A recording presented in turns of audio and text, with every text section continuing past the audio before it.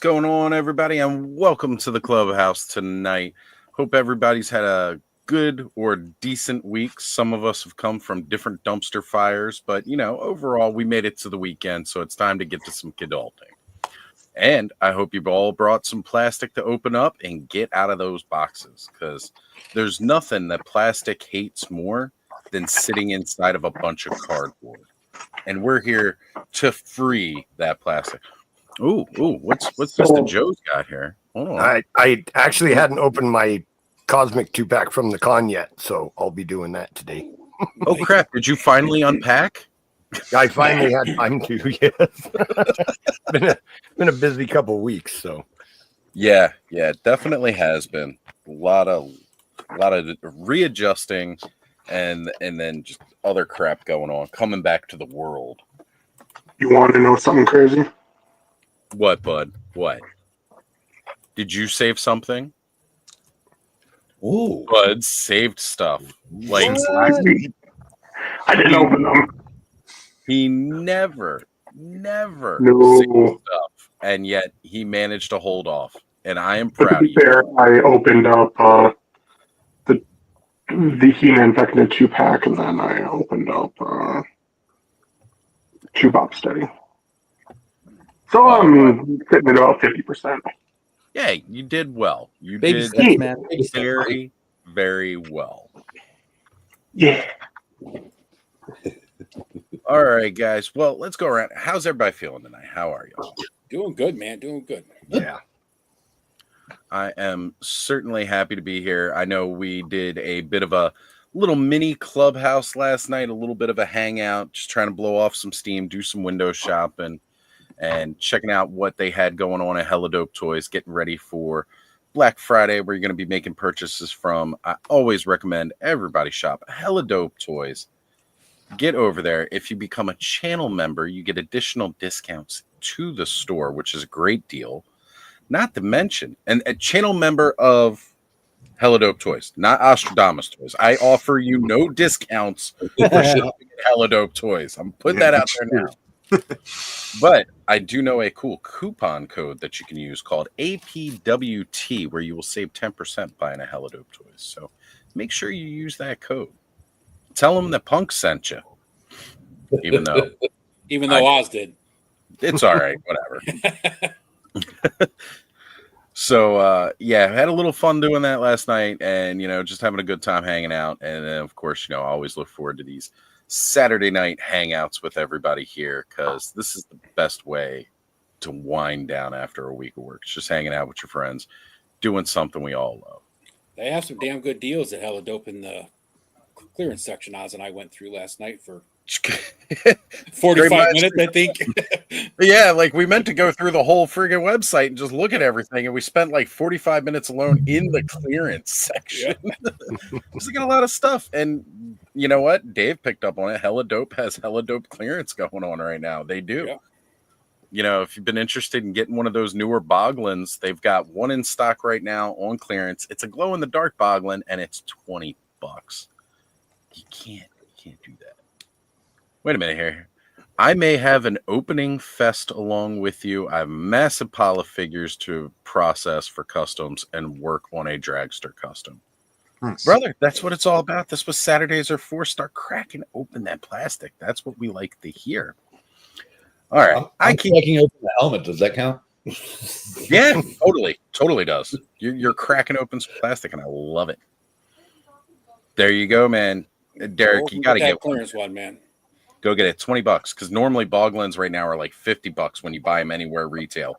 $20 is a steal. Get one for you and the kid.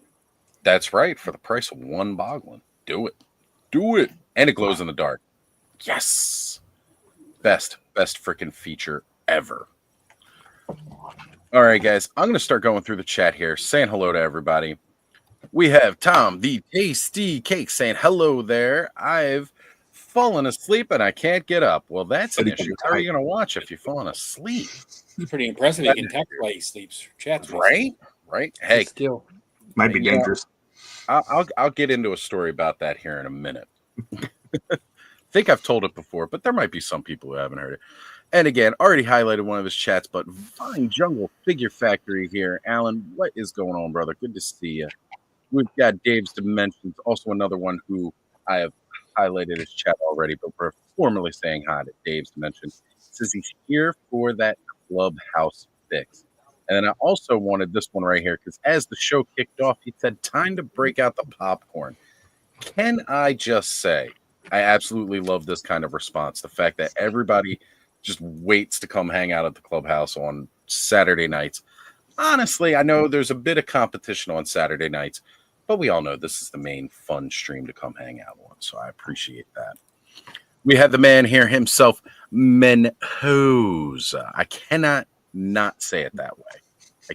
I gotta say it that way every time now. Thank you, Punk. You're not here with us, but clearly you've still had influence here because of Menhoza. We got Dynamo Dave, and both of these guys were hanging out with us last night, Menhoza as well as Dynamo Dave. Good to see you, brother. Thank you for being here tonight. And one of our very own Payne's Toy Samples saying, dropping in to say hey, and Robo Skulls are shipping. Well, that is fantastic news because I know a lot of people have been waiting a long time for that. And although Payne would normally be with us tonight on screen, he is feeling a bit exhausted this week and was not able to make it. But glad you're hanging out in the chat, brother. Good to have you here, regardless, whether you're on screen or just in the chat. Ryu was another one that hung out with us all night last night, looking at all the different deals on Hella Dope Toys. Brother, good to see you. Thank you for joining. We've got Todd C in the house. What is up, brother? Good to have you here with us. And let's the devil. You said his name 3 times, and look, that's what it was. I said it, and now he has arrived. I'm liking this blue light thing we got going on. So, new light situation we're trying out. No, I put in LED lights. I can change it though. Oh, it looks good. I like it. It's different. It's about as different as me shaving my beard. I think it might look better when I actually don't have a complete mess behind me. Actually, right now it hides like that mess a little bit. Yeah, it's so. It does. But I can do like red, green. I'm a big fan of green. White. But I thought the blue works best. Yeah, blue looks good, man. I like it. I actually really like it. Thank you. Know what we need to do? We need to get John on now with his whole green lighting situation. And then we'll try to get everybody to have different colors throughout the month of December. So we'll look like a fucking Christmas tree. That's actually a pretty good idea when you have. Right? With something like this, everybody does kind of like a different color in the background. That'd be pretty neat. Can I ask who John is, though? I have colors, but you can't see Emerald them Night through the photos. Okay. You know, when he does like the geeked out click and everything like that, he normally has green light all the way around him. So it'd be cool. It'd be fun to try out. We got Todd C here. What's going on, brother? Duchess of Darkness hanging out with us on a Saturday. Great to see you here, Duchess. Thank you. And Derek Hoover saying, trying to get the kiddo to sleep. But hey, gang, Corey, great job over on Allison's stream. Giving you a shout out, brother. And hope everyone's doing great. We are, brother, especially now that you're here. And Dave's Dimension pointing out the fact that my face looks so naked. Man, it just got cold here again, too. Like, it had been a pretty warm November for the most part. And, like, we had that cold front hit Thursday, which is when I shaved it off. You know, and I was like, people probably won't know this. I will, because I've met him. You kind of look like Ziggy. Yeah. No, I do.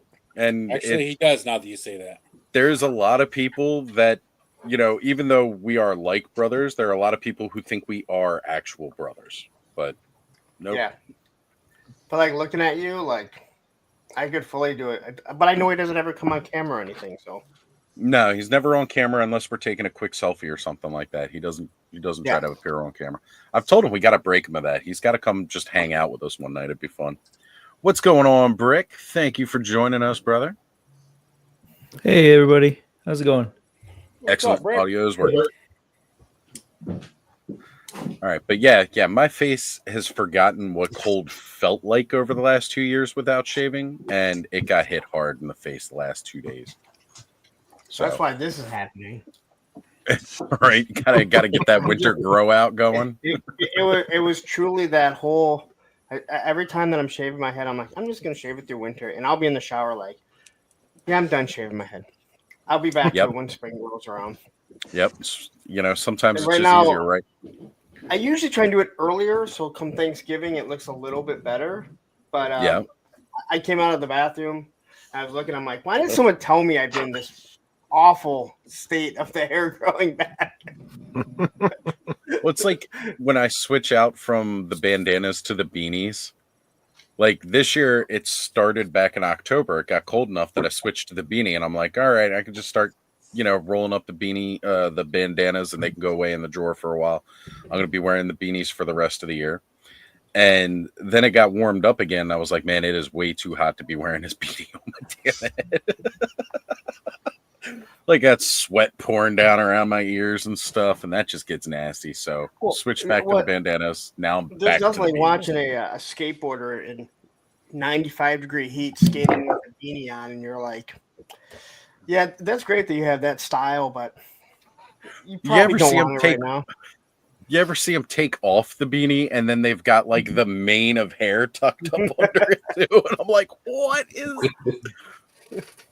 Like, nah, I couldn't be that hot, man. I could not be that hot. All right, let's get back to the chat here. We've got Legend Series Tony here saying, hello, friends. What's up, Legend Series? Good to always have you. Brick, he says, don't late, but he's already on screen. So, Dope. And already highlighted this chat from Alan. We've got Speaking Moistly in the house. Man, so many people jumped in after I switched over. It's great. We got All Music Fan First. What's going on, Jeff? Thank you for being here. Cobweb Collector up next, saying, sup, everyone. Probably be through sometime soon. You got the link, brother. You know where to come. We've got Paul Morales in the house. What's going on, brother? Cowabunga Dudes saying, what's up? I got 2 out of 4 Modulocks from EE today. Awesome figure. That's fantastic. Yeah. Absolutely fantastic. We've got I Love Football in the house saying, what's up, brothers? What's going on, I Love Football? Glad you could make it. Checkpoint Alpha saying, what's up, guys? What's going on, Checkpoint Alpha? Fat Red Foo has joined us this evening. Good to have you here. We have the Collecting Brothers in the house saying, hey, Clubhouse. What's up, John? And U.S. Combat Dojo saying, what's up? How's it going? All right. And Derek Holloman is here. Hey, all. What's going on, Derek? No, I'm the question. What up, y'all? Lunchbox Killer in the house. What's happening? Trust a Star Screamer? True Star Screamer? True Star Screamer. Trust We're going to get Trust a Screamer. Trust a Screamer. It works. We'll drop the R out. Saying, happy Saturday, all. And a Man of Action is here saying, woo! All right. I think that should get us caught up for now. That's all we have start at the moment. Right, it's time to talk toys. We're here to talk about them, play with them, and man, yeah. All right, we're gonna go here real quick. It says, I haven't gone clean shaven in 20 years. I'm afraid of what's underneath. I was in the same position 2 days ago, mind you, not the 20 years portion of it, but 10% of that 2 years without having fully shaven. Damn, I'm old. I was expecting it to happen, and then I turned into a 12-year-old again. So I don't know what's going on. Just kidding. And Frankie Rivera jumping in saying, let's freaking go. Is that a new profile picture from Frankie Rivera in the chat? I haven't seen that one before. I'm liking the respect towards Wu-Tang, though. I appreciate you for that. I heard they ain't nothing to mess with. Oh, yeah, they sure is. Dude, it's past 8 seconds. We can say it. They ain't nothing to fuck with. Brother, we know how to say your name. It's just no fun to say it the right way. It's much funner to say it. Trust a Screamer. Dude, it's fun just to fuck with you. And Trust a Screamer is way more entertaining. Yes. Just ask like Fatrid, Radnam, Right? I mean, How many there are other names people's that- names we've changed? How about Action?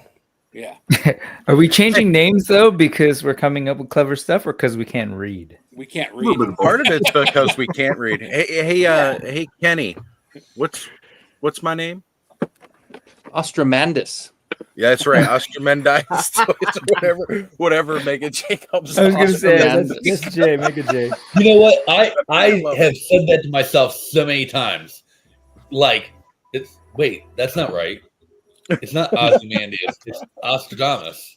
Nostradamus. But yeah, No, Brick. I don't think any of us tried like ruining names. Like they were just Oh, I names know. that like people got glossed them, which I think is way better. I mean, I think it's just way better than if someone's like, okay, we got to come up with a nickname for you. I mean, Right. we know now as Trust the Screamer, I think it's actually pretty cool that it's like, all right, you know what? People recognize me enough that that's how they're saying it. Yeah, I just watched True Star Screamers thing earlier today. That there's a review of this really cool. I forget what it was called, like Jang something. It was like the samurai zombie type thing. It was cool. Must have been really great if you can't remember what Cool. it was. Well, I mean, if it's one of those things, Mister, I know how to read real good. It was Cosmic Creations He-Bad of the Jiang Hu something. It's one of those where you'd go, I'm not even gonna try to read that. Yeah. It's one of those.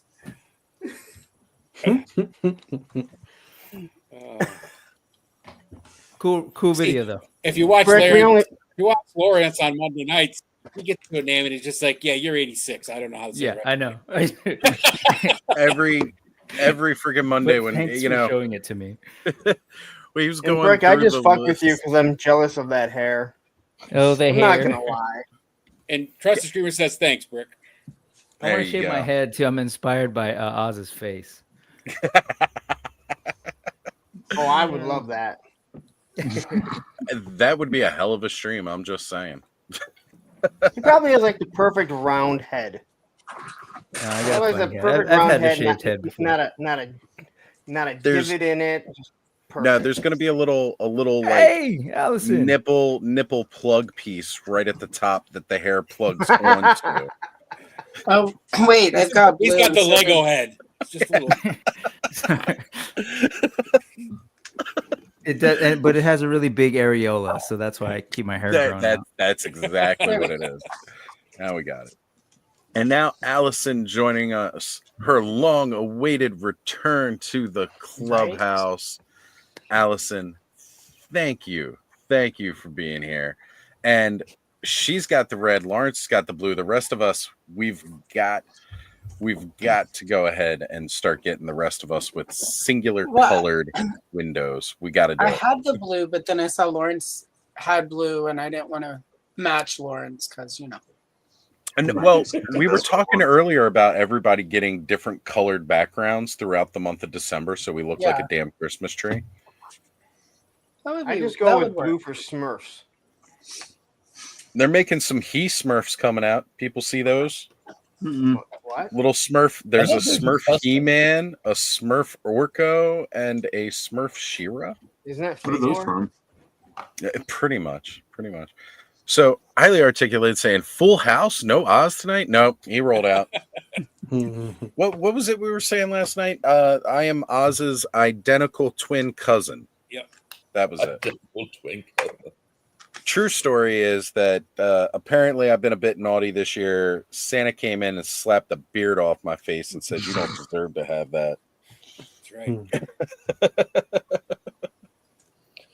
Well, What's up, That's man? it. Glad that you're here. That's right. The true story is actually a lot better. See, Chuck Norris shaved his beard and he lost all of his magical powers. The universe was starting to fall apart, and Chuck needed to set things right. So during the middle of the night, he came to the second greatest beard ever and took Oz's and saved the Heard it right universe. Second greatest beard ever next to Chuck Norris. That it's on the internet now. I can't take that back. That's been said now. That's right. You've heard it here first. The Oz's twin from the mirror universe, Star Trek. Let's go with it. Let's roll with it. I'm down with that. Right. So you would be the good version then. Well, yeah, because the evil version's got facial hair. Yeah. You know, that's Generally probably why he's such a dick. I was gonna ask, how long does it? Do you think it'll take to grow anything? The full bush beard, Before then, I beard, guess. it's going to take a while. But for me to have stubble by tomorrow afternoon, Oh, probably by the time we're going on the show tomorrow, I will have a 5 o'clock shadow. Actually, what I could do is just steal the flocking from Man of Action's beard here and then put that on my face before we do the show tomorrow. So there's a Smurf tabletop RPG coming out. Now, that's something that I've got to see. Like a Smurf RPG? That's got to be something. It's just a bunch of, are we there yet, Papa Smurfs? And then the dice is whether you're not far now or yes, it's a long ways. That's With an alternate dice roll towards the end when you're actually getting somewhere of whether Gargamel or the cat's going to jump out. Joe Fan 84 in the house saying, hey, fellas, what's going on? All right. You know what? Yeah, absolutely, Alan. We can definitely send you a link. Right now, we got a full house, but as the night goes on, we always have people drop off, and then more people jump on. We got you, brother. We got you. All right. Oh, you know what? Actually, there was another person I think I missed earlier when we were going through the stars because I saw him on this screen, but I did not see him on this one. Let me find her. I know. I definitely saw Alan's wife's watching, Shannon Hobbs. I can't find her name in the chat right now. Yeah, but I didn't see her in the StreamYard. So. Yeah, it's weird because I saw her on the YouTube chat. Did you say hi to Speaking Moistly either? I did. I did say hi to Speaking Moistly. Definitely did. But yeah, I'm looking through StreamYard and I'm not seeing it pop. Oh, here it is. I finally found it. There we go. Shannon Hobbs. Great to see you, Shan. Thank you for being here. I gotta tell you, she, she's not into toys, right? Right. She's not really into the toy thing, but she's learning as she watches our streams and is stuck with Alan full time, And honestly, though, that'd still be cool. I'd appreciate it and be happy for it.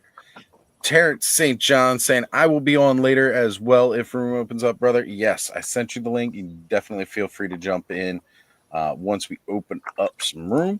And we've got Tony's Figs in the house saying, what up, all you sexy nerds and Lawrence? You know what? I appreciate that, Tony, because I have not been feeling sexy since I shaved the beard. So I appreciate you. Now I feel better. Tony just says because you're too sexy for your beard, like right said Fred said. There we go. That's what it is. That's exactly what it is. All right, guys. So the main topic for tonight is we're going to start trying to come up with what we're thinking the top toys of 2024 is. We've got 1 month left to go, basically, from here. We're entering into the last week of November. We have just a short month after that before the end of the year where we're going to start really deciding what we all think that top toy of 2024 is. And now, mind you, we're talking about top toy of 2024. We're going to keep it to top toy that actually came out in 2024, right? Because top announcement of 2024 can be its own second category, because there's a lot of stuff that gets announced throughout a year. Oh, we know those patches got to be top announcement of 2024. Everybody wants the patches. There were people that was there more talk about the patches or Giant Dragon? There were more memes about the patches, but there's definitely That's more not what talk I asked. about the dragon. That's not what I asked. There was way more talk about that dragon. About? Definitely more There talk was way about more talk that about dragon. the patches. Wait, there's a dragon? Nah, Joe, I smoked it last week with Bud.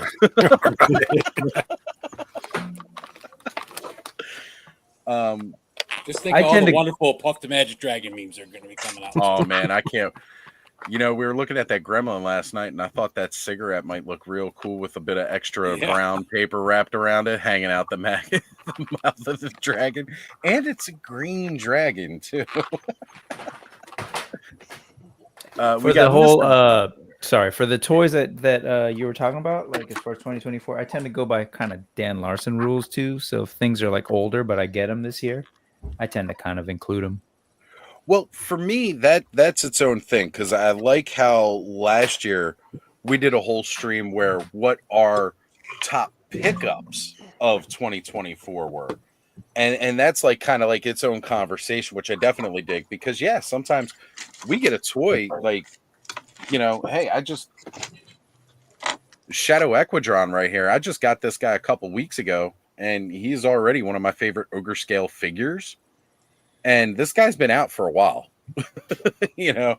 So like there's top picks, like there's different ways you can break it down, and it makes it a little bit more of a What fun about re-releases? Right? Re-releases, like a certain God Hand that got re-released. That's a top pick, pickup of 2024, but not necessarily a top release of 2024. I mean, I don't know. When did those originally come out, Thanos? Years ago. I wasn't even paying attention to toys when they came out. You can tell, like, they're dated. I'm super happy to have them, but yeah, they're a little dated. Well, they look great for the photos, though, and that's really a big part of it, right? Yeah. So, Mr. Wonderful Travis in the house saying savages. What's up, Travis? See, that's something that we got to have coming soon. Got to get some of those Brutal Realm Savage figures, but Kickstarter went its way. It funded. We got extra stretch goals in hand. So that'll be something we'll probably be talking about next year at this time, depending on how quickly that project gets through the whole making it too. And right, Terrence, Dragon didn't come out in 2024. It was announced in 2024. And I think we all know that's probably going to be my top announcement of 2024, seeing that thing. And 3-star draw in the house saying, what's up, y'all? What is going on, 3-star draw? Good to see you, my brother. So what do we think, guys? What are some of the best toys that came out in 2024? I think my first vote would be for the Frankenstein's creature figure obscura. Just the amount of photography I've seen with that figure is crazy. And I mean, even Bud was killing it with his photos of it. It's just one of the probably most photogenic figures that I've seen. So I co-sign that. I better, because I got 3 of them. Right. I love that figure, man. It's such a cool new body too for Legion's parts world universe. Right. The extra length on those arms. It's like all new kind of pieces. You know, the figure itself, all the accessories that came with it. It's got one of the heaviest loadouts of a figure obscura I think we've ever seen. I think as far as a figure goes, along with the accessories, it's you know, you couldn't ask for more. Yeah, that is 100% a top contender from my end. What about you, Kenny? You know what? It's.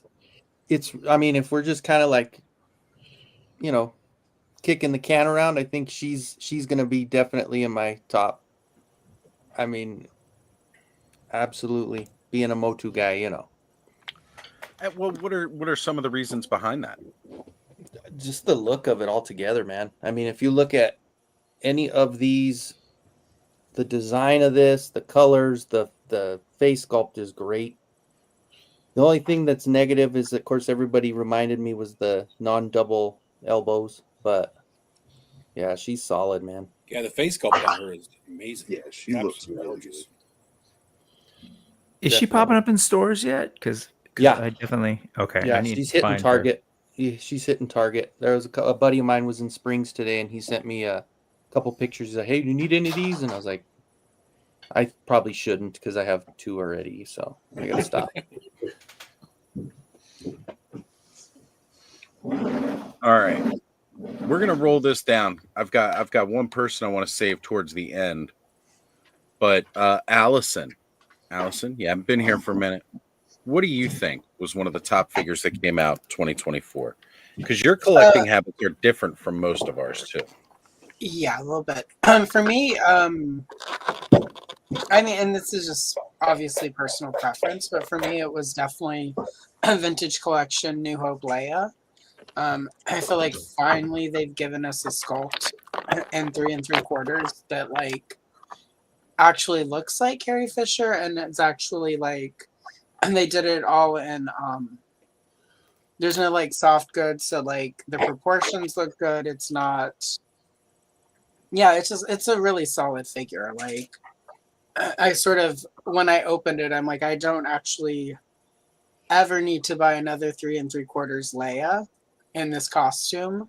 Like this is it. Like I really felt, and I haven't ever felt like that before with any of the previous over the last almost 50 years. They've been doing that costume. It's the first time I got one in that scale where I was like, I'm done. I mean, I'll still buy them if they redo it because that's just the figure.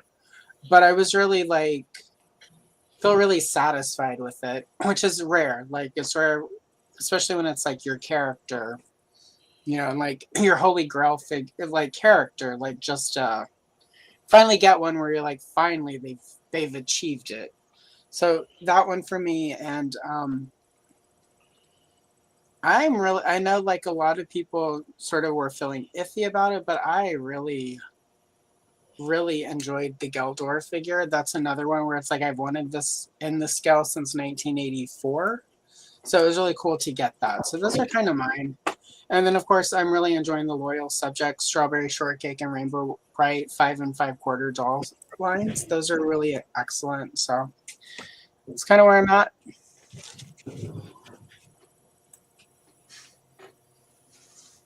Sorry, I had my mic muted there because I was doing like some major plastic rummaging. No, you're fine. I got to agree with you, Allison. That Leia is probably hands down the best Leia they've released in a long time, a very long time.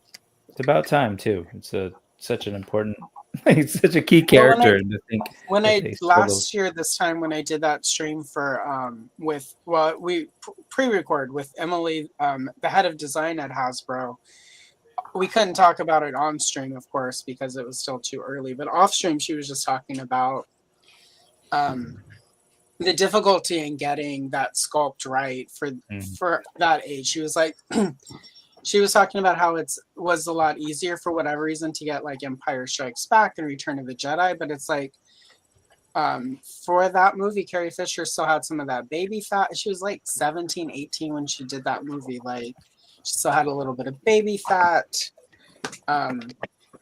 They didn't photograph her like during the filming the same way they did for the other movies because it obviously wasn't expected. So the photo references are a lot, you know, like for Empire Strikes Back and Return of the Jedi, they have pictures of them like at every angle for all the continuity and stuff. So, but for the first movie, they just don't have the same. I think that's why it's so hard for them to get likenesses of Luke and Leia from the first movie is because they don't have the sources the way they do for the later movies. So, but it was just cool to finally have it and remember her talking about like the time and energy and consideration she was putting into trying to get that sculpt where it needed to be and to actually like look at it and be like, this is perfect. So you know what? That's all well and good, except for they can put President Washington on a big giant fucking boulder and sculpt that and make him look good. But they can't do Princess Leia after 40 years. Hey, you know what? What? They weren't trying to sculpt George Washington in 1/18th scale.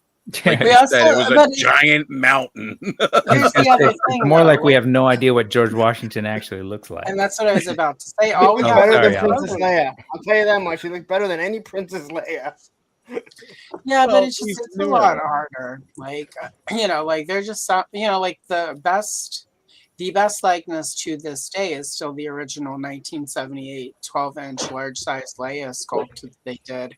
And even that's a little, because it's like a doll, it's a little bit dollified, but it's one of the best likeness. Even like, I know everyone's like, oh, Hot Toys, Sideshow. All of those, they always make Carrie Fisher look dead in the eyes.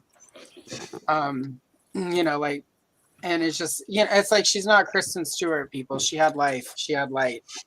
Stop making her dead in the eyes. So, I don't know. So, I can definitely get down with that, and I think it's a solid choice. Now, Corey, I want to ask you, because again, your collection is far different from what the rest of us do based off of how you make your customs. Yeah. That is a really hard question, but I have been thinking about why you guys were talking, and me and Allison were talking about this figure on her live, and I think the best one they've done is probably going to be the cartoon collection Tila. And the reason I say that is not only is that probably there it is right there. Not only is that probably the best Tila head we've ever gotten, but it has now opened up the door for way more female figures in that line, the way they can do it, the way they just put the rubber armor over it, the way they've been doing the guys for 40 years. Now they can do the ladies the same way, essentially. And we should get a lot more of those characters. So, I mean, is it the best action figure ever? No. I mean, it's the same tooling or not tooling, technology that we've been getting for, the last 5 years or whatever. But I think that's going to open up the door to get a lot of these female characters that we haven't gotten, or that were just concepts before or whatever. And some people might not really care about that, and some people are saying like, "Oh, the Origins line's dying." Like, I don't see it dying. I've been hearing that for so long at this point from a certain somebody. Like, I think we can rest fairly assured. I mean, if it's dying, it is dying a really slow, successful death. Absolutely. And like, they are still pumping a lot of tooling into that line. Right. So. And like, they've got turtles at this now. point, you got the turtles, you got that, you got the cartoon line, and you got the regular Origins line that's only on Mattel Creations, and you still have all the wrestling figures that they use the same bucks for. So like, let's not forget, you've got Thundercats coming. I was gonna say, let's not forget they just announced like this thing ain't dying. Like, I'm both excited and scared for Thundercats. That just means more figures I have to try to buy. What's that? Well, and then they got that sketch line coming too. Is when they showed that. No, Thundercats are not Super 7. There is a Thundercats X Motu that is coming out that will be done by Mattel. Okay. Those images of what is coming out right now on card in store is Super 7 still owns the rights to do that muscly styled 5 POA body. Okay. So I'm literally doing the show and putting it so in right now. Here's that's not the crossover. That's their own thing. Unlike Lawrence, I don't despise Super 7 and what they stand for, but I will say whenever they showed like those 5 5/4 figures of the Thundercats that look like ass, I certainly was like, finally, when Lawrence bitches about them, I will 100% agree with him bitching about Super 7 in this instance. Because those look like ass. Let's back up the whole bitching about Super 7. How do you not agree with me with everything that I say? I'm pretty on point with them. Because you forget, right, I enjoy reaction. I enjoy the reaction figures. I think they're cool. I own a bunch. I know, I got you one. You did. You got me the Glenda. Speaking of Glenda, I need to ping what's that Canadian guy, the nice one? He's like bricking into the monkey stuff. Adam guy. That Adam guy. Adam? Yeah, Adam fella. Highly articulated. Yeah, I need to ping highly articulated. I knew. I was just being a bitch. Oh, if anybody's wondering what it is I'm opening tonight, I've realized I said it while we were off screen. Random Treasures had the original like Commando Snake Eyes and Timber 2-packs. They had a couple of those today, and they were 50% off. So I finally got like my full wolf pack now. 3 wolves. Pains was 50% off is what? they What were are you going to do with $40 the? a piece. So I spent $20 on each of them. So for $40, I got It's a good deal. 2 timbers. That's a great deal. What are you going to do with the Snake Eyes? You want one? Yeah, All right, That I is can a- ship you one. It's a cool. good figure. Oh, Dude, real Oh, quick, yeah. Fat I Fat don't Red need that Wahoo? many snake eyes.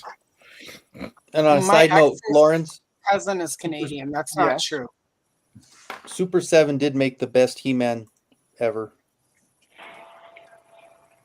That is a really good He-Man hood. It's I still think super- Mattel made the best He-Man ever in Cartoon look. 1982. Oh well, yeah. Besides that, But is that besides After vintage, that, This one comes pretty close, though. I mean, I was Yeah, gonna it's say really- Blood's it's really really satisfied with that. dope. I like it too. was that before Super 7 just gave up on doing any type of quality? it was That was early when on Super when they 7 took was using over Mattel for molds. Matty Collector. Okay. Yeah, So Super 7 was Mattel. Okay, well, okay. If you enjoy reaction, those are high quality. It's just not everyone digs the scale or the vibe of them.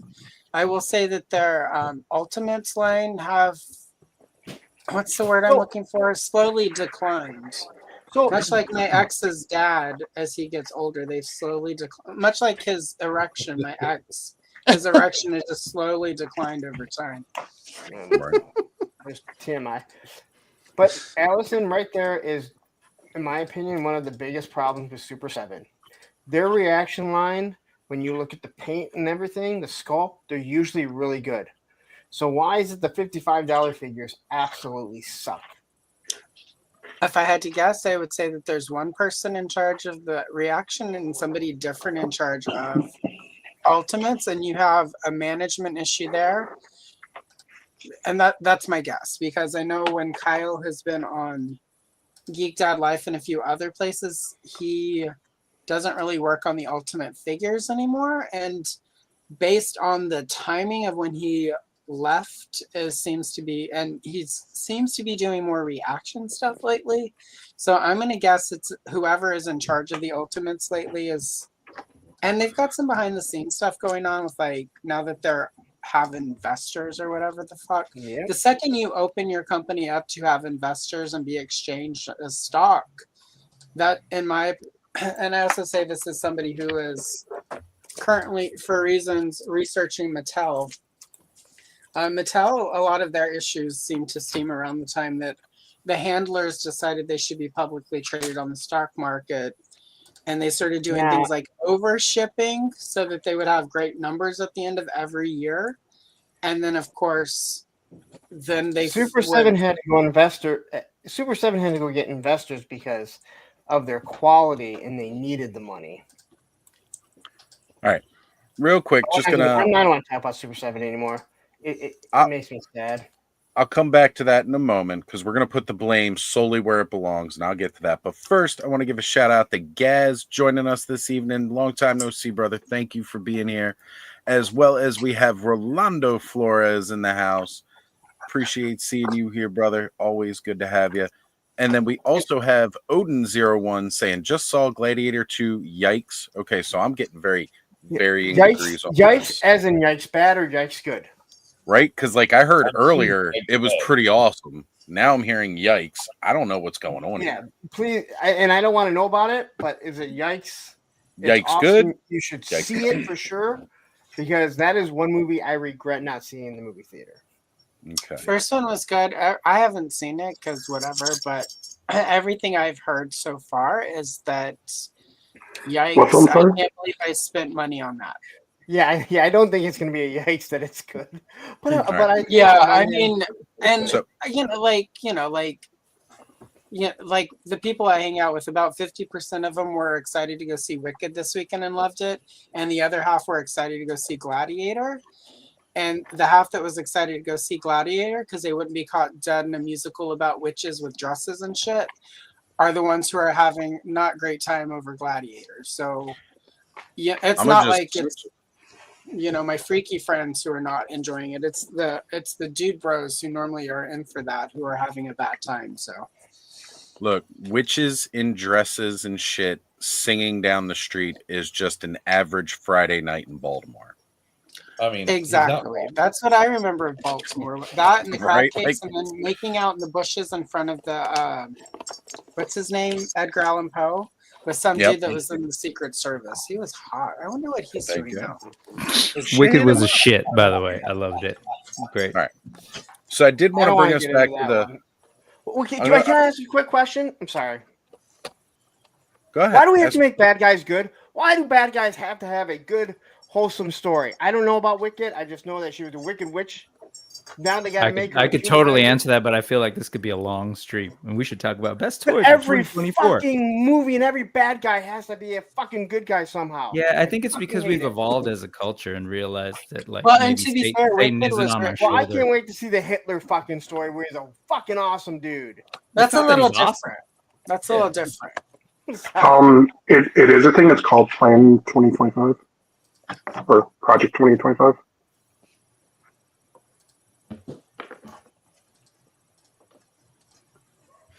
All right. Well, I want to get back to the Super 7 issue here. I'm going to put the blame where it all falls. It falls directly on the shoulders of Brian Flynn, and it all started around the time he said, "You can't do vac metal." And then, like 2 years later, he's like, "Yeah, we're gonna do vac metal because it turns out that technology exists, and you can do fucking vac metal." So every problem that Super 7 has ever had solely falls on the shoulders of Brian Flynn when he said they can't do vac metal. But that's not what he said. That's not what he said. He said we could do it, but the quality will be bad and it'll flake. And I love when people fuck around and find out. And my favorite part was when he released it and all those people got it, and the same people whining about, oh, why can't he do it? Complaining that all of their vac metal figures were flaking around where the joints were. And I was just like, you get what you wanted. And you just, it's like that thing where like you make a wish and the genie gives it to you. But because you wish for money, then like your dad has to die or something. And in those stories, you love your dad. Like the monkey paw? Yeah, exactly. Yeah, like the monkey's paw. So you brought up the vac metal. Now, see, this when you guys do it, you're gonna make me defend Brian Flynn. Good Lord. Mm-hmm. See, Brian Flynn said, "Here you guys go," and I'm gonna tell you right now, it's gonna flake if you use it too much. He said, "I'm gonna give you guys what you want, even though I'm telling you it's not gonna work, but it's gonna flake." And sure enough, instead of flaking, and like Allison said, like people were bitching about it, but I actually remember him on a stream saying, "If you move it too much, it's gonna flake," like we told you guys. So, in defense of the guy, he was honest about it, and he told people exactly what it was going to do, and then it did it. Here's another part of that. Anybody who owned a damn vac metal toy in the 80s know the shit's gonna flake, because guess what? It flaked back then. The technology hadn't changed too much. I have a C-3PO from 1978, not the removable limbs one, but from 1978, and I don't ever touch him because I don't want a single bit of, because he's older than, probably older than me. half of the people. Yeah, right? He's old enough to be some of older y'all's than me. daddies. But I don't ever even move him because I just know the first time I try to pose him in any way, like it's all just gonna fall. It's gonna be like It will. Like my The ex, moment whenever the he oils brushed in your his hair and skin all the touches little it. like flakes of dandruff would just like, it was like snow. Was it like your ex's erection, or? No, it was like when he would brush his hair and like all the flakes of dandruff would just like. Ugh. I know, right? So yeah, we definitely all knew that crap would flake. I mean, you just expect it on vac metal. The moment your hands start touching it, your oils get on it, it's gonna flake. It's just a fact. Dude, this guy's cool. Yes, he is. Oh yeah. Talk about the Monster Force. Yeah, So, are any of these? Your Monster Force? No, that's the Iron Grenadier. Oh, was that the Iron Grenadier? I know he was talking about Monster Force earlier. I thought that's what he was holding up. They were pretty close too. I got a question for Joe. I'm in the middle of I'm still trying to unpack all the stuff from Legion's Con, and I just finished today. This is I was gonna ask. This you is my last pack. I'm opening right now. So. Well, I was gonna ask you, how do you store your stuff? Do you sort by like pauldrons going one thing, heads going one thing? What's your situation? So that's how I would like to be with it, and I have a plan to do that eventually. But right now, you see that dresser behind me? When I unbox a wave, all the extra parts go in a Ziploc bag by wave into the dresser. And there's a different drawer for those, a different drawer for complete figures, different drawer for old parts. So, but it's getting full, so I might have to get another dresser soon. Yeah. So I'm trying to sort as best I can, and kind of there, but I have to keep getting new ones because it's way too many heads or. Yeah, I have those hefty tubs. I can't be that meticulous with it. You know what I mean? Sorted into little trays. It's got to be like a big container for me that I can just fumble through with my meat hooks. Do you worry at all about them banging around and you know what I mean? I don't, but I also never plan on reselling anything of my own, so I don't. But I've stored all the duplicate heads from the really old figures. I've had those in a basically a coffee can for what is it,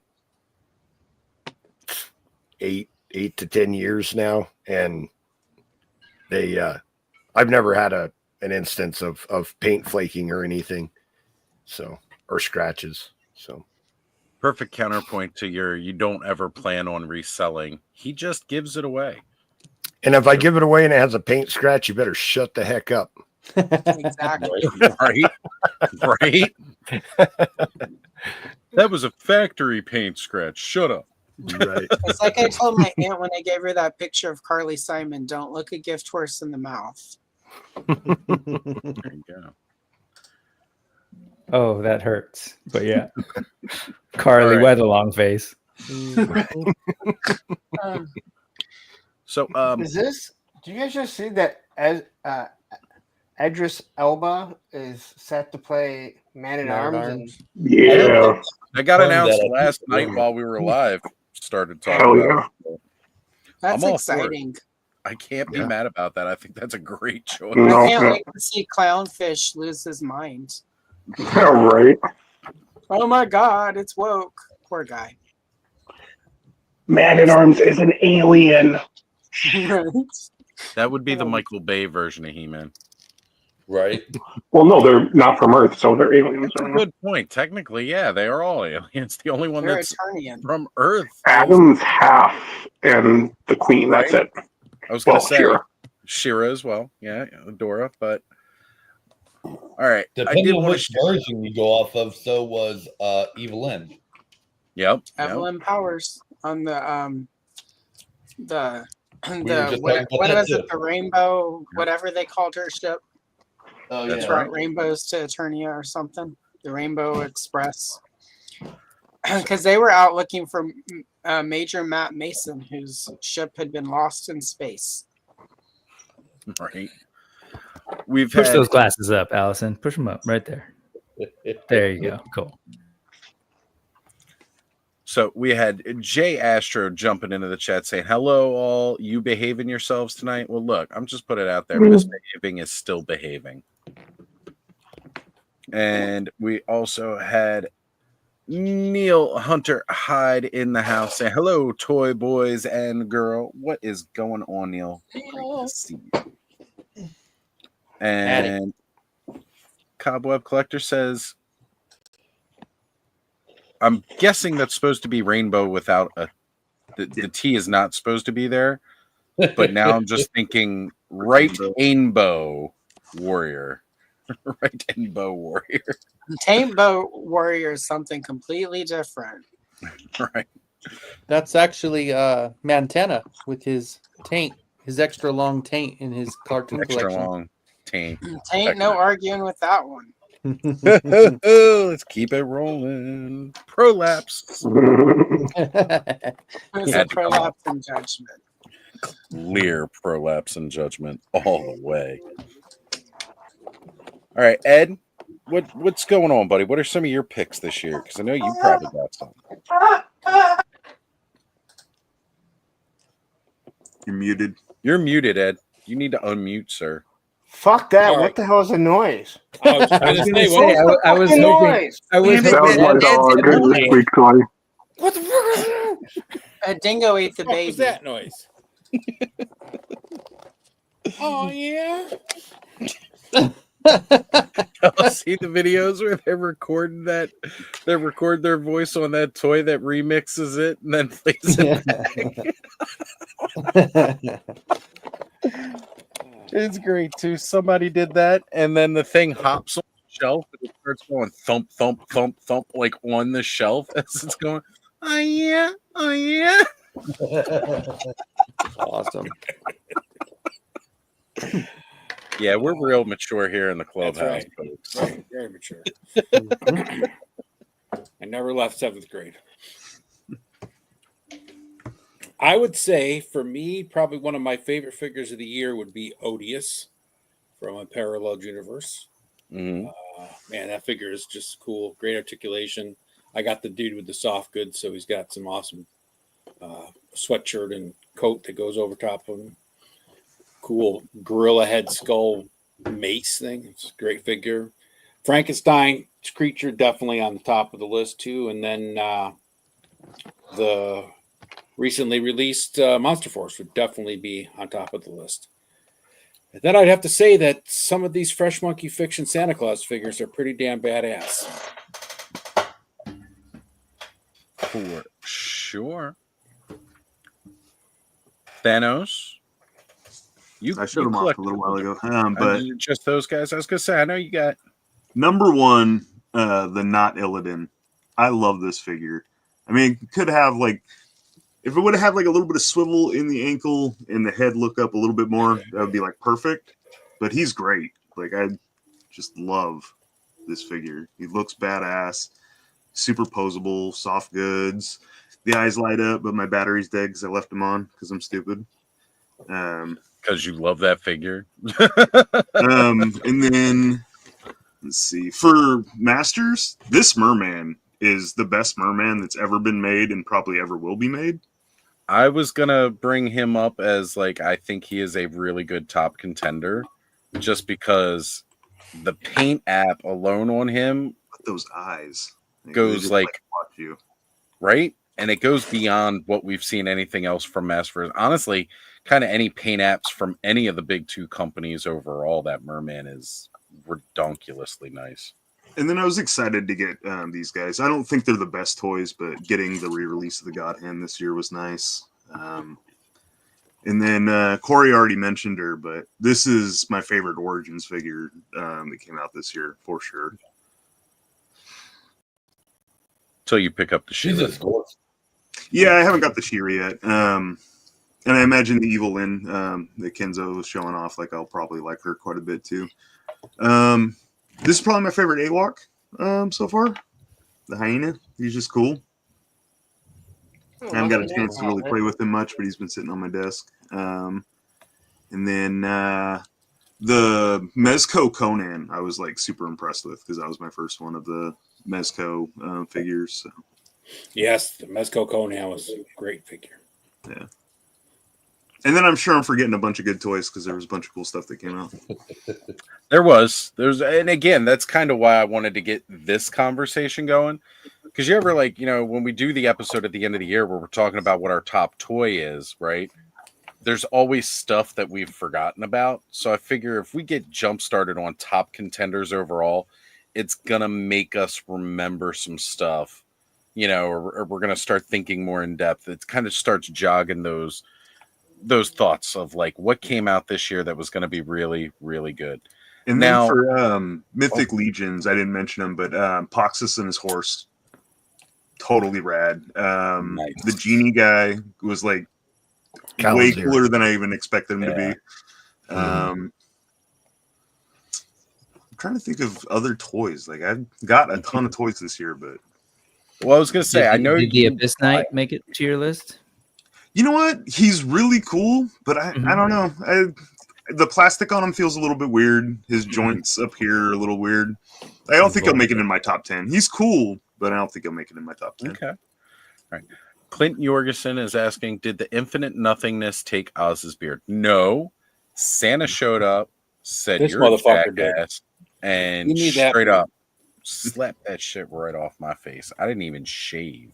He just slapped it off. There we go. Let's hold up that Santa. Oh, look at that.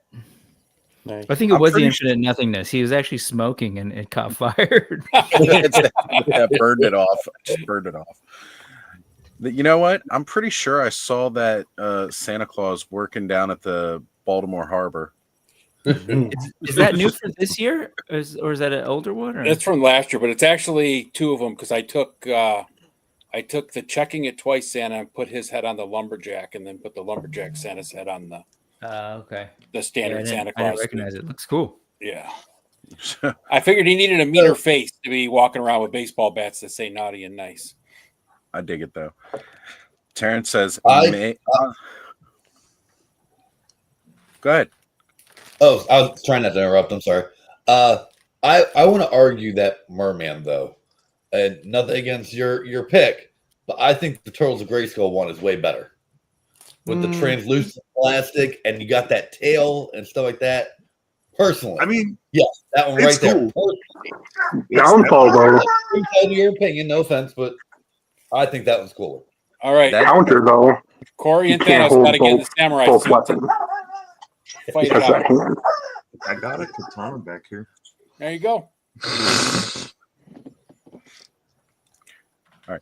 So Terrence has said here, Oz may have lost his beard, but I didn't know he had a neck. I'm actually kind of okay with a 12-year-old Oz. Neck confirmed. There's a neck, but you know what? When I started growing that beard, I didn't have the double chin, so I got to start working on that. when the beard started growing, that extra chin wasn't under there. Now it is. It's because when I don't see, I don't flex my neck ever. So, all right. Tell you what, we've pretty much gone most of the way around the table here, Bud. I want to know. I know your collection is a little bit more focused than the rest of ours. What are some of your top contenders for this year? As far now, I'm going to go figure on custom, like just initially getting the figure. I think Slaker is like one of the top. I think he's really cool. So nice mashup. The metal Bado is a cool feat of like build a figure, because once he comes together, he's really nice. But I can't lie, on the dog. no, she has one of those rubber chickens. He squeezes it and goes, eh, and she just loves playing with it. She's currently trying to kill the chicken, and the chicken never dies. Unless you cut out the squeaker. Duchess! Duchess! She don't care. See? She is singing the song of her people. Of her people. But I do also really like the Frankenstein's creature. I just think it's a really cool figure as far as posability, accessories. But yeah, I think those are my tops.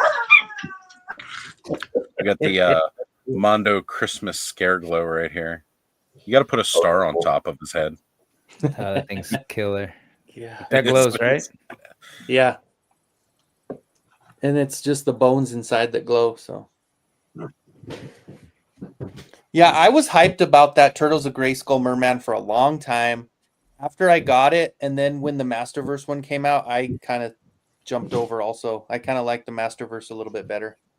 I think he just fits in with like all of my stuff, whereas this only kind of fits in with Origins and the Turtles of Grayskull. But It's the eyes All right. that did it for me. yeah, the eyes on this, like they just like watch you.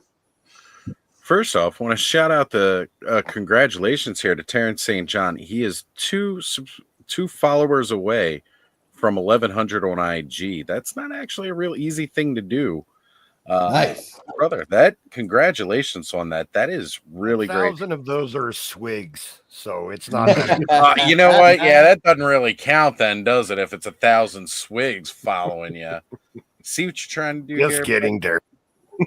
Yeah, if you guys can, if you're not already following him, you have IG, go check out Terrence's Next Toys on IG. And let's get him over that hump for 1,100. Yeah, I think that'd be great. Also, here, I want to say Gina is asking if I stole Joe's knife. Look, I came packing my own heat when I went up. Although Joe did not bring a knife to Jersey, I sure as hell did. I actually had 3 of them on me most of the weekend. That is accurate. Now I got to say, well, now that I've opened both of the con exclusive 2-packs, the value in these 2-packs are incredible. Like there is just so much in here. It is so hard to decide what to do with the figures.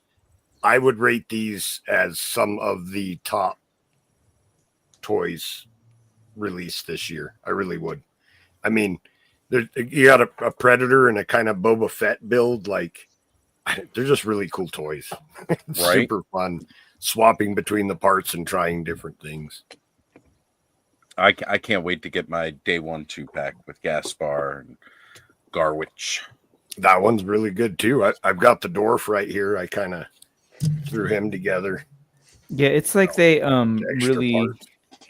embraced the whole like pop and swap builder kind of thing between the armory experience and those kits in particular this year. You can tell they were just like, hey, let's really load up and embrace that aspect of our toy. Yeah, because even that cosmic is like, I don't know what the official line is, if it's like canon or part of the lore or not, but it's just sort of like, clearly it's a kit with a bunch of cool stuff that you can make. Right. Mm-hmm. So I'm happy for it because I think that's super smart. That's like one of the great selling points of that line. Yeah. I just realized that my caps lock was on. Sorry about that. And you sent it 3 times. Stop shouting. There we go. I was going to say, He's only Griff was partly just shouting asking. though. He starts off really Really quiet. He's like, "Griff, it was from the." It's got dynamics. It's- Everything's up at 11 and then some It's 10. cursing Australian style. Everything stops down and you go up at the end. You know what it is? I was playing Warcraft earlier, and I use shift a lot, and my pinky hits the caps quite a bit. So Yep. Yeah. Been there You know, before. this release was kind of cool this year too. Hold on. I got you. Oh, nice. Yeah. Ultron. That Voltron pack was really beast. Never saw it around my way. But classic Voltron, absolutely. So I want everybody to know, because a lot of people have been throwing their selections down in the chat. I've been starring them as I go so that I can make sure that we revisit those. I didn't want the chat to think I'm just skipping over everybody's picks and all like that. We're going to be here all night. We've got time to go through each of yours and bring those in because I wanted to make sure that we got to all of you guys as well. Also, Terrence, thank you for reminding me. Big happy birthday shout out to Jeff Evans. Facebook told me it was your birthday earlier and wanted to give you a shout out tonight. So happy birthday, brother. Definitely happy birthday. Can't believe he's only 26. 26. I don't even remember 26. I mean, apparently I'm 13. So I don't know what's up with that. And we lost Joe. Oh, Joe's hiding. Yep. He'll be back in a moment. All right. Now, I've been saving one person to go towards the end here at the last, because this individual gets a lot of stuff. And even if they don't get it themselves, he Punk, you get sent a lot of stuff to do reviews on, whether it's going to be yours or not. So you get a lot of hands-on experience with a lot of stuff, whether you actually collect it or not. Yeah, mostly Gridiron and Marvel. Greg gets that I don't get. I don't think he gets too much more. There's some stuff he offers, and I'm like, yeah, I don't really want that. But I buy Gotcha. a lot of this. I buy a lot of this. You stuff do buy a lot of stuff. Don't get me wrong, but I know Yeah. because of that situation, sometimes you get sent stuff to review, whether it's something you would have bought or you're keeping or anything of that yourself. So it's one of the reasons I wanted you to go towards the end here. And you notice there are people, a lot of people that vary out their collections with a lot of different stuff. I did kind of wait for the end a little bit more to be talking to, because again, there's just a lot of people. So he's turned 25. Jeff is 25. It's even younger than I was saying he was. Man, I mean, I thought he just looked young. I didn't realize he really was young. I normally joke that I'm the baby of the group. Now, mind you, right now I guess I am the baby of the group with this face, but you know. Yeah, That's right. Bud's technically still a year younger than I am, even. But I look like 14 years younger than I am. So I actually thought Jeff was 15. That's why Terrence was giving him rides at the. Whoa. We are not talking about we're- riding 15-year-olds on in a his car. Come on. Well, you know what? know, That's a fair. perfect Wrong move. with you That ain't guys? getting much better. We're not doing that here. No. That's not what I meant. It's okay. Somebody already, told me I was talking about some other person. Yeah. You know what I'm talking about, Joe. You're in that. I do. I don't. No comment. Right. I can't take you serious without a beard. I'm sorry. I can't Dude, I take just you serious. believe me, man. I trust me. I had to get it done with and over with so I can start getting the beard back because it was stressing me out thinking about having to shave it towards the end of the year more. Like waiting to get to that point, knowing I'm going to do it. I was like, no, I just got to do it now. I wanted to wait until after Christmas so I at least had the beard for my Santa suit. Why'd you have to? Why'd you have to shave it off? I said if I monetized, I would shave my beard. If I monetized before the end of the year, I would shave my beard. And then Hylian Dread mentioned last week that, oh, you know what? Keep the mustache on for, or just keep the mustache. Look, I cannot rock just a mustache. It does not is not a good look.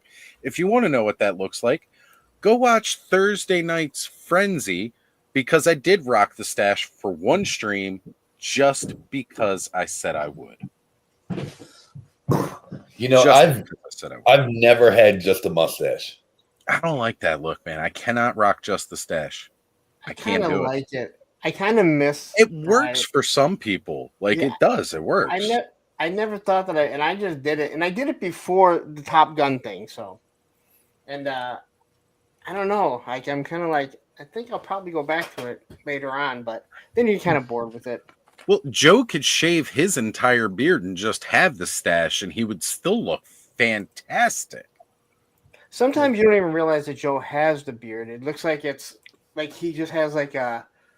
It frames the whole face. Yeah, I frame my face to get the jawline that I want. If I shaved it off, I would look awful. I'm sure. Look awful. And that might be it. It looks like that's what your jawline is, and then you might shave it off, and all of a sudden it's like Joe has a point at his chin, and we're like, holy shit! Throw that thing back. Exactly my point. So I'm totally guessing that Purple Gang has stopped for the evening here because I'm noticing we're getting a big influx at this time. So Curtis Ackerman is here. He has joined the chat. We have, as I keep scrolling down here, there is Tech Toys saying, good morning from the UK. What's going on, Tech? Thank you for being here.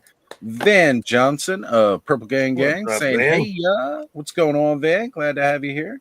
So just wanted to highlight a couple more of the newcomers. Of course, again, Terrence and Gina are both here with us as well. Also, we did have Trevor pop in, and since his comment was about one of the figures that had come out, I did have it highlighted for later. Which I guess we can start going through those starred comments a minute. Here we go. Yes, I have certainly gone back in age, highly in dread. I kept the mustache just like I said I would. I kept the mustache, but you got to see it on the Frenzy because I shaved it off yesterday after I did Frenzy. I kept the stash just because you asked. Highly in Dread's been one of my first Patreon subscribers, and he's been a subscriber of mine for almost since I started doing Patreon, really. So when he said I should keep the stash, I kept it for the one stream. That's it. And we got War Chest full of toys, and War Chest is here. What's up, brother? All right, guys. I'm going to go take this thing mobile. Ed, did you want to start going through the starred comments and start bringing up what a lot of people were saying were their release of 2024? And one of them's in there quite a bit. And I don't know if we need to put an asterisk next to this, and it would kill me to do so, but I'll get what everybody's saying here in a bit. Yep. Let me just find the first one. Okay, I'm right. I know where I am. Before I go, we just got a super chat from Van Johnson with the $1.99 saying, "Bring back the stash and join the Legend Daddies." I'm already in the Legend Daddies group and have been for a while, Van. But I've got plenty of leather. As a matter of fact, I got so much leather, I'm giving some of it to Jeff just so he can be cool. Since he is the Legend Daddy. Mustaches and leather go together like purple and good vibes. It's true story. True story. And not sure if Oz's age went down, but husband's sexiness definitely did.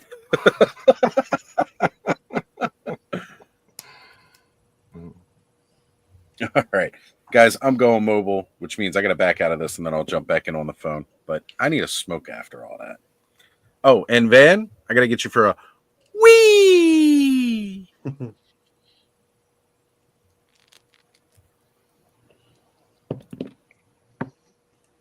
All right. So let's go through the chat here. Trust a Screamer says Abyss Knight and Dark Rider's death is on his top list. I know earlier he said something about ODS being on his list as well. We have another vote for the cartoon collection Merman over the other version from J Astro. Terrence St. John says the Skeleton Builder 2 was one of his top figures. That's definitely a nice one. That was the best thing about that one. It's a good figure and it can go with a lot of different things. So, Alan Vine Jungle Figure Factory is saying that Vipor is on his list. Mm-hmm. And yet, Trevor 16 Shooter says Skelly, the Legion Builder, is definitely going to be up there on his list. Maybe he's number one. You can get that. That's another one that it's not a complex figure, but you can do so much with it. Like just the position of the jaw or the pointing finger can give it so much personality for photography. Yeah, I've been really impressed with what people have done with that one. Yeah, we talked about it a few weeks, maybe a month ago now, Joe, about how that mouth opening can create such a different expression on a skull. Yeah, it's like it is one of the most expressive characters in the line. Doesn't have any features. So, TSJ saying that he'd like to have the NECA Christopher Lee and Vincent Price figures. Yeah, those are both really nice looking figures. And Neo Hunter, Too Far and Badra, Too Bad Origins 2-pack is pretty badass. And then we got Thanos yelling in Australian.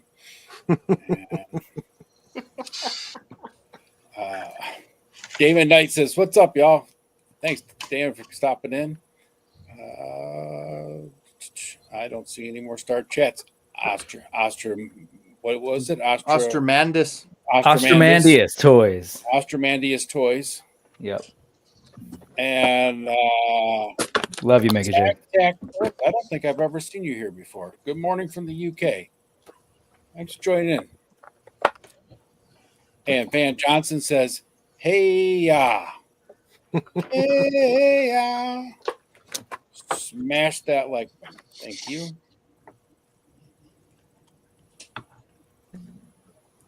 Can I say And something? I'm not really sure what Adam's talking about here, but he says there's plenty of content creators that get paid because they're shaved.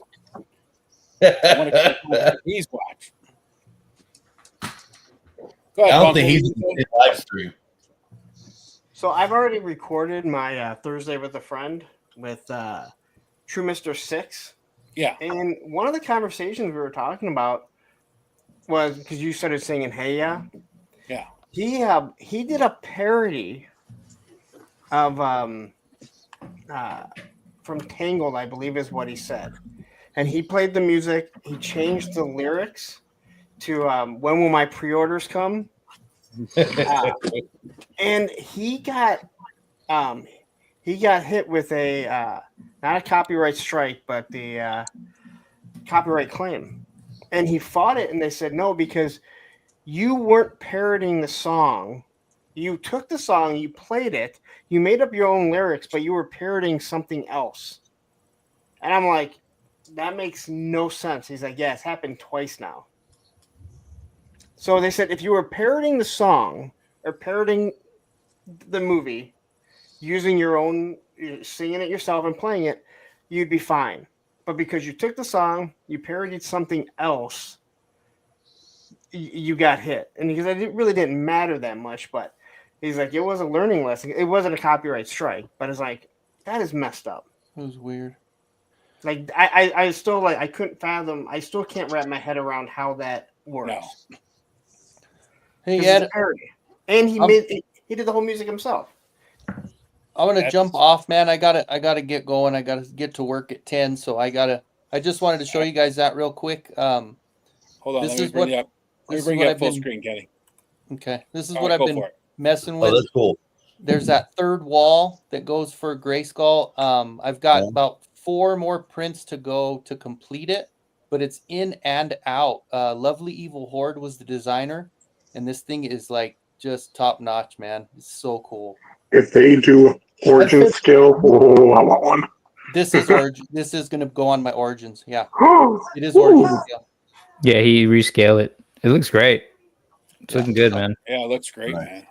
Is I that didn't know the about this until this morning when Kenny and Oz and I and Bud were super early in the morning looking at stuff. was But that I the started- battle ram missile that was like the little hanger on that tower? Yeah. Yep. Oh, that's cool. That's it. So good. I went down that rabbit hole and saw everything else. Kenny, man, God, it's that's so some good. smart stuff. They do some good stuff. Yeah, I'm excited. But thank you guys for letting me hang out tonight. I appreciate everything. Yeah, I got to get to work. I might jump on again when I get over there, get all set up. If Grandma's sleeping okay, then maybe I'll jump back on for a little right. while. So All Give right. Grandma All right, some guys. love. Later, we'll see you Kenzo. later. All right, take See care, you, guys. Kenny. Bye. All right. War chest full of toys is here. What's up, War chest? Good to see you, brother. We got another super chat from Curtis Ackerman saying, don't listen to Lawrence. He supports a lion moss man that does Skeletor dirty.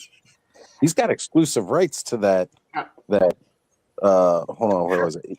Mothman.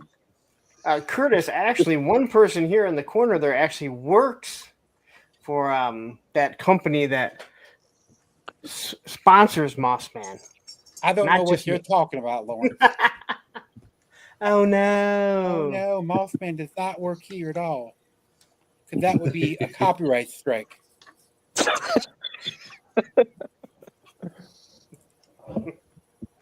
You know they need to start sending copyright strikes to Mattel anytime like Mossman gets used in a commercial. I need to send copyright strikes to Mattel for using awesome. Sorry, guys. Eventually, there's That's got to mine. be like squatter rights, right? They use Mossman more than Mattel ever has, Right? so they should be able to like get squatter rights for it. Do they have more Mhm. money than Mattel? Probably not. Ed, I'm certain they don't have more money, and I'm certain that they don't have the quality of lawyers that Mattel has Yeah. either. Again, I'm reading this book right now, and everything Mattel does makes sense based on the way it's laid out in this book. So We've got Purple Gang Gang in the house saying, you can do it, put your back into it. Also, I'm definitely making this probably a long-ass hashtag in the future. Lawrence is nothing more than a dirty moss man. You know, you got to go with the guys that pay your bills. That's right. I hear that. I was trying to show earlier what I had down here to source something. I figured out 2 of them, but this one I haven't figured out. I don't know what that's from. Wait, I recognize that. What is that from? Yeah, it's the axe with the point on the top. It slides over the back of the axe. So it's Legions. It is Mythic Legions, yeah. It's an axe topper. Okay, thank you. So, Terrence, I know you were planning on jumping in. We got space for you if you're trying to jump on. Definitely take the spot while we got it. We got a lively bunch tonight that want to come on and jump on. So you got to take it while you can, brother. Get on. Hey, Bud, can I ask you a personal question? By any chance, have you had a chance to work on what we talked about? Yeah. No, I don't want to pressure you, but I haven't heard from you. Yeah. Okay, thank you. Yep. Always great to hear when Bud's working on a collab with somebody because that means something deviously awesome is on the horizon. It's very it's fun. It's fun. I love She's not a shot at me, believe it or not. So we got Heavy Metal Toy Box in the house saying, what's up, folks? What is going on? Frostbite's G.I. Joe Repro saying, good day, all. What's going on? All right. So how many down the starred chats did we get? Because there was one right off the top. I went all through all the start chats that were left. Oh, we did? Okay. Yeah. So I wanted to bring up the Skeleton Legion Builder. I know that... So I'm wondering if we should say Skeleton Legion Builder as one of the releases of this year, because technically it was released last year at Legions Con. The Legion Builder 2 that came out this year? Yeah, it was released as like the Ninian Infantry, right? Ninian Infantry was a secret release at Legions Con of 2023, but then was later sold at retail, from Store Horsemen after the new year. I would say you have to go with the mass market releases because there's a in lot that case, then it's a very valid choice for this year. And there's a lot of things that come out just as con exclusives. The next thing you know, they're released mass market, and I think it was meant to be more of a teaser for the sale. What was sold at Legions Con, I subscribe to Dan Larson rules when I get them in hand. You're right. That's how we did the end of the year last year, is when we actually picked them up. So I think so. Skeleton was not released last year. So I think. Oh, I kind of that agree was with Ishcon, wasn't it? If it's something that's coming out in December, but if it came out like the year, if it came out in the middle April or something, that goes on the year before. If it's like December, so not everyone is able to get it, but if you've had months to acquire it, I don't think you can. I mean, if it's on your own list, but if you were doing like a definitive list of that year, I don't think you can really count something that was 6 months earlier.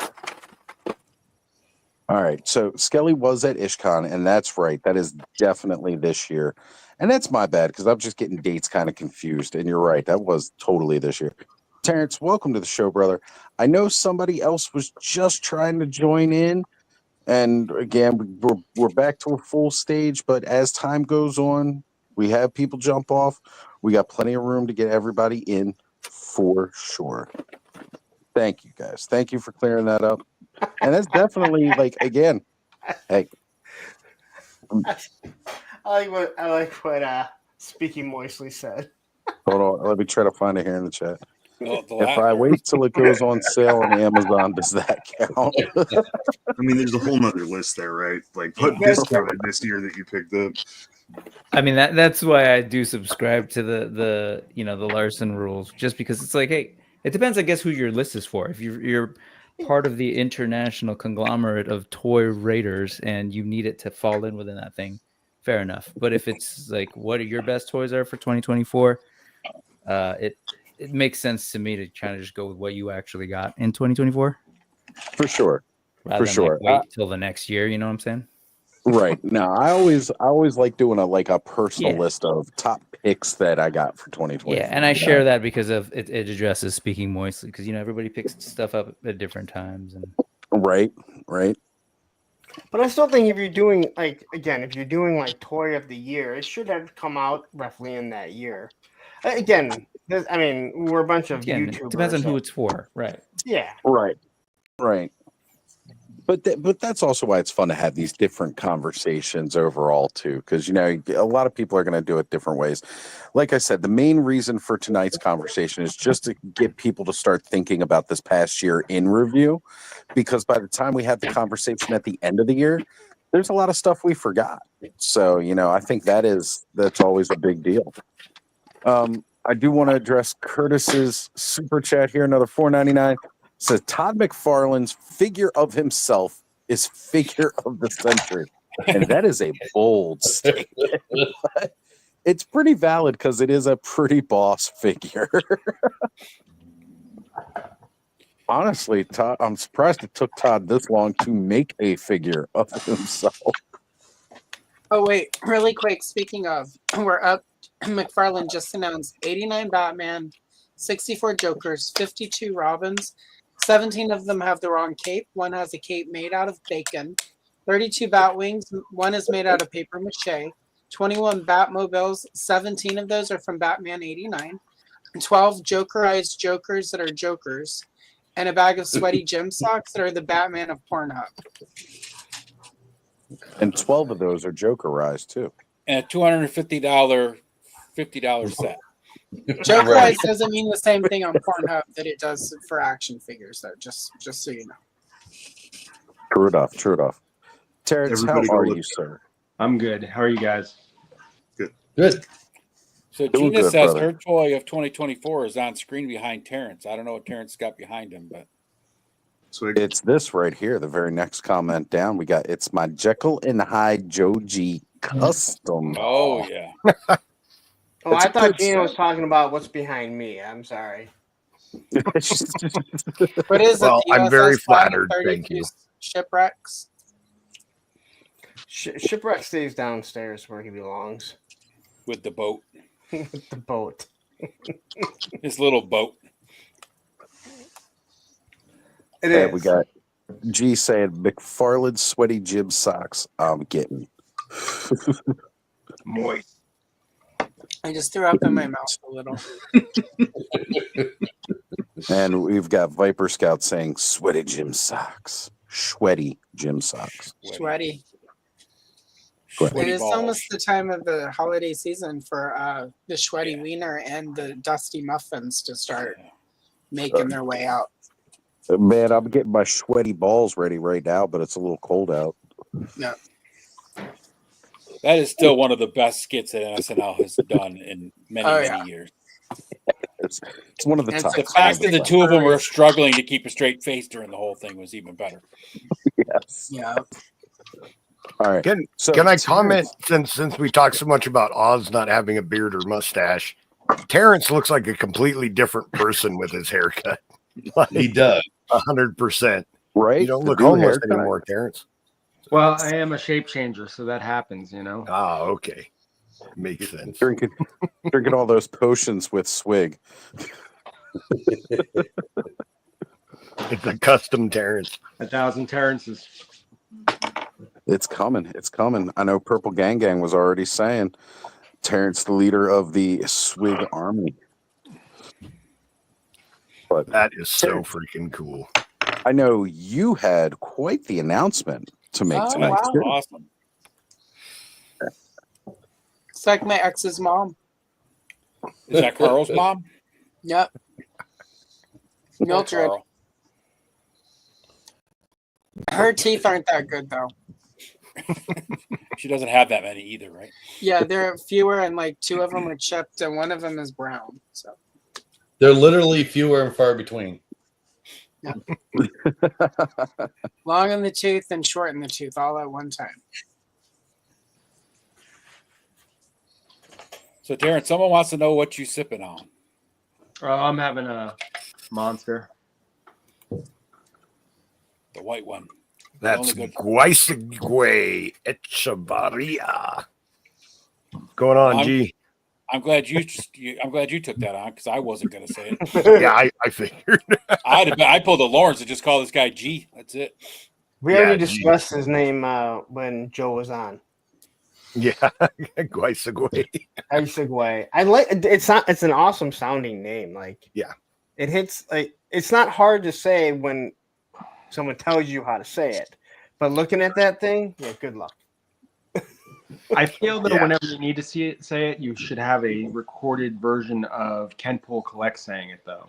That's kind of the official way that it gets said, you know? And you'll find that there's a lot of missing letters, like the G, which is pretty prominent, is completely absent. But nobody does it quite like he does. Right. That is true. I don't know if we highlighted the comment, but G is asking, "What you drinking, Terrence?" Yeah, so this is the official drink of both the real and fake Wolf King, Len LaGuardia, Zero Monster. So it's the one I drink all the time. I thought it was funny to find out that Len also drinks this. There we go. There we go. So Actually, so speaking of like, like you kind of forget about the toys that have come out, and when you're trying to think of the best figure of the year, I was just looking at my figures, and I'm pretty sure this one came out this year, and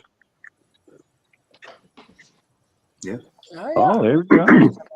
as far as like the feature it has, and of course mine's custom, but I mean this figure is pretty dope. Now, do you consider it best figure of the year or best toy of the year? This is Well, I'm both. just saying that, like when you guys do it, do you guys say best toy? Because there's a lot of big vehicles and stuff that Right. Yeah. done every year. We kind of So- go with the best releases of the year that we enjoy. Okay. Because it could be a 4-pack, it could be a 2-pack, it could be a truck, I mean, this one still a has the helicopter. effect and all that. Yeah, the That's sort of fact a that we got an helicopter right Origins toy with an accurate action feature. hmm You know what doesn't have it? Thunder Punch He-Man. You know what else doesn't have it? Cobra Khan. Oh, don't get me started on that one too. That was So so here's just the deal: you can reuse the Cobra Khan for other figures because he doesn't have the action feature. you could have just It's made another head. true. Cyclone, Camel Khan should have had it because he's an Nah, exclusive. I They don't gave him know. a Like, second head anyway.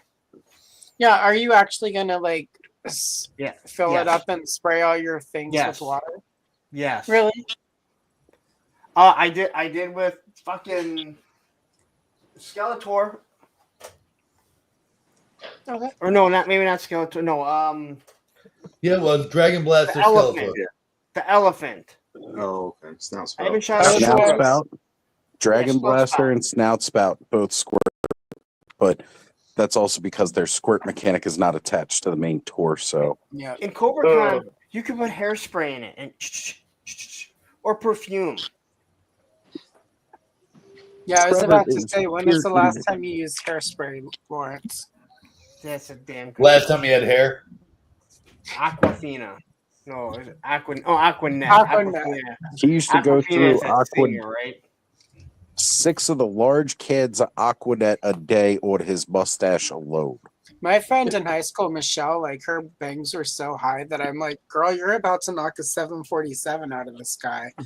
And she would be like, that's not funny. And somebody else would say, you know what they say, the higher the hair, the closer to God. And I'm like, Michelle's going straight to hell, so that does not apply. She didn't care for that one, but whatever. My She's dad a used to prison tell my now. sister back in the 80s that all that varnish she was spraying in the air was going to seal her lungs shut, and she'd have a freak out and not use hairspray for like 4 days, but then she'd just go right back to it. So, Right. It's always a Michelle. And if She there are was a any kid. Michelles watching who didn't have big hair in the 80s, you probably only spell your name with one L, I bet. Yeah. My sister's a Kelly, so it's almost as bad as a Michelle. It was like Kelly or Yeah, no, it's the Y. Kellie. Yeah, the Yeah. Y ones, the IE ones tended to have like short permy hair. Yeah. No, she was a Kelly. So I wanted a perm, and then my mom got one, and I'm like, thanks for the warning, Mom. I remember my mom got one once, and I came home from school, and I'm like looking at her, and she's like, "What?" I'm like, "What's wrong with your hair?" No, I She's went like, with her "I to gotta get it, You probably and shouldn't do that again." they took the heater off of her head and then like removed everything, and I was just like, oh my. And then my dad busted out laughing, and I'm like, no perm for me ever. I got a perm once and my I had a beard perm left. once. My uncle used to get perms, and he had a mullet too. It was when he worked at the stereo store selling stereos. Oh, that was hardcore. That was like the guy we were talking about the other night, Lawrence, or on Raddom's last night with the Yeah, Oz, yeah. with the Camaro. He would wear those mullet in the back. He would go to work, and he would have the skinny little necktie from the 80s, and like he made a lot of bank selling stereos. And then the whole stereo industry like bottomed out, and now he's in jail for like the 17th time for drunk driving, but he doesn't have a problem. So No, not at all. just an arrest record. So, did you want me to talk about what you were going to talk? Well, yeah. No, Lawrence. it was Crazy Dave.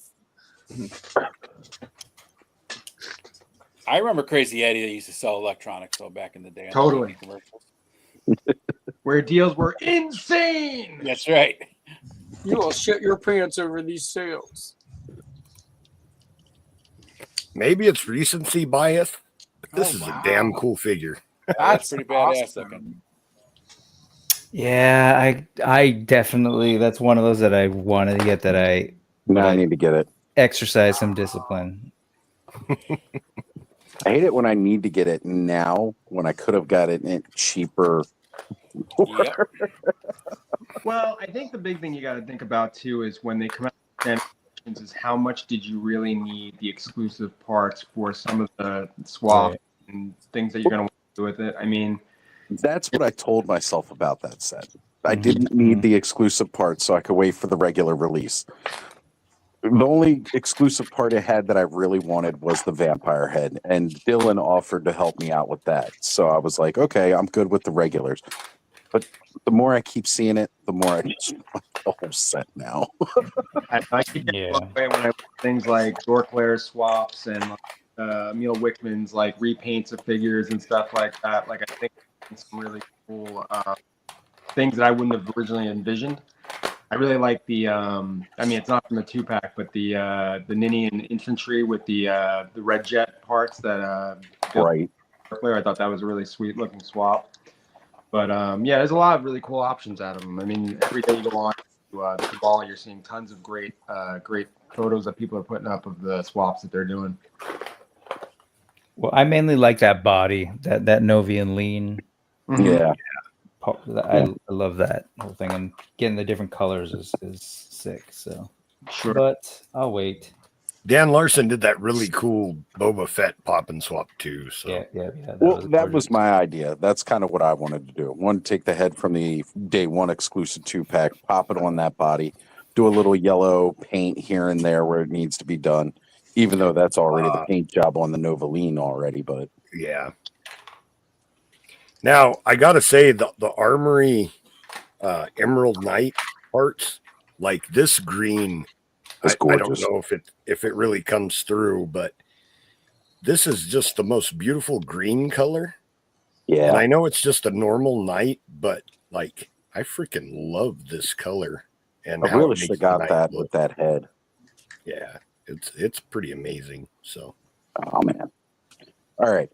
Let's get back. Lawrence, I do know.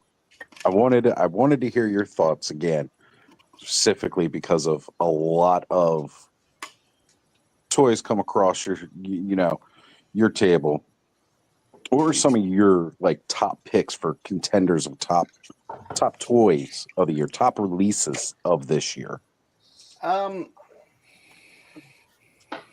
do think Frankenstein's creature is really good. I mean, maybe because it's a larger figure, you don't notice the articulation, lack there of articulation with Mythic Legions. Oh my And I God. don't mean that as a slight, but we all know how they are compared to like classified and stuff like that, where they don't have nearly as much articulation. But that, and again, I think maybe because it's larger, you don't really notice it. But everything that comes with it is just wonderful. Right, it's a total package, that figure. Yeah, and I have him like in my setup with Dr. Mindbender. I mean, he fits perfect. So I mean, even if you're not a a Mythic Legions guy or a horror guy, he fits perfect if you're trying to recreate like a scene where Dr. Mindbender is before he figures out how to create Serpentor. Right. So I love that. I think the Operation Monster Force, most of it they knocked it out of the park. They're not perfect by any stretch of the mean, but they're really good. The articulation is good. I think they may use too much paint. Some of it tends to chip off, it seems. But what they've done in that weight, I thought the plastic felt really good. The Vanguard was not in there.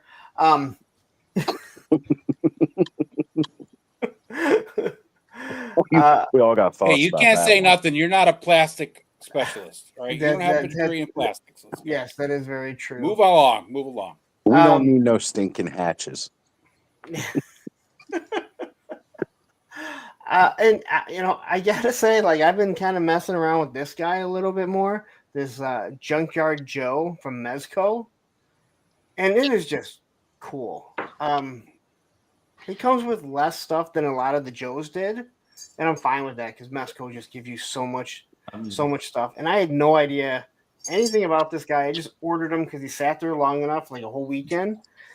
And I was like, hey, you know what? I'm going to get it. And then I watched JLS Comics little video talking about him and the whole the whole little universe that he comes from. And now I'm like, I want more. I want more of them. But I think you wanted to talk about this thing. Don't knock anything over. I know. I don't believe me. I'm. And Even I'm surprised we get it to fit on screen. it's not easy. And Joe talked about that being a great green. No. This is the perfect green. All right, you see that? That green is so amazing. And I really do mean it. Like when you take pictures with this, everything lights up so perfectly. That cockpit is just absolutely beautiful. And I was watching Gun Bunny's review when he broke it because he tore this thing apart. He tore one of them apart and did the tiger. I can't remember the name of it. Call it the tiger fly. Yeah, the tiger fly. And one thing that he said was, I wasn't expecting it to be a 10 or something like that, and it really is. The blast effects, they really knocked it out of the park with that, making it so you can make it look like it's taking off the wing, or it's already shot off the wing. And they did do some stuff with making sure these blast effects, I don't think people realize it yet, do work on the hiss. So they're finally giving us stuff like that. But I know there have been a couple issues with the canopy breaking. Yep. I have heard quite a bit about that. I really do think, for the most part, the canopy, and we were discussing it. People were just kind of too reckless with it because it is a brittle plastic for that clear coat and everything. And you just have to kind of break it in. And it would be easy to break. I could see that. And they should have designed it maybe a little bit better, but they wanted it to stay in the up position. But looking at that, and I compared it to the O-ring one, they made it so you can come really close to making it an O-ring. And when you take Cool with this one. It's tough to compare to that one. And when you take that, you got 4 figures for it, so it brings that price down. If you took the 4 figures away to 175, I think it is so well worth the price. And again, it's expensive, right? I'm not going to sit there and try and act like, hey, everyone should be run out and buy something like this.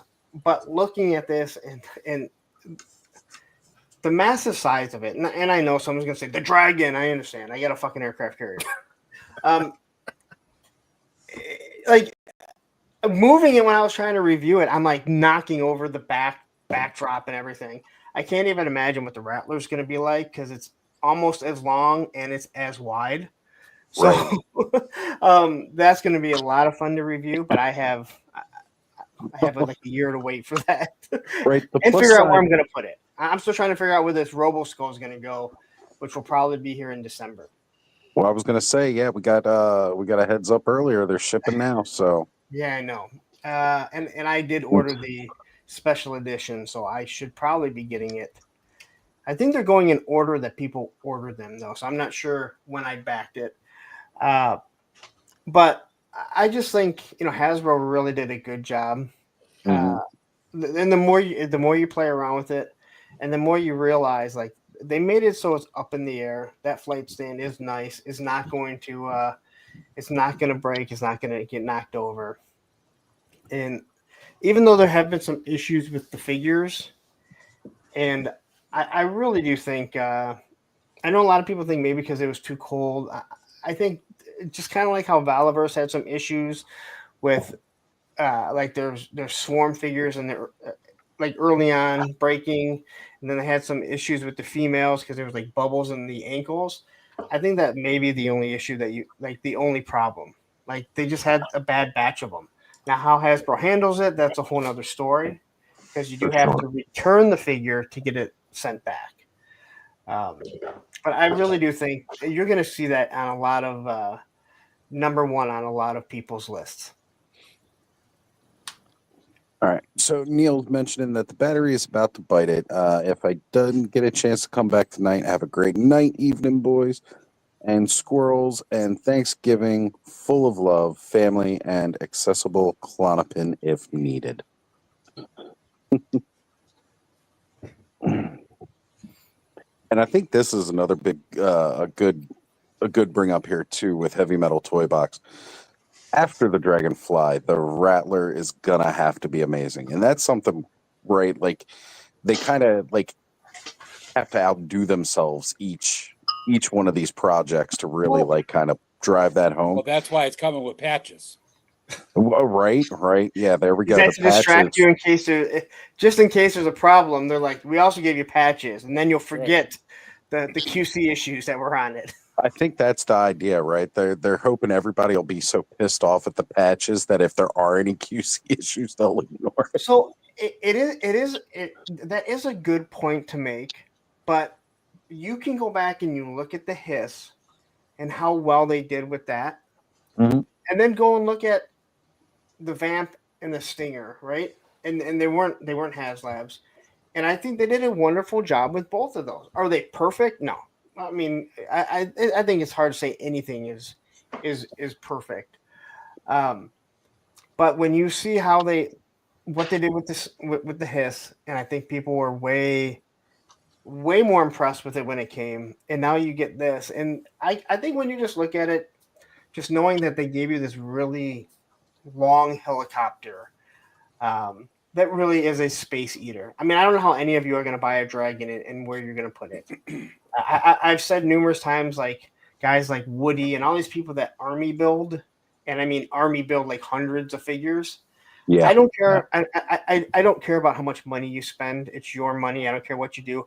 I just want to know how you have the space. Like, I want to know like where you put this stuff. Like, how big is your home?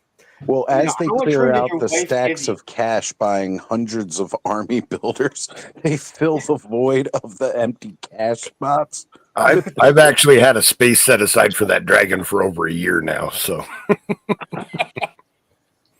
You're just But gonna you're, put it on your shoulder and but see, like you're walk making around with space it. for it. You know, I'm Yeah. already looking at it going like, what am I going to do with this rattler? And that's about a year away. Right. I guess it's going to be hung up in your living room on the wall. Shit. I don't know. I'm putting this thing yet, which is fine. That's going on your dining room table. Yeah. You don't want to know what my kitchen table looked like today. I was working on a new video, and oh shit. Matthew got 2 Robo Skulls. Oh, geez. Well, Matthew, you can put them in your daughter's room when she's not there after you get a divorce. So there's that. Right. Look, I'll tell everybody what I told Joe. You sell your house, you solve the space danger, because now there's nothing confining the collection, and you have the money to buy the toys you want to lay out. I display all my figures under the overpass. Yeah. right. At least it keeps them out of the rain. Dude, I'm not lying. When and Matthew a van down by the river. How big is your van? We make a lot of jokes about Matthew finally getting a divorce because of all his toys. When Matthew finally tells us in the mod chat to Eden, "Hey, I'm actually getting a divorce," I'm not gonna be shocked. I love you, Matthew, but like, I don't wish it. We don't wish it on you, Matthew, but you know. Yeah, we're not gonna be like the guy from True Lies when Arnold thinks that his wife is cheating, and he's like, "Yes, it's about time." Now you know what it feels like. So, did Terrence make his announcement? Because again, I knew he was popping on tonight. He has an announcement to make. Oh, divorce! Congratulations. Oh, hey now. I'd have to be married in order to get divorced. So. Oh, good. You know what? Good for you, because I wasn't married either.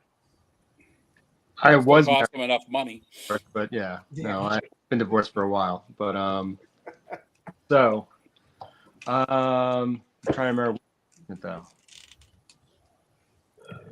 Your announcement. Well, this is a great fucking announcement, Terrence. You forgot it? Jesus. No, we talked about that last week, didn't we? Talked about the continuation of 1,000 Swigs. We did. That's true, but I always like it when you come on. You talk about 1,000 Swigs. It's not dead. I just wasn't sure. I know I've talked to you about some other things I'm working on, so I just wasn't sure what we were talking about. But okay. So yes, we are going to have year 2 at Legion's Con where we're going again. 1,000 Swigs was, we did not hit 1,000 Swigs, but it was very successful. We had about 265 Swigs, but to be fair, it was never really about hitting the 1,000. It was really about getting the community involved and seeing what they would do if they had the goal of taking this one figure and then doing whatever they wanted with it to make it their own. And I think, if you've seen any of the videos or coverage of it, I think you'll see people got pretty crazy with it, creative, but to be honest, even what you'll see in videos, I don't think can convey what it was like to be there and hear the stories of people who were coming in and telling us about, what it was like for them, because some of them had never customized a figure or done anything really creative or thought of themselves as creative. And that was really cool. I mean, I had a few people tell me that, this actually opened up a whole new door for them because they were going through some tough times, and that by having this new outlet, having a project, and now they're working on other customs, it really changed, for me at least, even being the organizer who put that together, who was really just like, hey, let's get this all together. Let's get everybody involved. It was really kind of warming to hear these kinds of stories from people who it meant a lot to. And, and obviously, it was also crazy to have a room. We started off that day where Jeremy Gerard, who is the director of sales and marketing for Four Horsemen, asked me, "Do you think you need 4 or 6 tables for this?" And I was like, I don't know, you know. And he was like, "We'll give you 4." And by the end of the day, we needed 12. So that was pretty sweet. Joe was there and Oz was there. So there was a lot of energy, I think. And I think we're looking to recapture that in year 2. We're encouraging everyone who was already involved in year 1 to come back again, which I don't think will be a hard sell. Legions Con is one of those things that once you've gone once, you want to come back a second time. I know I listened, I think it was last week or maybe it was on a different stream where Lawrence was comparing Joe Fest to Legions Con. Now, I'll say that there are some similarities. You know, there is that sense of a lot of folks coming together, like in the lobby and after hours. Those things are both true. What I will say is different is the fact that you're not just hanging out with other fans or other YouTube personalities. You're actually hanging out with the Four Horsemen. You know, like you're hanging out with the people who work for the company, who get involved, and they really, there's no sense of separation or hierarchy. They come out, they literally eat in the same restaurant and literally sit down on the couch and talk to you for, there's no sense of they've got to be somewhere else and they can't be bothered with this. There's trying to say the Hasbro team won't send the G.I. Joe team there? I'm sorry, say that again? Are you trying to say Hasbro won't send the G.I. Joe team to Joe Fest to hang out with us? I didn't see that. I mean, if that happened, Yeah. What are you trying to say? That Hasbro doesn't care about us, Travis? Or Terrence, sorry. We had Sergeant Slaughter. That's kind of one of the big jokes, Terrence, if you ever heard, because Hasbro is not a part of Joe Fest. No, Terrence, I want to say you are spot on, right? You're spot on. Like the fact that you're sitting there hanging out with the people that are putting on the show, right? And if you go to PowerCon or you go to Joe Fest, and obviously Mattel and Hasbro are putting those on, but you're not hanging out with the people that have designed what that show was actually based on and built around. Right. Now, Mattel the Four used to be Horsemen kind don't of actually put on that show. That's done by Jeremy Gerard and Joe Viteri. They're actually the ones that do it. But the Horsemen do support the show. So they're not related. So they're not related with them. Well, now they Jeremy. are. Jeremy works for them now, but Okay. they were doing Legions Con before he was an employee. Right. It's just a show that they put on that the Horsemen support their show. Sure. But they also do their like G-Con where they reveal everything and it coincides with Intern for a day. So it's the Legions Con is a lot like how PowerCon and Joe Fest is. Like it's not being put on by. I thought it was actually put on by the Four Horsemen. No, so Jerry, who was brought up earlier, he runs a bunch of cons year round. If you go on to the Legions Con website, which even though it's called Legions Con, it's actually his own thing. If you go on there, you'll actually find links to the other cons he runs. The big one is ToyCon New Jersey or ToyCon NJ, but he does ones that are towards other fandoms, whether it might be. I'm trying to think of some of the other ones he's done, but I mean, I was looking through it just the other day as an example because I was trying to plan out my 2025 con schedule, and none of those are the ones that I'd really probably go to, except maybe ToyCon New Jersey. But no, so they started off as ToyCon New Jersey, and in the first year of Con, it was actually kind of a side room to ToyCon New Jersey, from my understanding, which was more of like an art display, not even a show where they were. And it was kind of like that for the first 2 years. So that kind of ties in a little bit to what happened with the 1,000 Swigs as well, because of the fact that Jeremy gave a speech, and what he really said was the 1,000 Swigs kind of, even though he didn't see this coming, it kind of rekindled that sense of the community doing their own creative stuff with the figures. And obviously, there's no shortage of creativity. There's guys like Curtis, there's guys like Trevor with photography, there's folks that are out there constantly, because Joe, obviously, who are constantly customizing figures all the time. But I think it was just something where we all took one character and did, 265 different things with it to see where those, I kind of make the comparison to being someone who went to art school. They would put a still life in front of you and have all the students basically pick up their instruments, and you'd see 265, or sorry, not in the classroom, but you'd have 20 different representations of that same still life. It kind of reminded me a little bit of that, because everyone put their own personality onto it. And I think that was cool. They had talked about if we did do a year two, maybe we would have picked a different character. But George Gaspar, who's a very big part of Four Horsemen, said, no, we stick with Swig and we get to 1,000. So we're going to push it for year two. That's pretty exciting. I think that we're, looking forward to trying that again. We have a year to prepare this time. The whole thing with 1,000 Squigs really started off as something I posted on Facebook probably back in May, I think. It didn't even officially get embraced by the studio until IshCon. So that was probably in early August. So from early August until early November, we put together 265 Swigs out of the 1,000, and got a lot of participation amongst the community. We had Swigs that came from Europe, from the Euro Legions guys, and from Elijah, Captain Firebeard. So, I mean, I think we had Swigs from all over the country. People traveled. I mean, there's one gentleman here who came from Nevada with like 10 or 11 or 12, or I don't remember how many we lost or stole or took home with us, but it was 12. 12. So, but all yeah, accounted for. Yeah, so but we had a lot of participation. I think that was great, and I just think that it's going to be exciting to see what we can do if we have a year with it. And then beyond that, I think there's other ideas I have with it this year. If we get approval from the studio, I'd like to open it up to a couple other artistic expressions. Maybe things including dios and things including photography.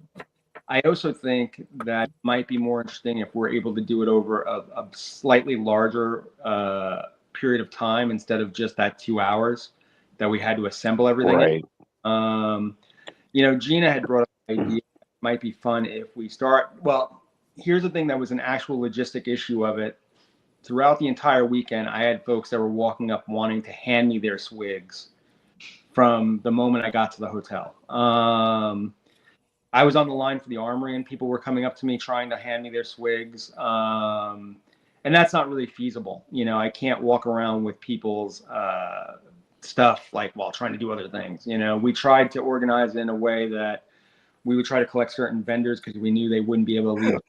Wait, Terrence, at Joe Fest, all I did was see you walk around with other people's stuff in a big wagon. No, what Terrence didn't tell you is there's actually 523 Swigs that were given, but only 265 were entered. The rest are on Terrence's shelf. That's the thing. You should have seen his shirt. There were almost 1,000 on the shirt alone. We didn't count the shirt, and you know what? Eric Trethaway was he was the one person who comes up, and it was funny because I don't think Jeremy realized the shirt was the shirt until later on. I kept thinking he was going to nab me and say something about that's not a licensed shirt, but Eric Trethaway walked over to me and he's like, "That shirt, where did you get that? That's an awesome shirt." And I was like, "I just went to some guy on Etsy who takes people's pets and multiplies them on a shirt and sends them a picture." Said, "Can you do this?" And so it was kind of wacky, but he we did not count the Swigs on the shirt. That might have been funny. We also count Rebecca, the cosplayer who wore that Swig mask I was showing earlier. Right. And I don't know. This might be an interesting question later on if Vine Jungle gets on, but I wanted to find out. I know he had some. He's here. Oh, okay, he is on. Sorry. I didn't know if he ever got his stuff. I know it got caught up in something went wrong with I guess luggage and planes and stuff like that when he was coming from Texas. So I hope that all got worked out. I was looking forward to seeing what his costume looked like. But I don't think he had it in time for the cosplay photo shoot they did in the lobby. So I'm not sure what happened there, but I'm hoping that all worked out. And I'd love to see that if he ever, I don't know if he's posted that anywhere, but I'd love to see the finished product. Well, he did mention earlier the whole reason he was coming. Here it is. Got Alan right here. The whole reason he went to Legion's Con was because of 1,000 Swigs. Yeah, I did not. I don't think I don't know if he and I ever crossed paths. But I know he was having issues with traveling, so I don't know. Here it is right here. It was sent back to his house. Newark had issues that day, and his first flight was canceled. Mm-hmm. But he's coming back every year, and since it's always like right after his busiest season, I hope that manages to work smoothly each year for him. Well, I'm glad that it sounds like he probably had I'm assuming if he wants to come back again, he had a typical Legion's Con experience where, you'll want to come again. So I hope that we'll see him again. And again, he'll be more than welcome 1,000 Swigs next year too. So absolutely. Yeah, but it is really a great experience. I mean, and again, my first Legion's Con was the year before this. So, I mean, it's kind of crazy that somebody who goes to Legion's Con, a year ago can have an idea that ends up becoming an event at the next Legion's Con. That's how close the studio works with the community and embraces ideas like that. So yeah, I mean, I think it's really cool, and I think it worked also because of how much support we had from guys like Oz and Purple Gang and pretty much everyone who reports on Mythic Legions pretty much got in on it and helped support it. Joe helped a great deal by posting up his swigs on Facebook and on Instagram. You're welcome. And Joe wants to tell you that he was doing this long before we announced 1,000 Swigs, and I know it's true. But I just feel like he just got a head start on the whole thing. Yeah, I did get a head start on it, but it was just because of the story that Jeremy wrote about the spies. I was already making custom spy swigs, so it just worked out perfect when Terrence came up with this wonderful idea for the 1,000 swigs. I already had like 5 of them ready to go. Right, 5 out of 10 were already made. Yeah. Now, have you thought about for Joe Fest doing 1,000 shipwrecks? Terrence's are, I was going to say that idea sounds like a shipwreck. Well, Punk's got half that number already from his childhood. I no one could find them. But I think the format would work for any toy line, though. You know what I mean? Like, there's so many creative people that do customizing that you could take any single figure. It happened to be a swig because of it was over ordered and they wrote a story to try to sell some more swigs, which was a good idea. But you could take any figure and say 1,000 of this, and the customizers are just going to go crazy and do so many creative and wonderful ideas. Yeah, totally. Sorry, I was just going to say on that note, Ryan, go ahead, reminded me of like the whole like money doll thing, right? Like we all have like a format. This is the thing, and you all go for it based on that thing. Right. It was awesome. Yeah, the variety, just so many things I never would have thought of like a DJ swig, or something of that variety, Frostbite, don't you kink shame me. Don't you kink shame me. Well, it's funny too. I've actually been approached by 2 other conventions, and I thought this was really strange, but 2 other conventions have reached out to me saying, hey, could we do something similar, and wanting me to take part in that. And I'm not interested in doing that. The swig thing, number one, is a lot of work, but I also just really enjoy what we did with Legion's Con. I also think certain things should be Legion's Con only, if possible. I just think it adds to the, I think it's something that's very organic with the Cabal and with the customizing community within Legion's Con. That I wouldn't want to repeat that elsewhere, even with a couple cons that were still thinking about doing it with something Legion-esque. It's just, I just think that I'm grateful. Again, we were talking about things that we're grateful. I think I was very grateful for how the studio jumped on board and embraced this idea and allowed us to run with it. And I don't want to take that elsewhere. I'd rather repeat this. And even if we decide to do it with skeletons next year, or barbarians, or goblins, or dwarves, or whatever, I just think that it would be more fun to do it at Legion's Con than do it elsewhere. I want to say I'm with you 100%. I think that if someone did, like, I joked about 1,000 shipwrecks or whatever. I'm with you. Like, it's something that has become special for what you guys did, right? And it would be kind of like if you saw at Joe Fest or PowerCon where they're doing something like that with He-Man or whatever, you'd kind of be like, all right, I mean, why couldn't you guys come up with something of your own? Also, I think listening to you, it's like when you come up with an idea and then people want to do it, and then as it gets put on your shoulders, you start to realize Yeah, how much Punch, how's stress that it feel? actually is. how much stress it actually is. Mhm. Doing the May the Power of the Force, it became stressful. And I was gonna then say you and Allison had your work cut out for you yeah, from just a and simple joke. yeah, and then the 36-hour stream. So I can only imagine you trying to coordinate, a whole bunch of people trying to figure out, because the last thing you want is to do this and then there's 12 people that do it and you're like, wow, that was a lot of stress for nothing. Yeah, I Sure. mean, there were definitely things that, I mean, I can tell you that my living room is full of half created ideas, that things that were going to be part of it. So just a few things. We actually had created and Oz knows this because I had sent him the concept sketches for it. He created a life-size swig that was going to be attached to a drink vending station that was going to look like either like a cauldron or like an actual wooden barrel, and it was going to dispense a goblin themed margarita. And when I actually had to go through looking into all the rules and laws of whether I could actually get away with this in New Jersey, and we decided that it was not going to work. We even tried to do non-alcoholic versions of it, and just at the end, it just became the whole shipping this life-size swig and all the equipment that would have been required, the prepping of the drink probably the night before. And I can tell you, having gone to the con, I don't know where I would have found the time to do that. But we had a whole concept for that. We had somebody who got involved with us. I'm not going to say names or anything like that, to do artwork for us. And I think they were very well meaning in the beginning, but they were overly enthusiastic to the point where I could not kind of steer them on what they should and should not do.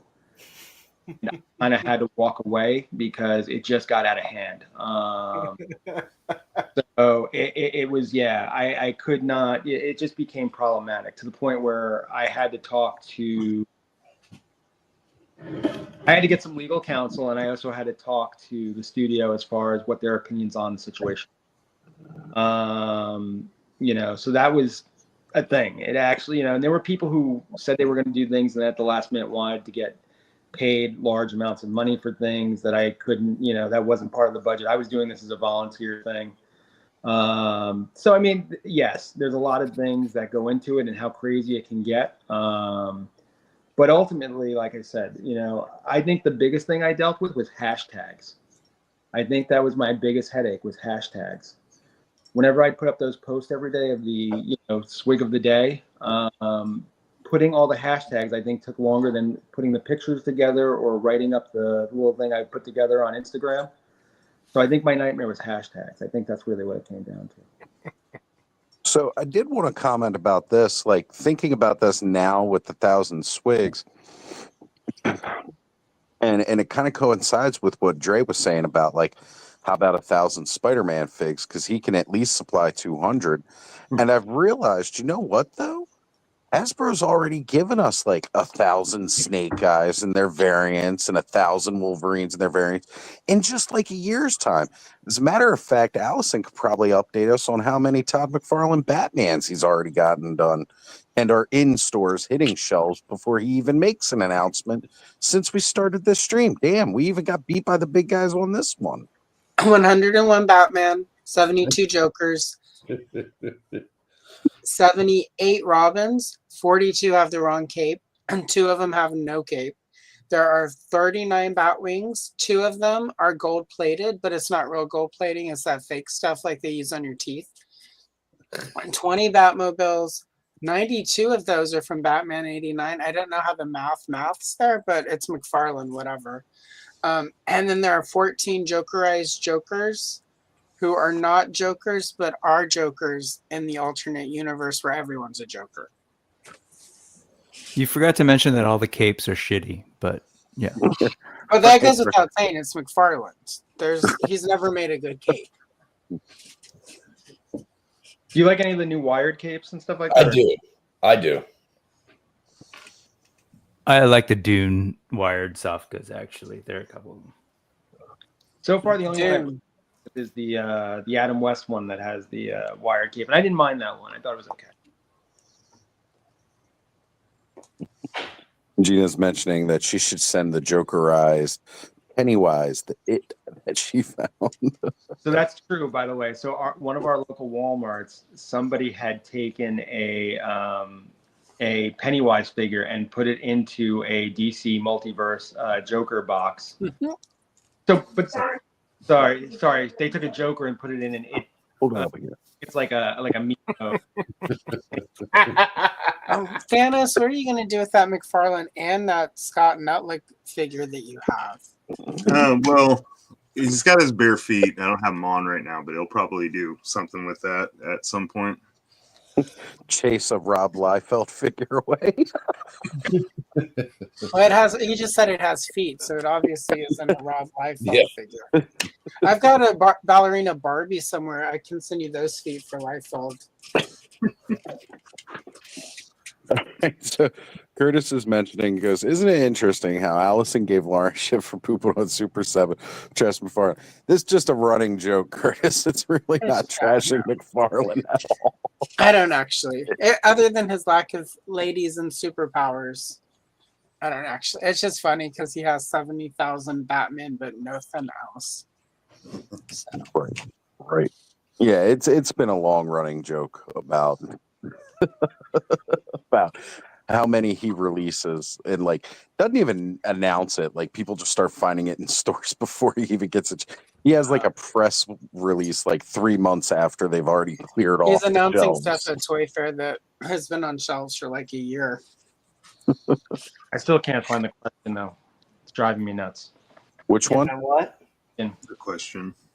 Oh, I want like 3. I can't find one of them, but I want 3 of them. that is a tough figure to find right now. It didn't help Really that it was same like one? coming out around the same time that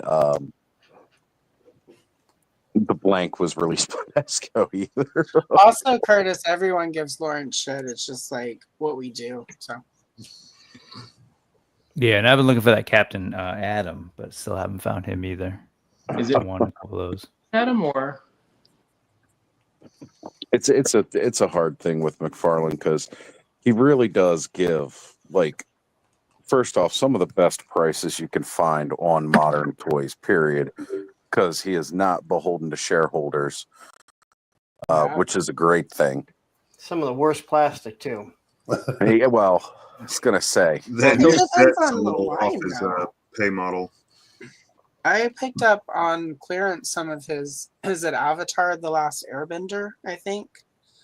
I'm not familiar with it. It's just they were like $5 a piece, and I got them for custom fodder, and I was like, these are actually pretty well made. Which puts to shame some of the other stuff I have from him.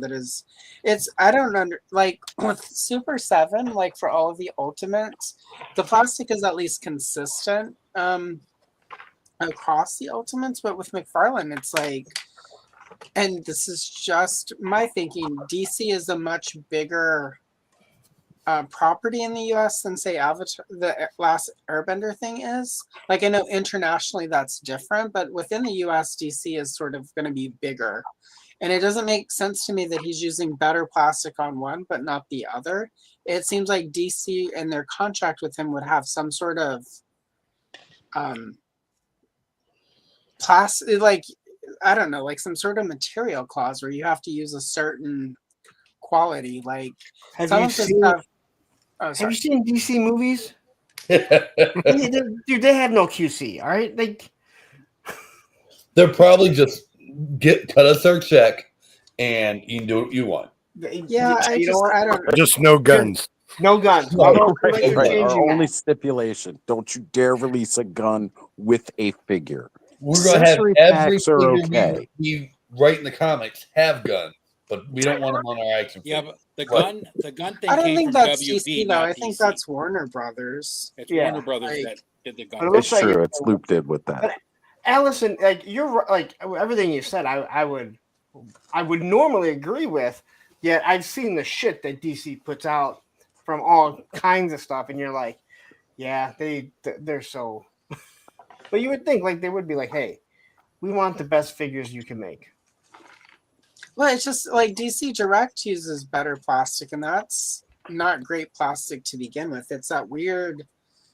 Like this is one of the things I disliked about some of Motu Classics was some of those figures had really weird smell. Like the plastic smelled really weird on some of those. Like it just smelled like cheap. And every so often DC Direct would use that same sort of plastic. But even that plastic, which would get brittle sometimes or super gummy sometimes, is still better than some of the plastics that McFarlane uses for DC. I don't know. Did you go to I don't school get it. to be a plastic expert, Allison? Huh? I said, did you go to college to be a plastic expert? No, I'm just one of those people who like I've had insomnia since I was like 12. So I just read too much, and with the internet and insomnia, it's even worse because you can just one moment you're looking up something, and the next thing you know, you've spent like 17 hours learning how they make plastic and I different understand that, but plastic if you haven't gone to qualities. college for it, you can't be a Yeah, plastic expert, so you can't talk plastic. But- Ask Lawrence. I only know. Please, I don't want to hear anyone talk about plastic until I see your degree. It should be hung on the back wall. I I know of found out only it's one wrong. person in Well- all of toys who has a PhD in plastic. Okay, and he's not here right now. Okay, I'm just gonna say though, I'm a lifelong toy collector. I've been collecting toys since 1976, when I was old enough to no longer like be potty trained and not in like a bassinet anymore. So I'm just gonna say I'm probably more qualified than anybody as a lifelong toy collector. And I sat by somebody who used to work at FedEx even. So I'm just saying. Oh, so you're a delivery expert too. Okay. Exactly. And like my friend Derek from the yesterday, never mind. I'm not going to out him as a delivery guy. I'm just going to say. He is a delivery guy. He does post pictures of his truck once in a while. So. Jay Astro's comment, 100%. I would get stuff from Mattel like fresh out of the package, brand new, just sent to me. And it would have that weird, it's like a weird smoky, peppery thing. Like, I don't know. Not all of them, just some of them. I think. Are they allowed to That's smoke in the somewhere Chinese behind me. factories? Was that I mean, Stinkor? that might be the case. I mean, It's heck, fine. I'm gonna go like, over there and get a job they've then. got children Can working in 7-year-olds Chinese buy factories. cigarettes over there? Oh, yeah. Certainly. I'm there's pretty not sure a- some of their Listen, infants come they out went- with packs in hand. That might They're be, overworking 7-year-olds. I doubt If they you care can they lose smoke. your finger at 7 years, and I'm just going to defend this, if you can lose your finger at 7 years old putting together toys for people in America, you should be able to smoke a cigarette if you want to. I'm going to defend that. I'm straight edge, and I agree with that. Like, hey, you start them at like four. They're in the factories. Give them a smoke break, man. If they can pay their own rent, they should be able to make decisions about smoking and drinking and like, going to Well, John hold on, no one Tuck's said they could concert. afford rent. They just said they were getting paid. Like, They just live in the factory. right. They have Look, those, I like, have little Under no the tiny- grading. idea how they run those factories. I've got no clue. You get a But 15-minute as lunch Adam break says- and a 2-hour sleep break. I was going to say, as Adam says, all I actually have to do is go read a billion Facebook comments, and then I get a diploma. Right. This is true. I think you'll be dumber after that experience, but Probably. I don't know if you guys have My discussed. favorite is watching reels on Facebook or even Instagram where like somebody's making a cake and there's always some miserable bitter bitch and like, oh my god, it's so much sugar. It's like, bitch, don't watch it and don't eat it. Fuck off. Anyway, We got a super chat from Curtis Giff for $4.99. Says Joe sounded excited about smoking in Chinese factories, like he was about to apply. Yeah, Curtis, I don't know. if Curtis needed to waste $5 on that, I think everybody already knew that, Curtis. I was gonna say I kind of lit up about it too. I lit up another cigarette. Yeah. You guys have any opinion on like Ready to go. I'm booking my plane ticket right now. I clocked the genuine excitement at the idea for sure. Heard it in your voice there, Joe. Yeah, I mean, all my toys already smell like smoke, so I'd fit right I'm in. old enough to remember when you walked by the teacher's lounge, you wanted to run and miss when the door opened and the big plumes of smoke came billowing I used to out. run towards the teacher's lounge in high school, get a big whiff of that. I remember how much of the boys' bathrooms just smelled like cigarettes all the time. Like, you know what? If everybody else is doing it, I might as well just duck in here and puff one real quick because they're not going to notice the difference between the stagnant smell that's been around since 1987 and the new smell now because it never stopped. No, it didn't. Just Yeah, I mean, The smell of cigarette smoke and piss, and that was the boys' bathroom in high school. Oh my God, you've met my ex's mom. Makes sense. That's her perfume, cigarettes, and piss. Or as Yeah, my someone calls it, my, skin so soft. my battery's down at 20%. I'm gonna charge my phone. I'll be back in a while. Later, all right, bud. bud. Later, bud. see you, bud. We'll see you for the face reveal later, my friend. But I remember when I was working in a restaurant in New York That's State, funny. just passed the law that you had to have a smoking section if your building was, so many people occupancy. And the tables were right next to each other. Like the smoke wasn't going to just drift over to the non-smoking sections. Like, this makes no fucking sense. We have an authentic Mexican restaurant down the street. They only take cash though. And before the smoking ban came to light, there's no smoking section. It was like five or six booths, and the rest of the restaurant was smoking. And I remember when Susan and I would go, and it's like, yeah, I still feel like the smoke is gonna travel over here, considering probably 80% of the restaurant was smoking. Yeah. Like, there weren't even barriers. Not that it would have mattered. Hey, Yeah, it's not like it was a separate room or something with, the door shut.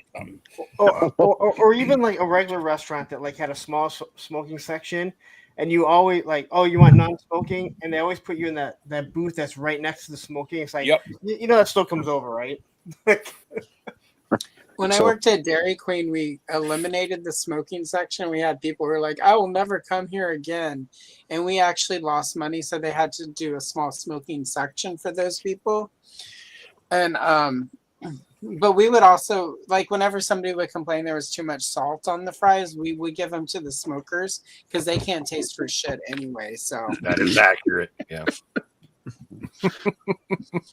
you'd always have those people like, I need fries that don't have any salt, and then they would salt them because they just wanted fresh fries. So we started making, the same lady would come in every day at like 5 p.m. So we would just leave the fries, we would unsalt them and then salt them as people ordered. So she was getting cold fries, and she's like, but it's cold. I'm like, oh yeah, well we knew you were coming, so we made those. We just have some fresh ones, but those are salted. I guess I'll have salted ones. So we salted the cold fries and gave them to her. She never came back. We didn't miss her. The fun of working in the food service industry. Right. Take that shit I to do not Hardee's miss down that the street, man. at all. I was dating a girl in high school, and she worked at McDonald's, and she was like, yeah, some lady came in and yelled at us because we salted the fries. And she was like, oh, I'm sorry, we salt all the fries. And she goes, no, none of the McDonald's should salt them. And she was like, I'm sorry. She's like 15 years old. She's like, I'm sorry, I don't know. Like, it's just what we have to do. I love that people go into McDonald's like it's a 5-star restaurant. I can't believe you did blah blah. You're lucky you get your food. Like The best legit. the best that at it's Dairy edible. Queen Come was on. there was this lady who would come every day. She was like, I want the sugar-free, fat-free frozen yogurt. And then I would go, but I never would start making it because then she'd be like, wait, how many carbs are in that? And I would tell her the carbs, and then she's like, how many carbs are in the ice cream? And I would tell her, she's like, all right, I'll have a banana split with extra chocolate, put everything on it, all the whipped cream, and a Diet Coke. I was gonna And I was say, like, Well, the Diet ma'am, Coke, you always got to have the followed up Diet with Coke. a Diet It Coke. offsets and all I of was it. like, Yeah. ma'am, I have an eating disorder, and I can tell you that so do you. So, I got but Thai she food. spent a lot of money, and she was nice. So I guess it's none of my business.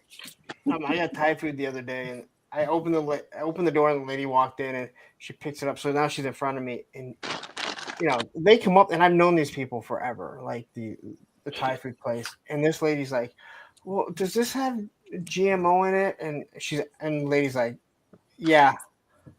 And then probably after about 3 minutes, she's like, well, you know what? I've never ordered here, so why don't you go ahead and order? I'm going to see. I'm thinking, there ain't nothing in here that you're asking for that you're going to get. All right? Order some fucking spicy fucking Thai food and have a fucking blast because it tastes really good. My favorite is when you go to the Thai food and they ask you how spicy you want it. And I will always say spicy, and then I watch the stars. And if they put 3 stars, I'm like, ma'am, I need at least 4 stars. Do not send me out of here with white girl spicy. I'm from the South. I can take it. Season your food the right amount, not the white amount. I didn't ask for 6 star. Give me 4. Don't give me that 3-star white girl shit. Oh my God, it's so hot. I burnt my mouth. Like, fuck you, Becky. Anyway. Well, Curtis, thank you for joining the show tonight. Hi, and Curtis. I heard you got some top 10 contenders for us here. Yeah, I got a whole list. So, Oh boy, I'm gonna be no. Yeah, I don't know that it's going to be very popular, but it's Oh man, I can't believe you chose that one. yeah. Is there McFarlane stuff on it? Yeah. Number 10, retro card Cobra Commander. I thought that was a great release. I know there was a lot of people wanting it after the one that came with the hiss. It's better than the one that comes with the hiss. It totally is. Yeah. The back, not on the back metal, but I think the gloves. Yeah. Number 9, I've got the Figure Obscura Anubis and Bastet set. Not only the figures, but just everything that comes with it, like that set. If you just want something in your collection Egyptian, like that set is amazing. Next, number 8, I got Mythic Legion Kalazir, the Jinn. He dropped this past year, and it'd been like a couple years on that pre-order, but finally dropped, and that thing was amazing. It was definitely a sleeper in that wave. Agreed. Number 7, I've got the High Play Illidan for any World of Warcraft folks out there. The Illidan Storm Rage. Yeah, Thanos got it. That thing is amazing. Yeah, it's my number 1. So Did you say High Play? Is that? Yeah. Oh. I believe that's the company that makes it. Yeah, it's yeah. Isn't it? It's not Medi or. I thought it was Hero Memory Medi. That's Hero Toys. Maybe it is. Maybe it was High Play when it first online. came up. I only asked because I thought there was another one that I do know that I've heard that there is a KO out there, like a KO of the unlicensed. That's cheap. Oh, really? So, yeah. So it wasn't that bad. Trevor was I telling got me it about on. I think it was some sort of deal on 5K when I got it. So okay. But that thing's awesome. Number 6, I've got the Skeleton Legion Builder from Mythic Legion. Then 5, I've got the Mafex Nightfall Batman. That thing is badass, dude. Yep. It is so good. Yeah, that's a good Batman. It might be the best Batman I've ever seen. It's my favorite Batman out of the 20 different Batman figures that I have. So. Yeah, yeah. I mean, none of the McFarlane Batmans can touch it. So, number 4, I've got the Mezco Casey Jones. I think that was another amazing drop. Seen a lot of great photography with that. And maybe I'm going to get into some of the not so popular ones here. Number 3, I've got the Super 7 Steelheart, the back metal one. Dude, that like purple metallic on her is fucking awesome. And I hate Brian Flynn. I think he's a piece of shit liar that told us that he couldn't make something so that we'd buy all the crappy ones and then turned around and sold us the same thing with vac metal. But that being said, it came out looking amazing. So number 2, I've got the YOLO Park Starscream, just came out recently. If you don't need your Transformers to transform, that thing's badass. And number 1, I do have a McFarlane. It's the Lobo with the Space Hog. Dude, I that set for the price, it's really cool. It's amazing. On Amazon, by the way. Yeah. Yeah, it's on sale. So okay, so you put that Lobo on there. Yep. Did you get the same Lobo that came out at the same time? I think it's a Mafex.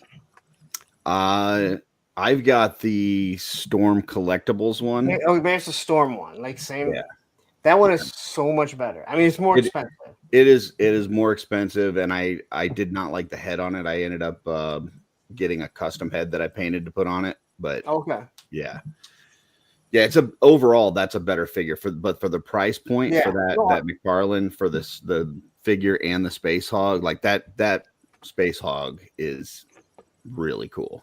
So No, I'm with you because I know a lot of times when I, especially when I do like a Mezco, and they'll be like, oh well, the classified Snake Eyes is fine. I'm like, I'm not saying it's not, and if you don't want to spend $100+ on a figure, I'm not going to yell at you, but I'm just like, it's a different type of figure, So and I really do, when someone says I wouldn't spend that, I can get one for $25. It's like, it's not a bad, the classified's not a bad figure. So yeah, I see. I've seen a lot of the CT Toys that's doing kind of the knockoffs of Mafex recently. Yeah, and I don't own any, but I see a lot of people really talking those up. Yeah, so, Tony's Figs got the Wolverine. He said it's great. Right? Really? I've been hearing a lot about that Wolverine. Like, I kind of want to get that over the Legends Wolverine with the Browns. The thing is, a lot of the folks I see reviewing those CT Toys ones don't have the Mafex one also to compare it against. So it it may be great standalone if you're comparing it against like a Marvel Legend, but if you have both, like that's what I want to know is somebody that has both, how do they hold up? So I've gotten some of those knockoff Mafex Batman figures, and they are absolute garbage. So I don't know if that was done by CT Toys, but it was, had a Mafex box, Mafex, everything looked exactly like the Mafex, and it was a shit figure. Gotcha. Hey guys, I'm gonna hop off. It was great seeing y'all, and I'll make it on next week. Is it because I put a McFarlane figure in the top 10? Well, it was Lobo, so you're excused. Whether it's McFarlane or not, Lobo's awesome. Nice. All right, send out a quick message here. I think people pretty much named between Ed and Thanos. I think you guys had like 80% of my list, except for your Mantis lady. I was gonna say she's up there. She's the surprise one that jumped up. This figure has been so much fun to move and pose and all the cool stuff she comes with. The other is this guy. Yeah, I know Brick has a lot of these. Doc Nocturnal. Yeah. So this I don't have that killer. It looks awesome. The updated version was so much better looking than the original one, but. And pretty much everything else you said, like, whatever. I'll just co-sign a bunch of the stuff that you all said earlier. And the McFarlanes, I mentioned that Cheney, she's going to be like low on the list, but I was actually surprised. That's a Dune figure of all things. She suckered me into getting more Dune figures, and I was like, oh, I didn't really need these, but she looked great. And there is a Super 7, but it's kind of a weird like repaint or redo that Black Falcon with like the he's like see-through basically. Anyway, right. I got a thing for skull people. So, anyways, I'm with you on that, Brick. We all know I have a big thing for anything skeletal. So yeah. And oddly, I didn't get the Skeleton Legion builder. That probably would have been there, but missed out on the first one and chose not to partake of the other 4. I figure, I don't know. Oh yeah, too many other things. I got Necronominus coming, so I'm like, I'm gonna have plenty of skeletons. I'm trying to exercise, as I've said, some discipline. But, We've also got the Undead of Vikingfell about to release next week. Yeah, and I'll be getting that. Even though that's a lot of reissue cards. You got those Undead Warcraft guys coming out too. Still, I think the other. Thanks for reminding me, Thanos. The other one is that Blade Master. Oh yeah, orc, the samurai looking orc that I got. That thing's hot. It's very like Storm Collectibles style. Did you guys see that new orc that just dropped? Oh yeah, black and gray Beast Boy, like freaking fully jacked diesel, badass. Yeah, that's on the bigger body, right? Like the lava weapons and stuff. Like, and I want to apologize to Thanos. Please go ahead and let us know what it actually is. It's Black Hand. Thank you. Black Hand. Is it really? I don't. Yeah, it's the Draenor version. You fight him like in one of the raids. Oh, gotcha. See, I'd stopped playing by then. Yeah, gotcha. It's the alternate timeline where they didn't drink the demon blood or whatever. Gotcha. Okay. Yeah, whatever it is, it looks amazing. So I am adjusting my. You know what? I'll use the mic. I'm going to use the sound over here. I was going to say we have. You know what? I'll use the mic. I'm going to use the. Oh, that's late. Okay. All right. For those of you who have not been formally introduced, Settings. This is Alan Hop of Stilt Beast Studios on YouTube, and known more well in the toy circles as Vine Jungle Figure Factory. What is up, brother? Good to have you here. Yeah, welcome. It's good to be here. I working on sound. You guys are a little quiet, so just give me a minute while I figure this out. Are you on your phone right now? I am. Okay, so when you go to adjust the volume, go to your, I don't know, are you using Android or iPhone? And we lost him. And he's gone. Oh, no, he's back. Are you using Android or iPhone, Alan? Hang on, I'm trying to get to my volume. Well, while he weird because my phone is sideways. Turn my phone this way real quick. Gotcha. Well, while he figured that out, I saw Speaking Moistly was saying that they've got a top 10, but nobody cares because they're not a YouTube superstar. Well, I can't speak for everybody else on this screen, but I definitely do not fit that category. So hit us with what you got in the comments. Yeah, absolutely. Yeah, I feel like you're watching a different stream and accidentally came here. Yeah. But, I don't even have a YouTube channel. Neither do I, really. We only have one superstar here, Mr. 6K himself, but that's right. Almost. Don't get ahead of yourself. My bad. Almost 6K. That's right. I'm yeah, but 91 away. 3,000 of those are just there to like listen to him. So yeah, and the other 3,000 he bought. We all know that. So. Yeah, we watched that video. Yep. Actually, I want to point out that the 3 at the bottom here are all very well-known people across YouTube and across ToyTube, but do not have their actual own channel. Curtis has appeared in just about, if they talk Mythic Legions at all, Curtis has probably appeared on that show at some point. Probably. Terrence has toured across very similarly. And Joe also just appears about anywhere. Joe's my sidekick. I pretty much just ride Curtis's coattails. So yeah. Well, hold on. I want to make sure we understand Curtis properly, though, because I think Curtis is the gold digger of toy. He marries up and then takes over. You know what I mean? You know, he finds Jesse, then takes over Jesse's channel. Then he finds Yush, takes over his channel, and then he goes on the Inevitable tour, and eventually he's going to take over all those channels too. You know.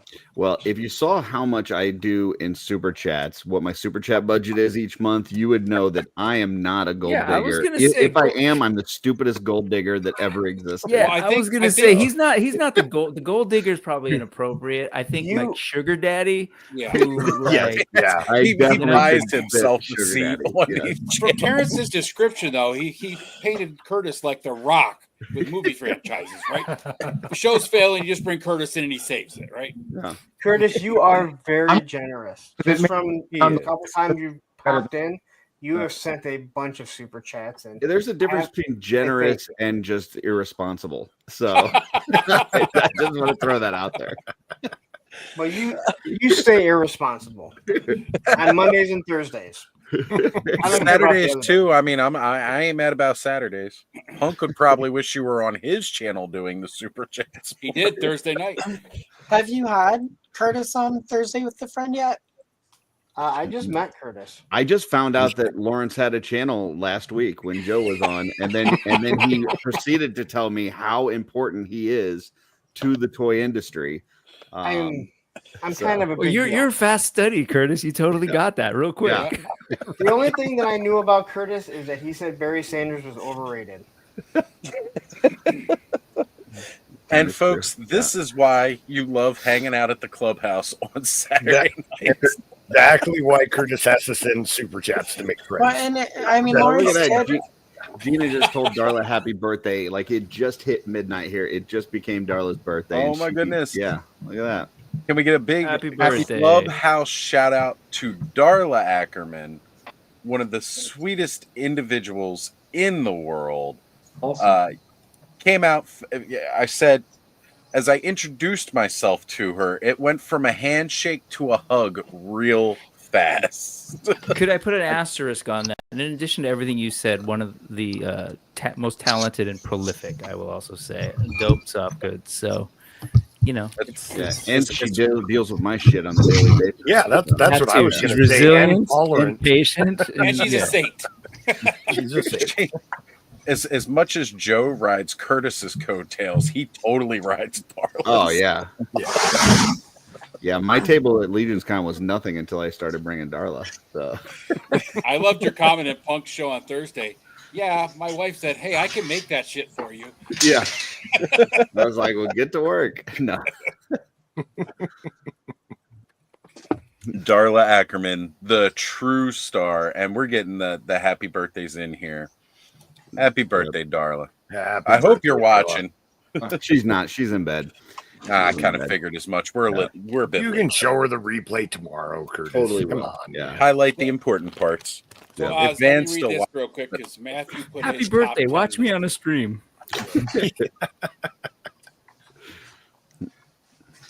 So Matthew put his top 10 list in, and he's got Oh man, wish we had more punctuation, Matthew. Yeah, Are they all exactly. ninjas? something. Oh, We've Savage got Crucible. Oxford has something called a comma. They come in handy. The Chun-Li, okay, that's cool. At least it's not in Ooh, the Comic Mafex Bane. Bane. I don't have the Bane, but I hear good things. Hold on a second. Yeah. Let me. I haven't. My Bane hasn't shipped yet. I would like to read it as it is, if I Okay. could, please. Read Oh, it, read have it. at it. Let's see how this goes. Back from the days of zero punctuation, if you all ever watch that YouTube channel. If not, I suggest you go back and watch it because it's a blast. Not ordered yet. Savage Crucible, Nin, Vilmar, Jada, Chun-Li, San Diego, Comic-Con, FX, Bane, Mezco, Storm Shadow, Jada, M. Bison, Classified, Road Pig, Classified, Retro Cobra, Came in, Horrific Legions, Frankenstein's Creature. Very nice. Very nice. And he Well continues without more punctuation. So finish off, Oz. Shit. Valaverse, Elite Praetorian, Jack Specific, Link 2, Master Swords. There you go. So I have to ask Matthew, how could Mezco Storm Shadow be a top 10 figure if ninjas don't exist? Mm. The Same technically, way the figure you keep doesn't buying exist. John Cena figures. I've never I seen. want to know how Ninja Matthew, who do it. knows everything, doesn't know how to use punctuation.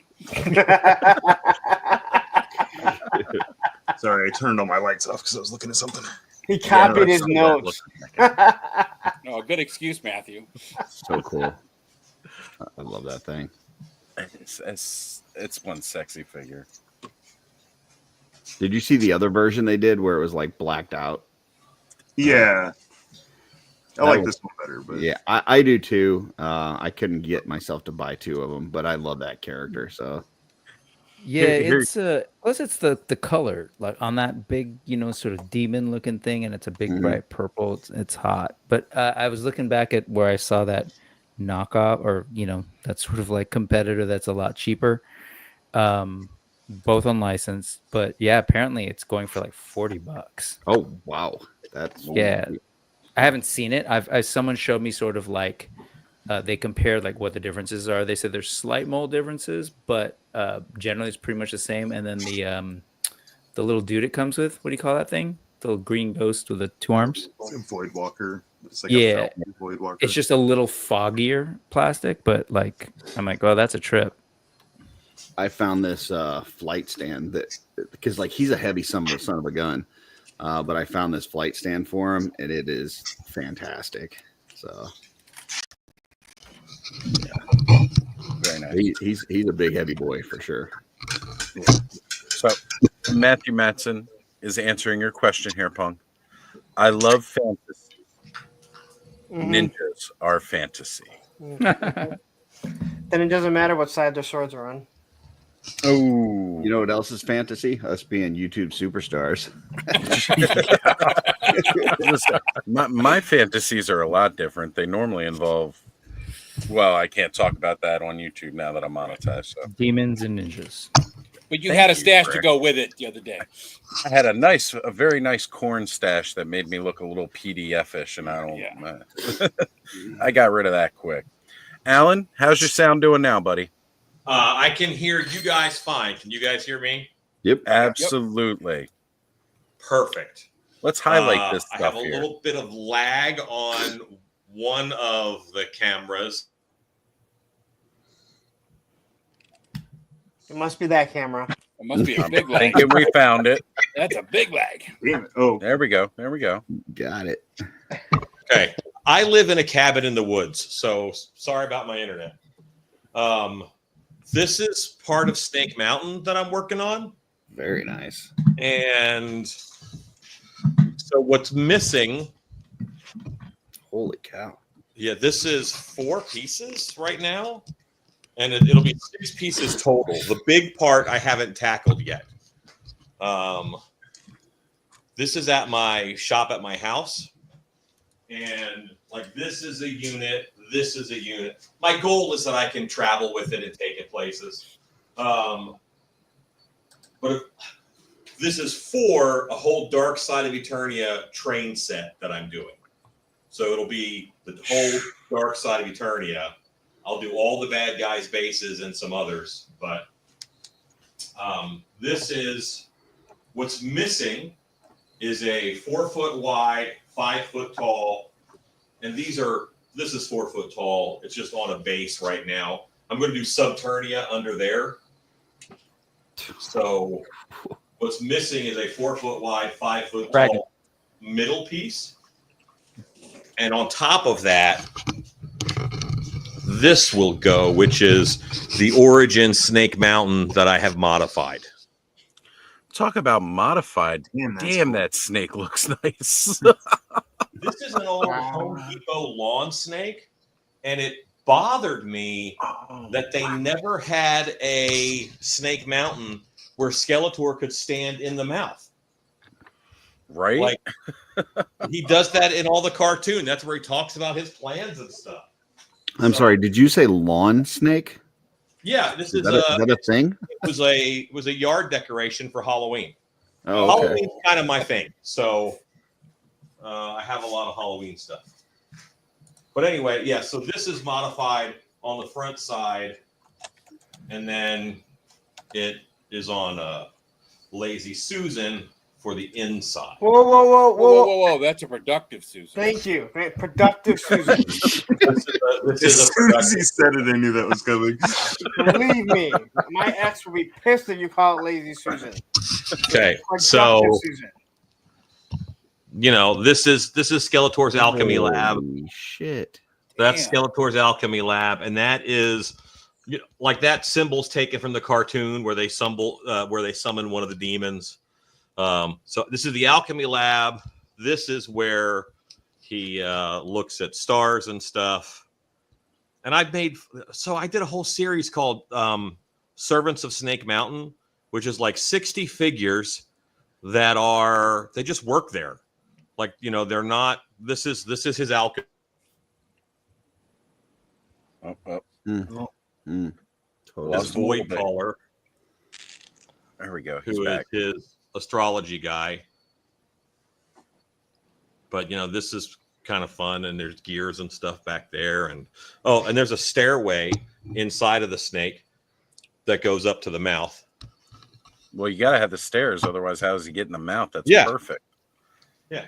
So, and there's a door here if we can get out up on this landing. But I have a question. The question that I have concerns over here. I do a lot of live streaming, so you wouldn't know from my setup today, but I don't normally try to get on my phone. And if I were live streaming, it's different than joining someone else's, which I'm not used to. But see, I have this area here, which is like the entry gate.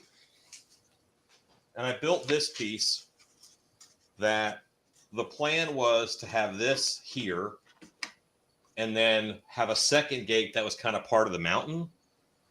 So this is an actual gate. And this is open.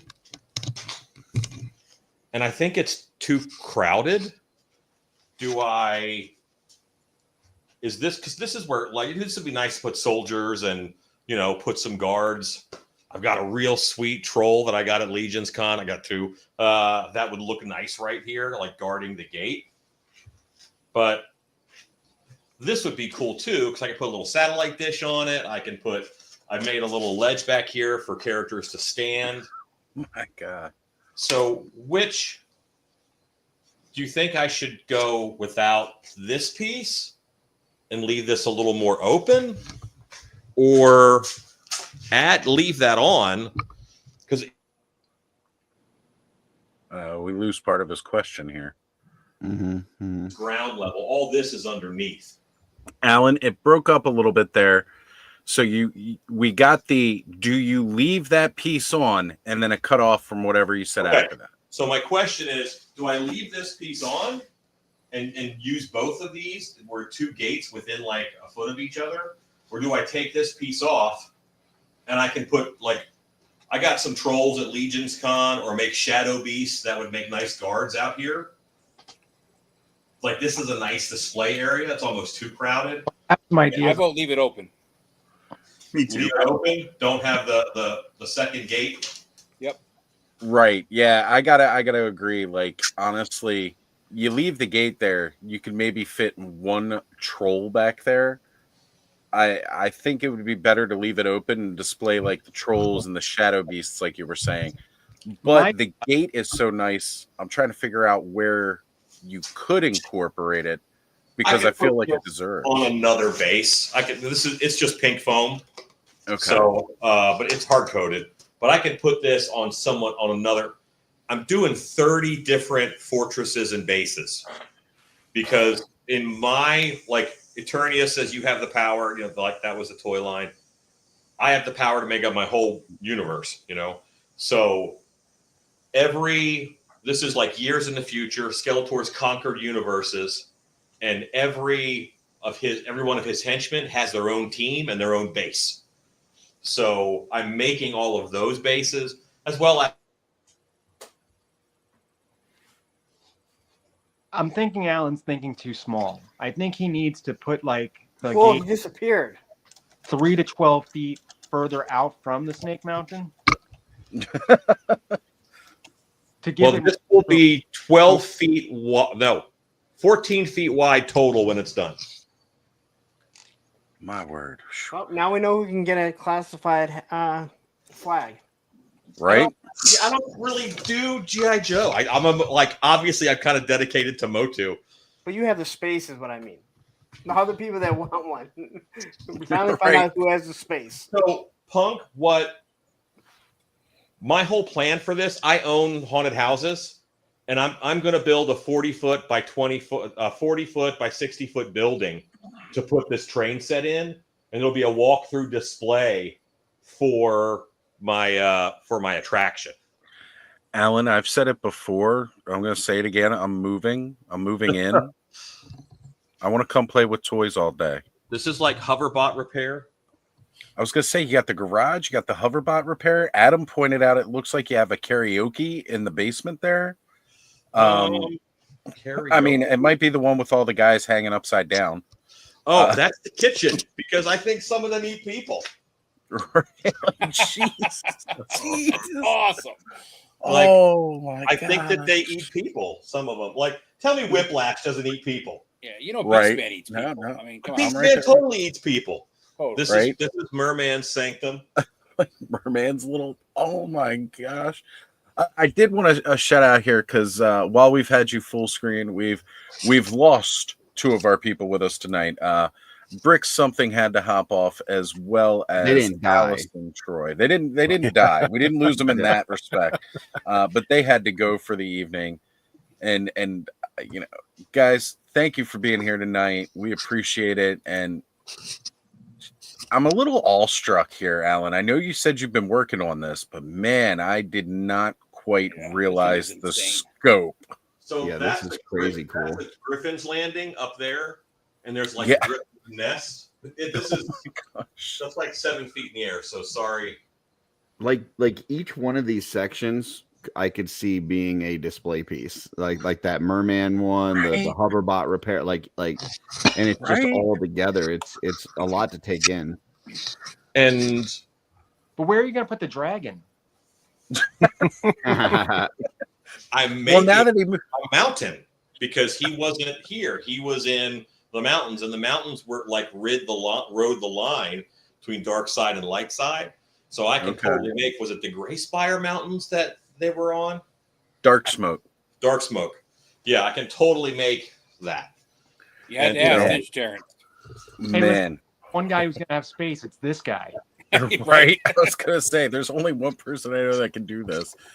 Alan, I am completely blown away here. Now, mind you, you took us on a tour of the Dark Hour, and I was blown away by that. And yet, even seeing something that's not on a full-grown people scale, what you're doing for your toys here.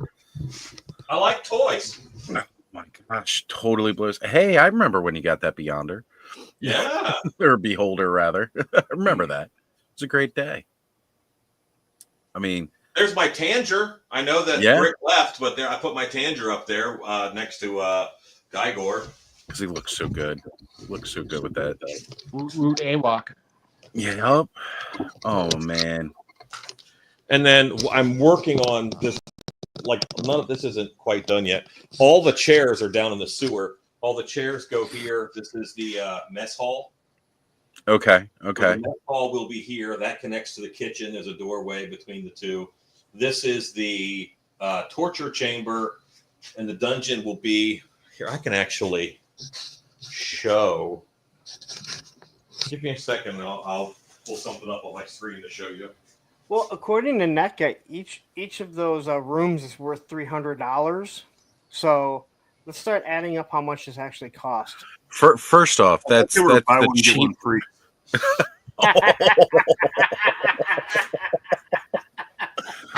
Ooh, anybody get that umbrella out for NECA right now? Because some serious shade was just thrown. What I want to know is if you live in a cabin in the woods, is your attraction in the woods too, in the middle of nowhere? Because that'd be spooky as hell. That'd be awesome. Sadly, I live an hour away from my show, and my show is like in city limits. You know.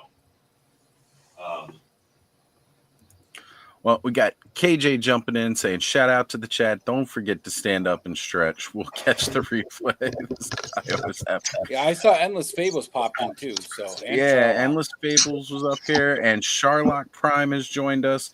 And just so speaking moistly does not forget, I'm sorry, we're still a little blown away here. I did see you drop your list, and I will read that off as well.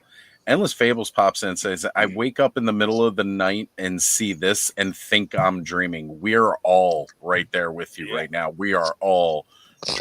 Look at this. He's got the floor plan layout. Yeah, this is what all the rooms are, and this whole section here is what I'm missing. I don't have that built yet, but I have things made for it: treasure room, dungeons, armory, barracks, war room, library, workshop, the throne room. And Beastman's quarters will be butted up against that Griffin's Landing, so he'll have a little hatch to go out to the Griffin's Landing. I think Clubhouse just found a new segment called Live with Alan. How's the build?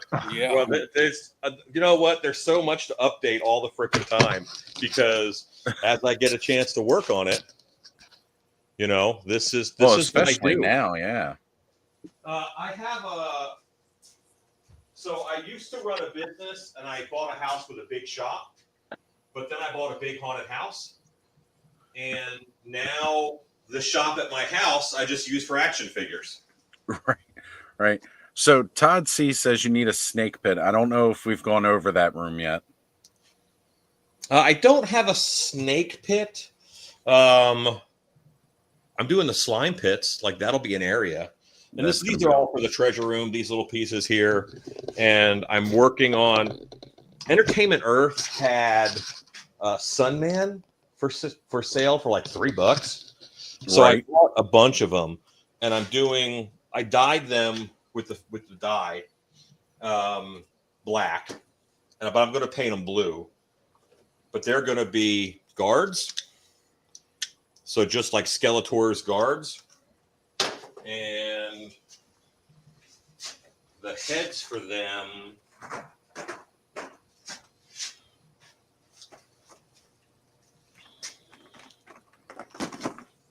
these egg containers, by the way, amazing for storing heads. They're from Amazon. And I did a bunch of different faces inside of a helmet. So this is actually Rancor Monster's face. Right. This is there's a one of those is Hellboy that I just put inside of the helmet. This is Koba, which is one of the bad monkeys. So even the guards' heads, they're all a little bit different. I'm learning how to sculpt in Blender. Nice. So Heavy Metal Toy Box is mentioning here, and what company do you design for? So go ahead, plug it again. Okay, well, I make Halloween stuff. So I make Halloween stuff for Stilt Beast Studios, and I own Dark Hour Haunted House in Texas.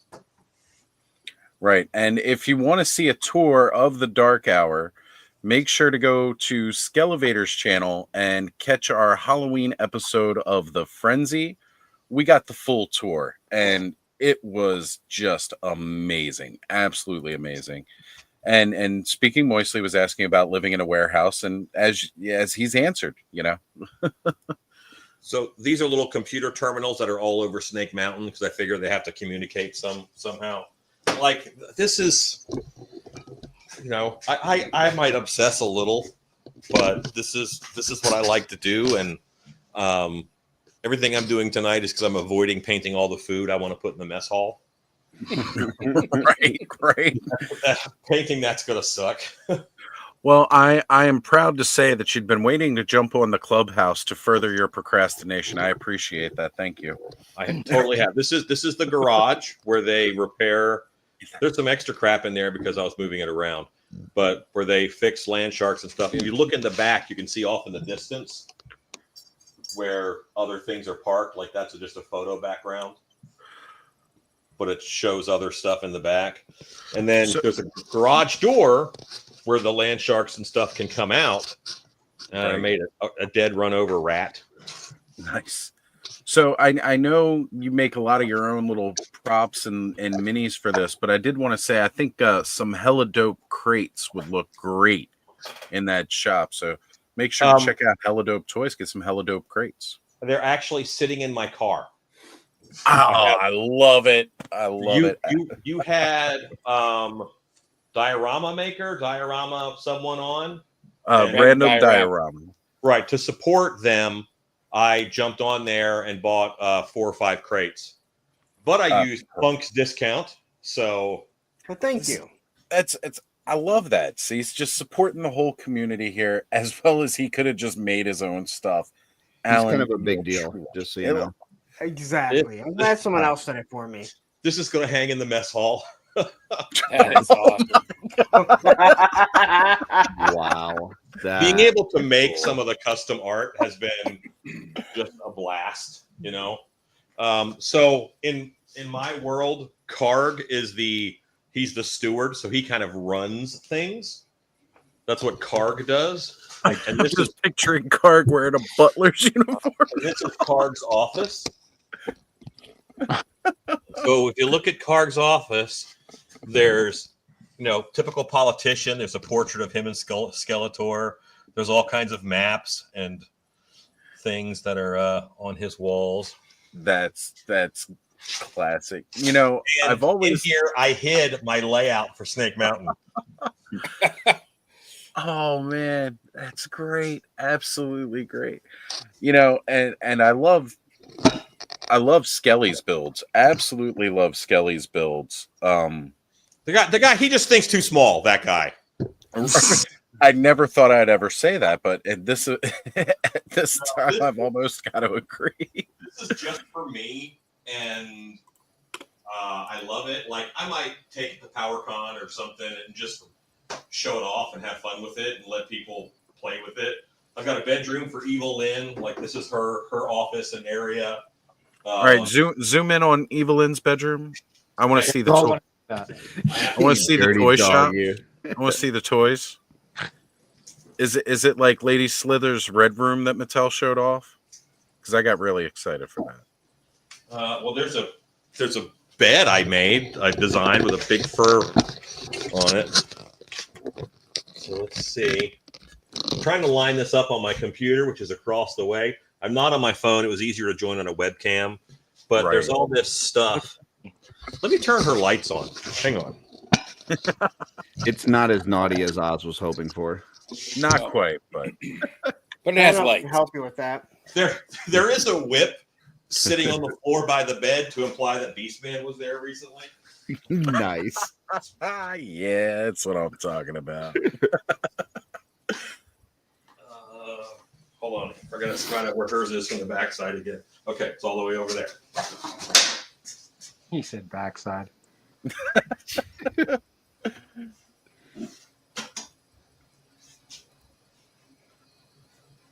Matthew Madsen. Oh, and it's lit. Subtle. Well, it's a wire. It looks like India back here with all the wiring hanging out. Oh, man. But yeah, so this is the... Does Beastman feel weird that his cousin is now her comforter? I think that's more of a random saber cat or something. So yeah, so this is one of their training areas. I made a little pentagon for them, not an octagon, because that would take up too much room. Too much room. So yeah, but these lights are on, and then here's the gardener for Snake Mountain and his area. Evil Seed's nemesis. Well, rather, I guess, Mothman. So in my world, I combined Evil Seed with Mastermind from Wheeled Warriors because they're kind of the same. Yeah, and there's I don't know. This is just awesome. Like the Origins Evil Lynn didn't have a cape, so I made sure that I made a cape hanging on the wall over here, so she had one. Right. And then over here, there's a big mirror. There's a chair, just different stuff on the shelf. Well, she's got to have a vanity. I mean, that's all there is to it. So, Sherlock is asking who all is on the clubhouse tonight. Sorry, we're all blown away by Alan Snake Mountain, but the gang's all here, brother. Oh, man.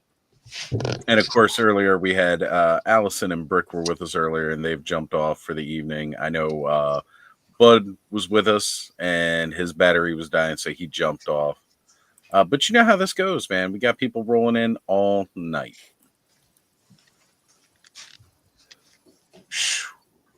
It really shows the size of that thing to make that troll look small.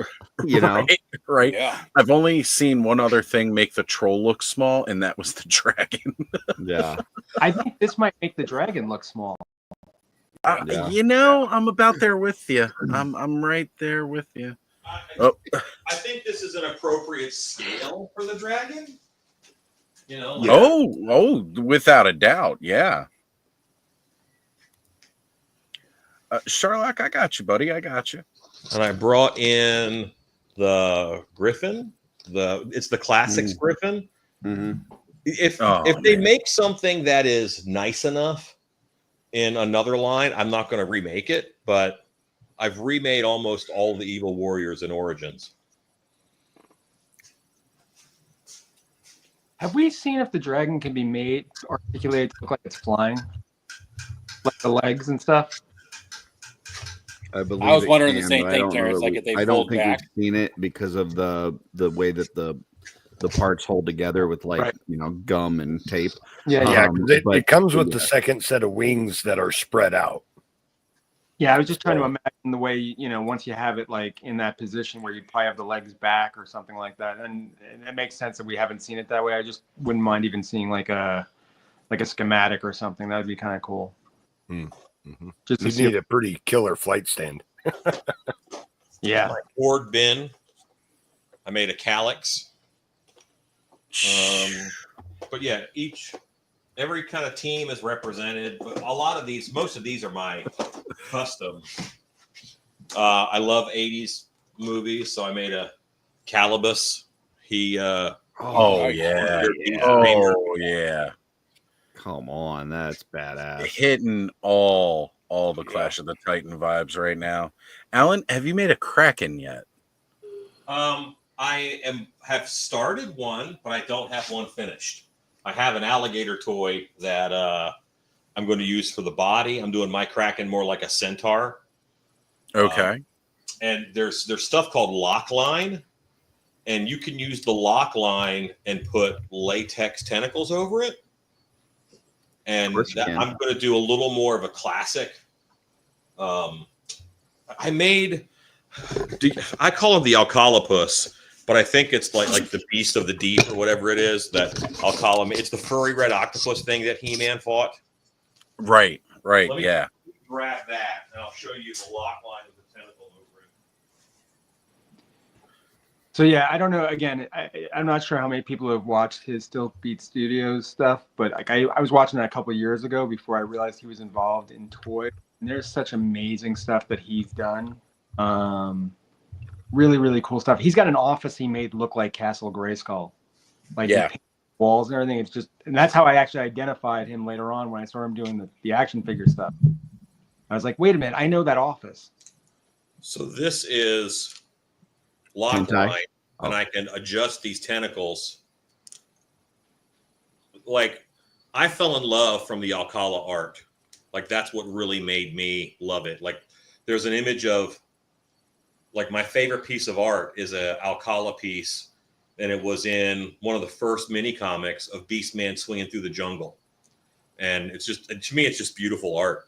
But this is my Alcalapus, and this is the lock line with a tentacle over it, and it makes it, adjustable, so I can move those tentacles around.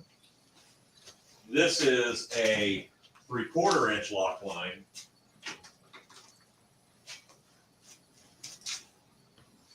For tentacles. Jeez. So there's a guy, I made a character called Spider Bite, BYTE, because he's the tech of Snake Mountain.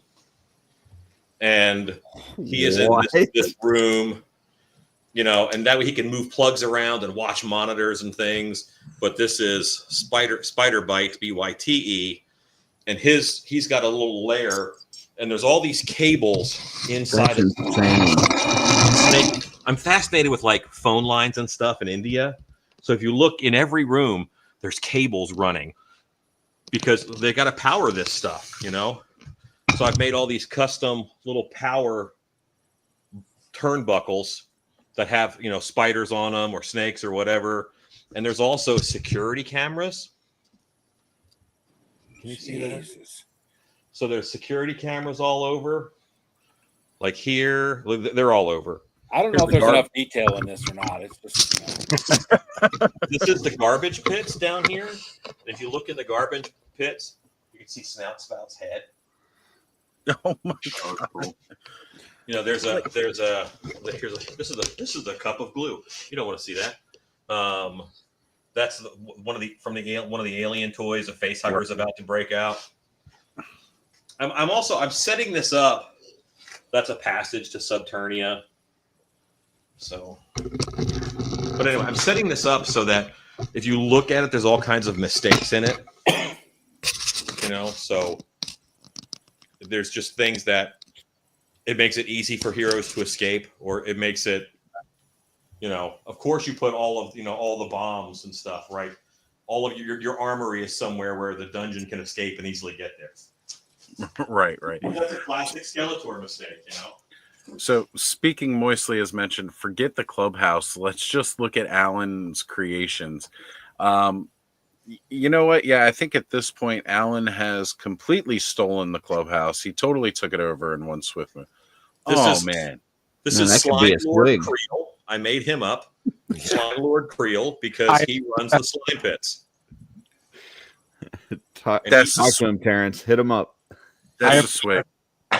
He sells the slime to Skeletor and Hordak. Someone has to run that, you know. Slime dealer. Nice. Dario 77 saying ciao tucci dal Italia. Sure. I think I did that pretty close. I think he said bye. I'm going back to Italy. Yeah, that's what I was getting from it. I purchased this guy at Legion's Con. Nice. I bought a bunch of stuff, but I wanted to make sure I had a switch. I approve that purchase. Only Remember I said I had a pile of figures to process that I've been putting off? Well, I haven't done that either. They're just this giant pile over here to process, and they're stacked up on this holder thing. I'm going to do customs out of most of them. But I saw a pretty nice bear hanging out over there, but you know what? That's only the kid bear compared to what's coming. So yeah, that little bear, that I was going to make into a mount for Beastman, but I was going to make him a red bear in homage to the Mark Taylor design. Okay. Yeah. Bear-like. I also got it's a big toy company, and they made a big scary bear. And I got that. I'm going to turn him into a red Beastman. Memory Toys. That's the one. There we go. War Bear. And a brown version. Ooh. Yeah. I also got these guys. I got these guys in Holidays last year. I got 2 of them. I've seen people's fodder bins and fodder racks, and Alan has a fodder wall.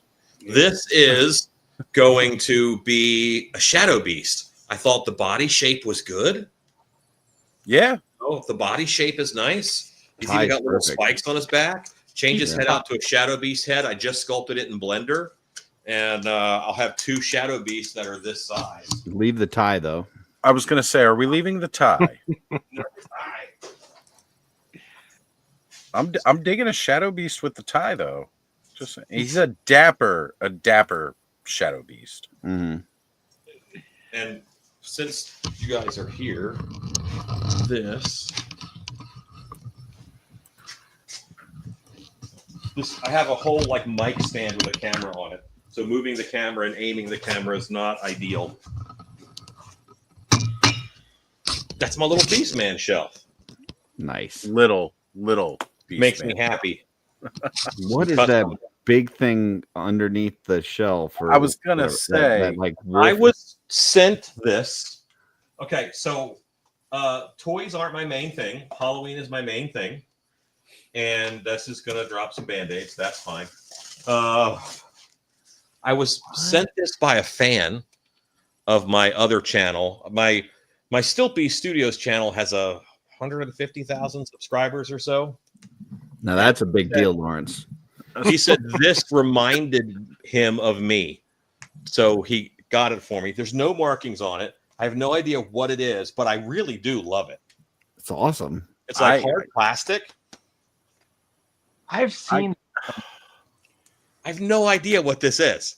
It looks like the Wolf from the Monster cereals. What the hell is he called? Fruit. Yeah. It's not quite fruit. But yeah, I see the resemblance though there, Ed. I mean, I'm a bear man myself, and it definitely was giving me some bear vibes. But Alan's got all the coolest toys. I'm changing this space into just an action figure space, and there's a lot of things there's a whole pile of stuff over there that goes in my car tomorrow to take to work because they're mask making things, and I want action figure things here. So, Punk, if you ever need a place to store your flag, you can store it in Alan's Snake Mountain. Mm-hmm. And Sharlock Prime joining us live on stage. What's up, brother? What's up, buddy? What's up, guys? How you doing? Now that I removed that other gate piece and actually put a troll there, yeah, that looks really nice. He needs a buddy, though. I was going to say, why don't you put that Brontus you had over on the shelf next to him, too? You know? Brontus? The other troll. The other troll you had on the other shelf over there? I do have another troll.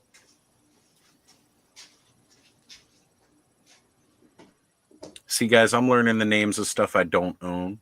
I'm Good job, good at Oz. it. I appreciate it, Curtis. Appreciate it. Look at these. Oh man, yeah, that looks good with having the two trolls there, and then you put in like your two Sully, shadow beasts with them. Oh, that's too much. Honestly, No. I think of this guy and a smaller guy would be good. Well, wherever the back door is to Snake Mountain, you can put the other troll and the other guy there. Back door. He could have a backdoor buddy. The Legion's ladies will tell you where the back door is. A joint. Still one of the most epic moments ever. And then he flexes on us with the Classics Megatour. They're like $60. That's not a big flex. They're not expensive. Wait. How much are the Classics ones? You said $60? Yeah, I got them on eBay for $60. I'm gonna have to start checking eBay more often. I can actually afford that. Yeah. The Classics Griffin I got for $120. He was more, but I didn't want to make it Griffin. You know, I was excited earlier that I got my 2 extra timbers to make my wolf pack, and now suddenly I feel inadequate, and I don't think my beard's coming back.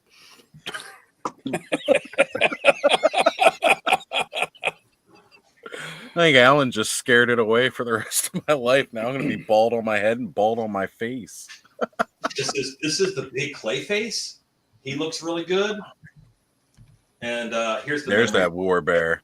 And I'm gonna do him in red, and he's gonna be the Red Beast or whoever he is. Alan, did you see the Mythic Legion bear? I've seen pictures of it. I didn't see it at the show. Oh no, because it was at last year's Legion Con when they announced it. You know, when they stood the Legion's bear on its hind 2 legs, and they really need to get a photo of that up on the website. It stands slightly taller than the troll, like a little bit more Megatour size when he's standing on his hind legs. That's awesome. This bear is really big. Like, I made a big Beast Man. He's a little too big for, or he's not finished yet. But Red Beast Man is my favorite. And he towers over an Origins figure. I'm going to grab a regular Origins figure. How do I give him more screen to show us? Do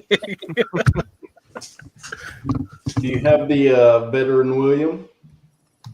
Oh, good call. Do you have a Veteran Williams figure? I have. Boy, I'm in here. He's in here. Where is he? It's not Veteran William. This is one of those. It's like a jungle guy, jungle werewolf. Oh yeah, very similar. Okay. Oh, that's the cool model one. Yeah. I mean, he's a good figure. I really like him. Oh yeah. Something different. He's a little more howling, but yeah. Yeah, this is one of my. I'm a big werewolf nut. Like you like bears, I like werewolves. Right. I think out of everything you've shown us, my favorite part is the merman area. Like that with the jacuzzi. Yeah. Yeah. I've just never thought of merman kind of having his own little section. Well, why wouldn't they all have a little spot? Yeah, it makes sense. You know? It's just really cool looking. And here, I moved it and I haven't really set things up again. But I'll show you Spike Wars Blacksmith, his smithy. You see that? Oh, we're a little low. There it is. Yeah, there it is. It's where he made the terror claws right there. Yeah, and the terror claws are hanging up over there. Oh, that's awesome. Love it. And I copied the layout of this from that mini comic. That's cool. Oh, man. It's not just the size and the details. It's like the connection to everything, the lore and stuff. It's awesome. Right. It's full of little Easter eggs and everything else. Yeah. It's amazing. Masters of the Universe gave me my career because it made me love monsters. It made me love making things in order to play with them differently and better. And from that, I built a career, and it's that. They said I had the power, and I believed them. So you didn't just believe them; you owned it. But yeah, there's a lot of, and sharing this with people who appreciate it is amazing.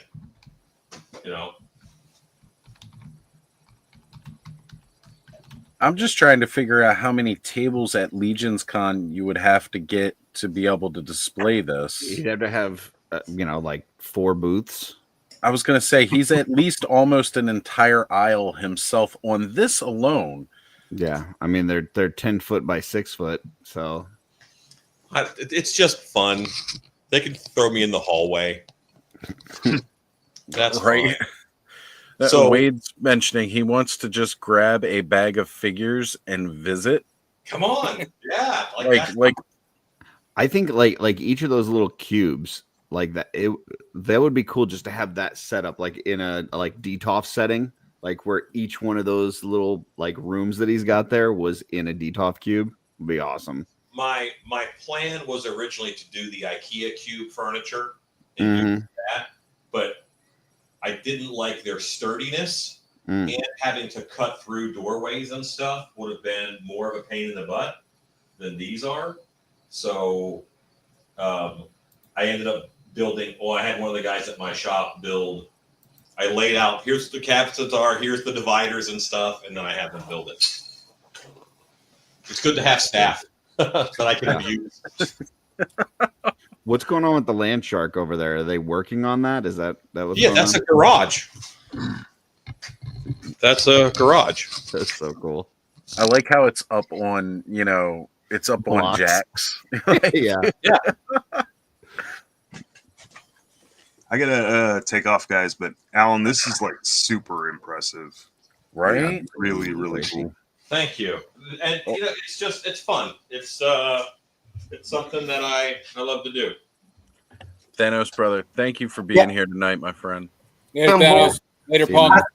I'm bolting too. Alan, it was great actually to meet you. I know I've seen you in the chats before, and that is, it should be metal and steel and have Cobra and G.I. Joe in it, but hey, you know what? You do you. Did the light bulb light up on the land shark? Yep. Yes. Yeah, it did. When I was a kid, my uncle would work on cars, and he had this orange clamp light.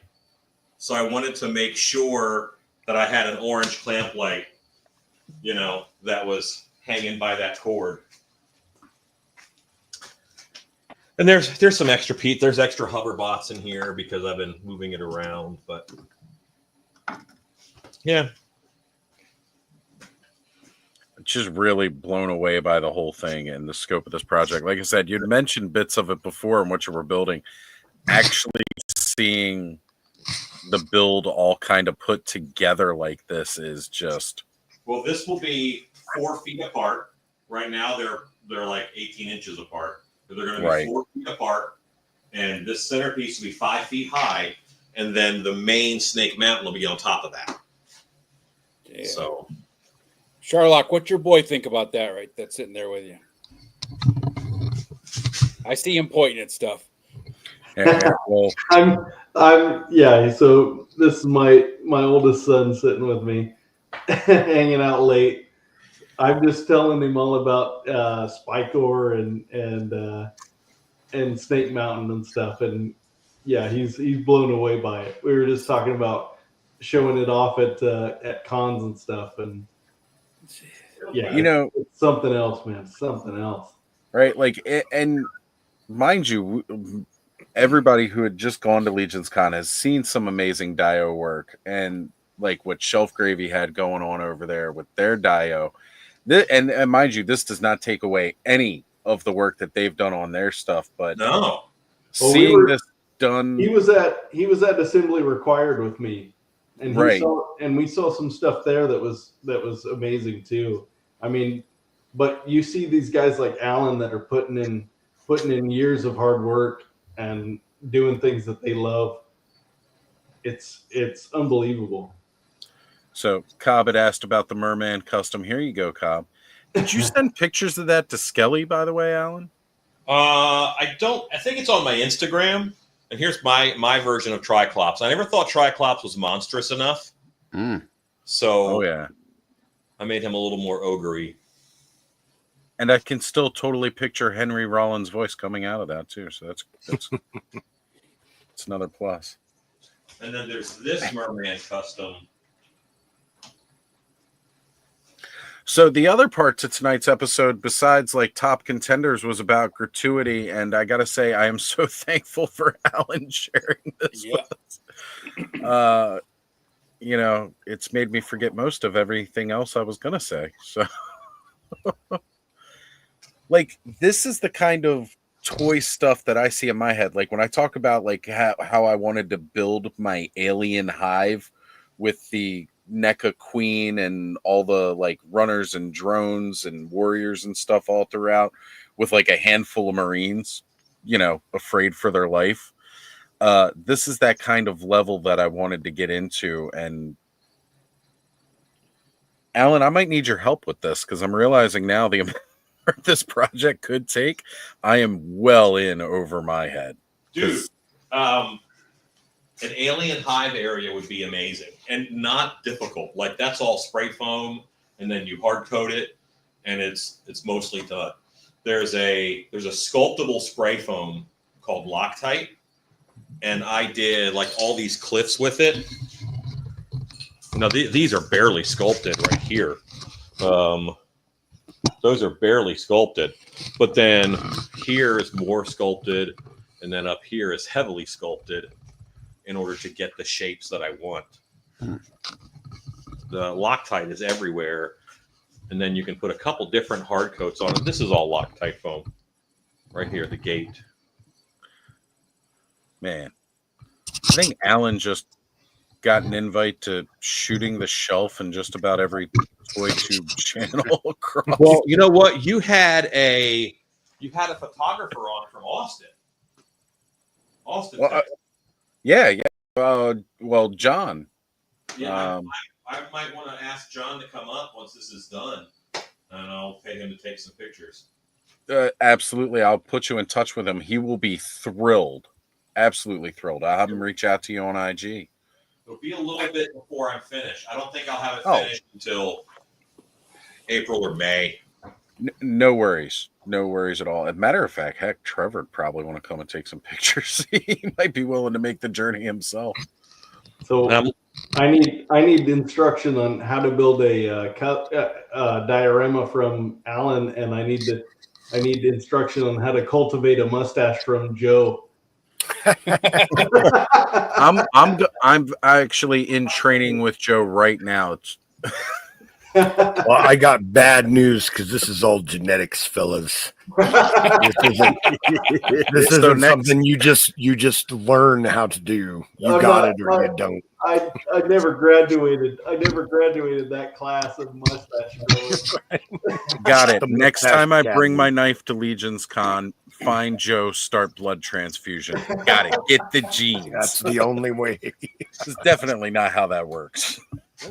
So, Alan, how modular is that going to be if you wanted to bring that to cons and stuff like that, or is that all going to have to divide now? So it's pretty modular as far as it's basically like shelf units. Like it's a couple different shelving units, and everything will be glued down as I finish it. Everything will be glued down, so I can just take this unit. I can just take this unit here because this is a piece. This is a separate piece. It's a divider right here. So this is a unit, and I'm building it so that I can just dolly them into shows. I do a lot of trade shows for my other business, so I'm thinking in moving it in and out for trade shows while I build it. Okay.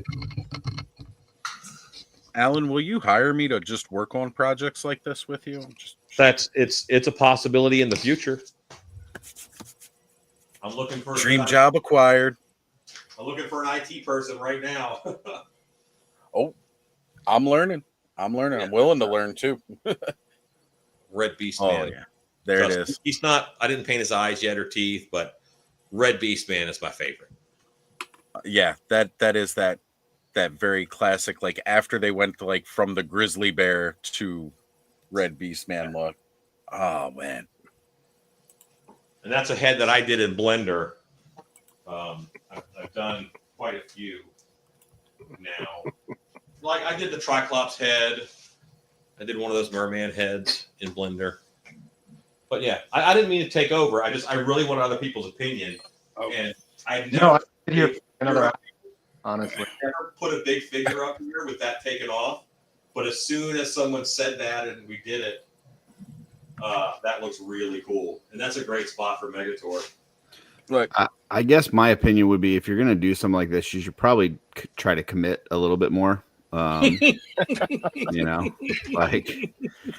Yeah. All I know is that this is going to haunt me next time I think I've done something good. So that's what I said. Like I feel completely inadequate on anything I want to try. Like he just scared me away from. That's what I was saying. The lack of attention to detail on this thing is just kind of disappointing. Well, it does. I was gonna hop on here and try to show some stuff off, and I'm like, how does anybody follow this? This just became the rest of the show. That's why I snuck in the gratuity piece, just so I can say we mentioned it. It's when on my Stilpy Studios channel, at the end of every video, I say, go make stuff. And he does. Yeah. I'm not especially good at this, in all honesty. But I just have my head down, and this is something that I enjoy doing, and I get lost in the little details of it. And this actually isn't that good, but it's so big. Like I make stilt costumes, and everything is parts of a whole. Terrence has his hand up. I was going to say enabler style. Terrence has his hand up, please. So, Alan, we haven't talked about whether there actually is a kitchen sink inside this. So I just wanted to find out if you had a kitchen sink. I don't know. Let me see if I did a sink.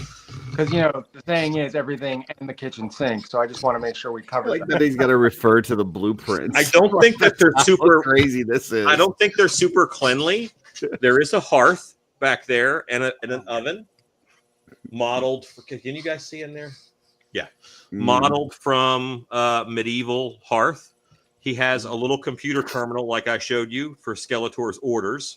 Next to the medieval hearth. Open cooking. Right, there's cooking there's right a bathroom here. sink and merman's right there. And there's like some greebles in here because it's also kind of high tech, but it's also a little medieval. Mm-hmm. There's ingredients on the back wall. And there's little baskets of fruits and breads and things. And this is Masta Choppa. And his apron says "Kiss the Cook." He is Snake Mountain's cook. This is one of the King Kong figures that I put a boar head on. There's a little pile of firewood down there because I saw that on the picture that I stole from the internet. And Kenzo jumps in with the, what about a motorized elevator? not on this one. I was going to do that on Fright Zone. So there you go. Hordak with a little bit more of the tech savvy side figured out how elevators work. Everybody in Snake Mountain's all about that cardio. Will Merman's jacuzzi bubble? It won't. It is clear resin, but it's dusty right now. I got to clean it off. So it's a pool of clear resin, and it's got a light in it underneath. Nice. And he has a bunch of little critters in here hanging out with him. I'm gonna say Merman has crabs. Passed them on to the rest of Snake Mountain too, I'm sure. This is hey Alan. Yeah. My son just wanted to tell you that the attention to detail in all your rooms is blowing him away. He's really impressed with the work you've done on each room and making each room individual. Every hobby has to have something that you can do socially and something you can do on your own. And 100%. Legion's Con is wonderful and social, but that's what this is for me. This is the social part of my hobby. Watching your guys' live streams, watching your videos and stuff. This is where I can talk to other people about what I'm doing. I can't always show, but the details are what makes it mine, you know? Right. And I don't know if you can see now. Can you see the keys here? Hold on. Let me get you the big screen layout. Look at that. Look at the detail. Yeah. So some of those keys have sharps because they're for, oh, there it is. Yeah, that's the keyboard. So that's where they keep all the keys to all the vehicles that are stored back there. Keyboard. And then I made a girly calendar because it's a shop. There we go. There we go. Garage I went to in the 80s had a girly calendar hanging somewhere. It absolutely did. And like 5 or 6 posters of Shauna Sand hanging on the wall. Yeah. We were all there. We remember. Yep. Yeah. So, Punk, this isn't totally devoid of G.I. Joe. Crocmaster is my favorite character. So the guy who runs the sewers is Gator Boss. Nice. All right. We'll make sure to let Punk know Gator Boss was hanging out down there. Now, do you have a Fiona for that? No. My Fiona. This is one of the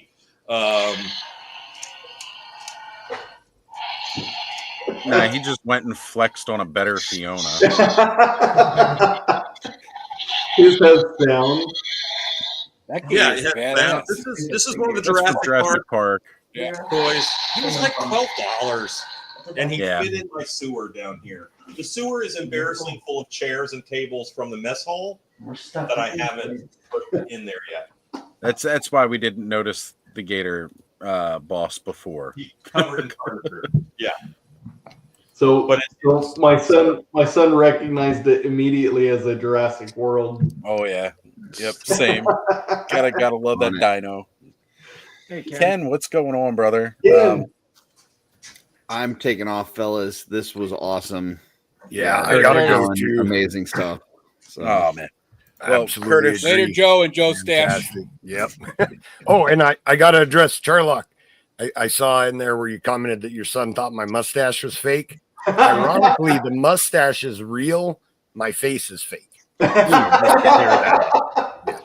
It's only a this is actually someone else's face. The mustache is the whole show.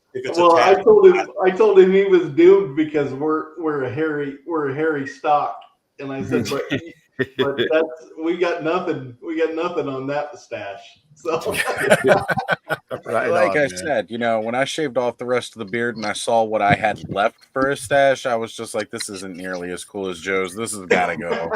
You can't base it off of how cool my mustache is. That's just setting the bar too high. Sorry, guys. I'm still convinced. Just remember, comparison is the thief of joy. So yeah, absolutely. Well, clearly. Do Like the right best now- you can. That's the That's important part. Yeah. all of us And if right you now can't, are Joe, if you can't grow one, just draw it with a Sharpie. You'll be all right. Yeah. pop yeah. it off a Hey, Dubon and then put it on. Right. that Sometimes works also. you just got to take what you can get. Right.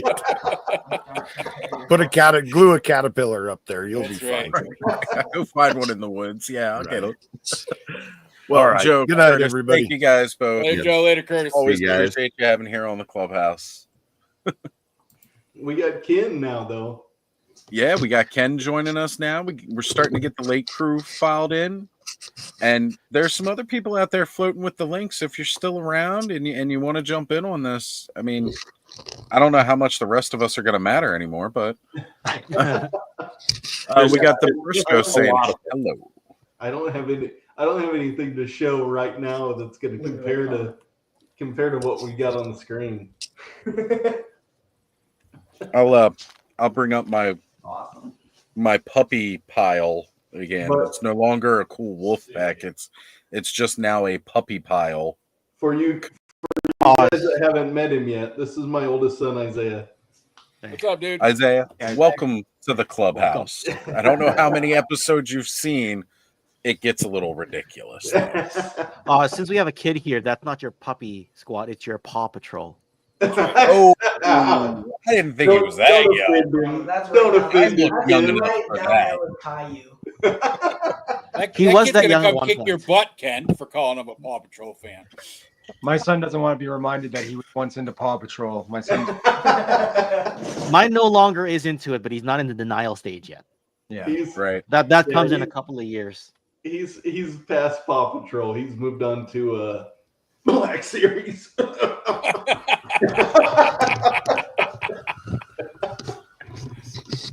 So it's actually kind of funny. There's a Target near us that somebody had put up a Paw Patrol sticker in one of the urinals. So every time we go to Target, Mike takes pride in using it for target practice. But so yeah, That's So right. As you're urinating, you say, "No job is too big." No, what is it? No job is too big. No pup is too small. What's the saying? What's the cringy saying? The kids Ken, like you looking away lost right me. now.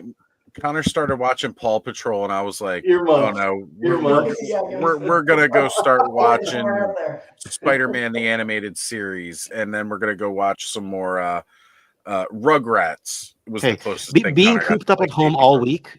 Being cooped up at home all week made me a little bit crazy. So a little bit crazy. This is a little bit crazy, Ken, folks. yeah. And we got Alan back because the star of the show clearly can't just roll out like that. Weird country internet. I'm sorry, guys. Hey man, All I good, feel brother. you. I don't know where you're at, Alan, but if you're in the country, we know all about it. Oh yeah. I'm about an hour away from Dallas, Texas. I literally live in a cabin in the woods. Look. I live in in one of the most densely populated metropolitan areas, and it doesn't matter about country internet or not. I have Comcast, and it's. I live in Redneckville, New York, so I mean we have Starlink. Oh, sorry. Well, sorry. It's great compared to what we had before Starlink. I will say, Joe also got the Starlink set up because what he had before, he'd be talking all kinds of staccato all clubhouse long. And I love that Mothman, fellow Chesapeake Bay area. This is Skeletor's messenger, Death's Head, like a Death's Head moth. But he's got a little messenger bag with scrolls so he can deliver Skeletor's messages around. There you go. Oh. And a lot of my custom characters have areas in the tower, in Snake Mountain, I should say. So this is the messenger's tower. I gotcha. And there's some wanted posters. Manny Faces is still alive, and so is Rio Blast. But the messenger has a map with a dark and light side. Oh wow! And here's his cocoon where he sleeps. And oh, nice. The top of the tower is where Triclops hangs out and just watches. He's got a little. He's got a little That lunch. perv. He's got a little lunch wrapped up there. That's his cocoon where he sleeps. So And you're talking alien stuff, Oz. I was gonna say that This is a material. It's called spider lace, and I use it all the time for costuming. But that's just a wad of tinfoil with this wrapped around it and painted. But Nice. this is material that you can buy it on Etsy. You can buy it on eBay.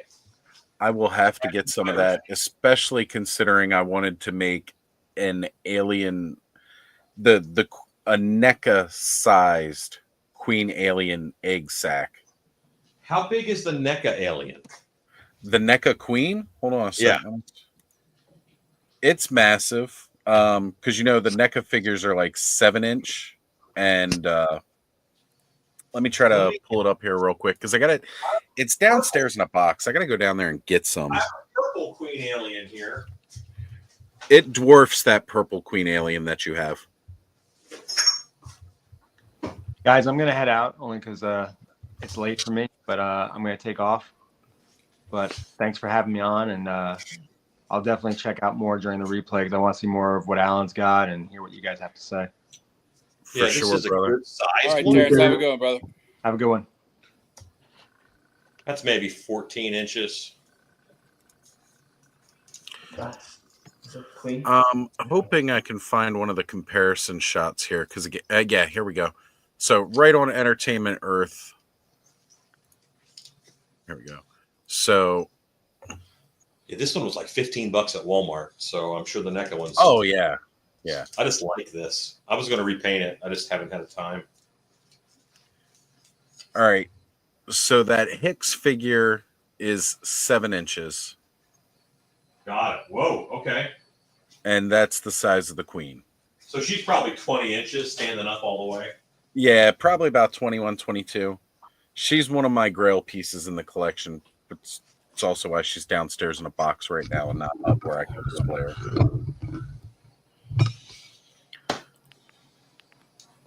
The Welcome weird back, Kento. always says hey, and Kenny's back with us now. But I absolutely love this queen and her heels. Always looks like she's wearing heels to me. She is fabulous. She is. She's stunning. Yeah. I made a pretty good living for a couple years. I've lost sound. Maybe I've fallen. No. Yeah, we can still hear you just fine. I don't know if you can hear us. No, it was just dropping a little bit.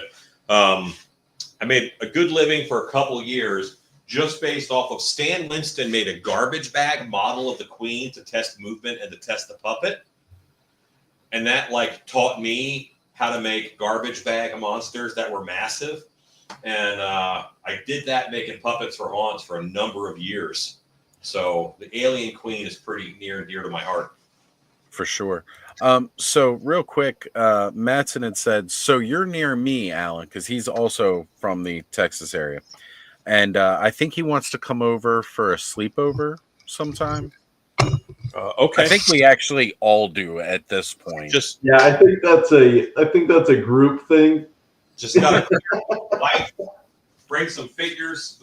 Once this sucker is done, I want to do stuff with it. I don't want to just sit it in my house, It's got to go places. It's got to involve some people. I will definitely be there, brother. Maybe inspire people to make their own about things they're passionate. Maybe they're not Motu people, but just inspire them to make different play sets. And Mattson, you got the link if you want to jump on, buddy. Come on, join us. We got plenty of room. This is completely opened up. Anybody who's kind of just hanging out before, let me know. Shoot you the link. Hey Oz, it's not gonna come close to what Alan's showing off, but I just want to. That's okay. What I'm working on right now. Oh, is that a Cobra Commander battle armor?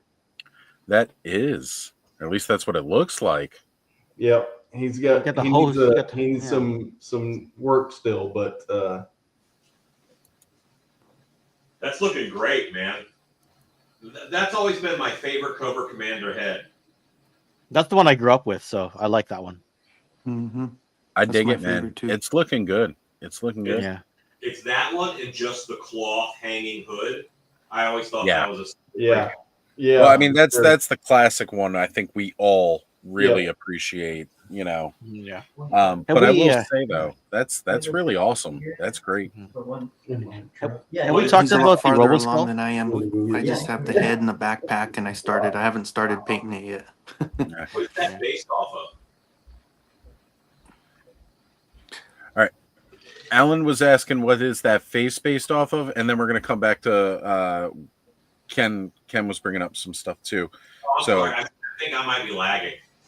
It's all right, Alan. So you were asking what that head is from? What's the body from on that Cobra Commander? Oh, so the body is Civil Warrior. Marvel Legends Civil Warrior. Nice. Yeah. All right. And Ken, you were bringing up the Robo Skull? I was just saying, like, we were talking about toy of the year, or sorry, yeah, toys of 2024 or whatever. Some of the Robo Skull Mark II special editions have started landing. Yeah, we were So, talking about that a little bit earlier. Like a lot of people have gotten their shipping notice. Yeah. So Canada has Kickstarter backers first, and then it is unless you're in Canada where there's a Canada Post strike. So I'm a little pissed because like 3 years after I back this thing, they go on strike just days before they start doing shipping. That sucks. Yeah. So I'm sitting there like, come on, right? I was gonna ask you to send me some Fruit Loops, but never mind. Yeah, I know. Yeah, he sent me a reel the other day showing that apparently Canada's Fruit Loops are better than the ones in the U.S. So, I'm like, down to try. The strike had already started. Then I didn't want to break it to you. I was like, don't tell him about it. He'll think you're just making an excuse about why. Let it come up organically. Why you're not sending him Fruit Loops, and then it came up organically. So, I didn't even know that. I didn't even know that. I just sent some stuff up to the Great White North. Oh, it'll get here. It'll just sit in the shipping center for a while, right? I gotta ship out somebody's Dragonfly. So yeah. I was just gonna say, 3-Star had messaged me about something coming my way, and he asked me if I'd received it, and I was like, not yet. I'm wondering if the last person that had it was in Canada, because that might explain why maybe I haven't gotten anything yet.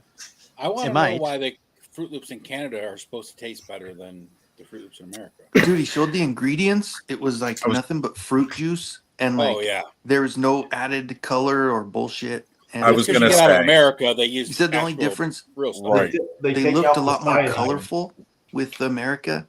Yeah. But they were so much. He did a blind taste test, and he's like, "Dude, these are so much better. They have to be the ones from America," and they weren't. They were from Canada. Well, since we're all talking about food, Cobb, did you bring enough for the rest of the class?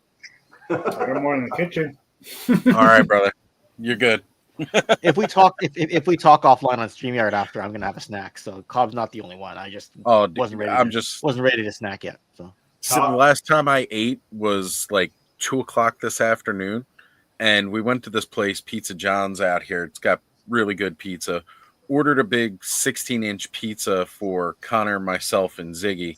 We got a half pepperoni, half cheese because Connor loves cheese. That's how so I do Ziggy and I got 2 slices each, and Connor got a whole half a cheese pizza that he demolished all on his own. And I was like, how did we both just get beat by the 9-year-old right now? Yep. Oh, that's vintage? Kids Yeah, and pizza, dude. My son Is that the O-ring one? We do. Did you ever have that bubble that he had that he sat in that like had the legs? He like wanted the red-legged wanted bubble? to bring the OG. Oh, the Pogo in. Pod.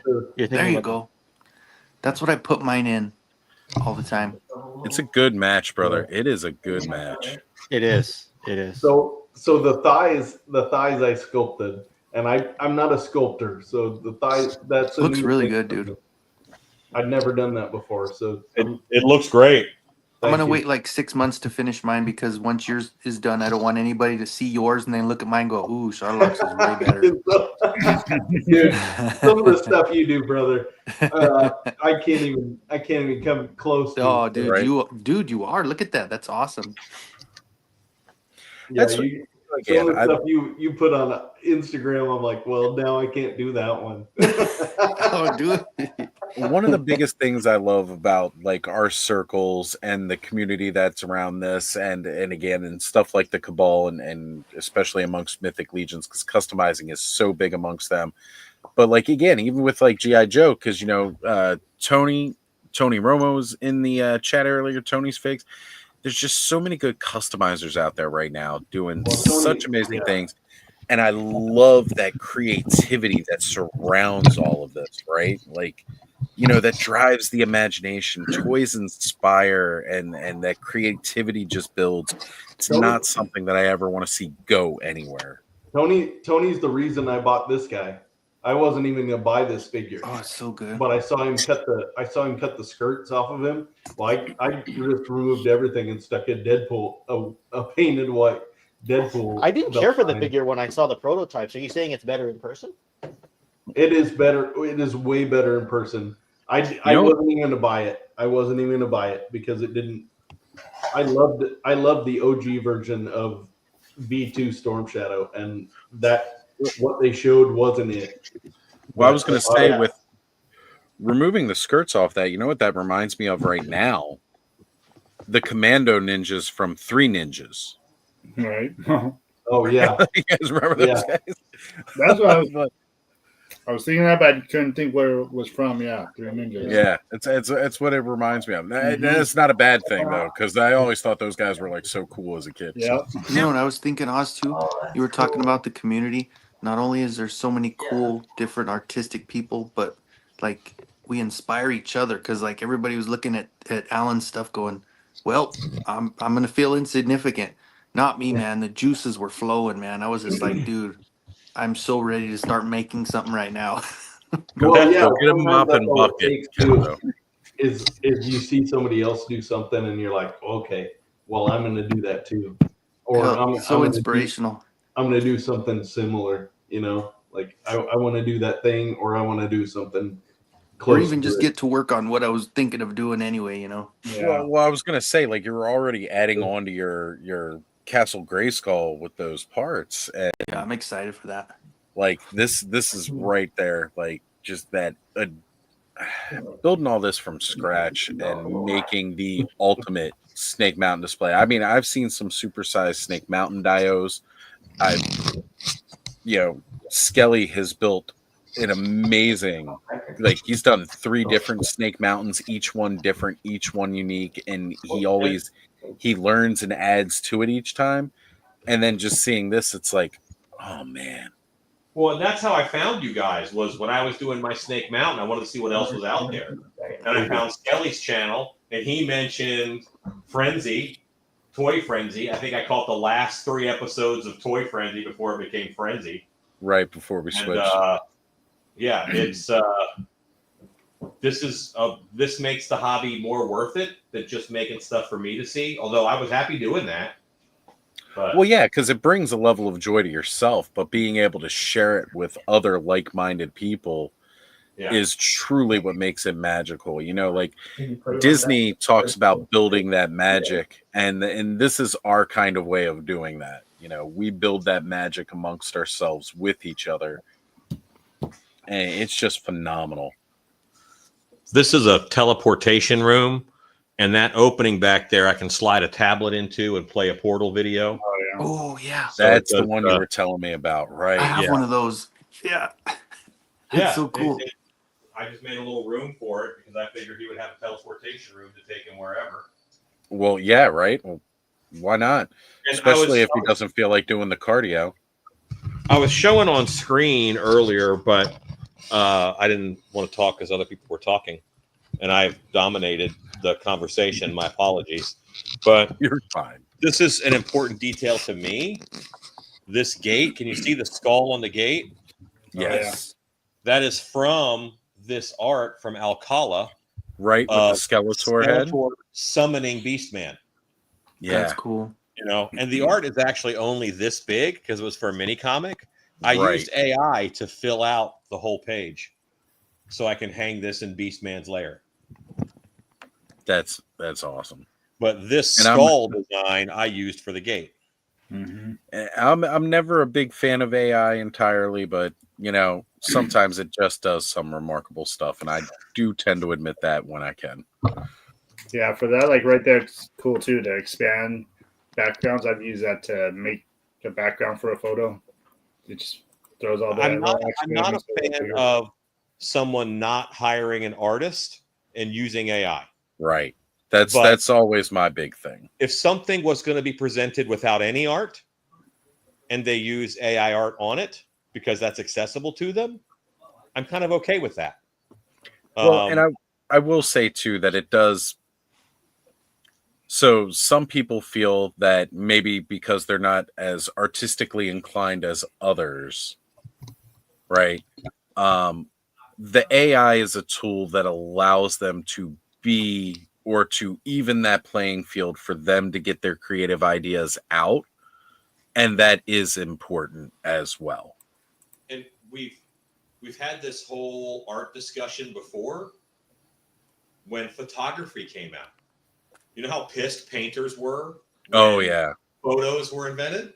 Like there's Right. newspaper articles of them just bitching about it and how it's not actual work and there's no art in it. And now that's considered art. And I honestly think that what AI art is going to do is it's going to elevate human art even more and make it more valuable. Because then when someone took time on it, it has more value. Yeah, that's a good point too, But and again, I agree because I know Travis tends to use a lot of AI for making different things, and it's like, yeah, you should hire an artist, but also not everybody's made of money. And Travis has a very creative mind who doesn't always have the best way to execute it himself, right? Like the Toy Elite intro, Travis couldn't have done that on his own. Travis is a very creative mind, but he has no talent. Right. Travis's talent Love is him to in death, sales. Yes. Travis will sell you the shoes you're wearing, okay? And he's great at it, right? But you're right. He's got like no talent in the artistry at all. So he uses the AI to help fill in what he does not have. And I got to get behind that because again, it allows him to get those ideas from here into the world.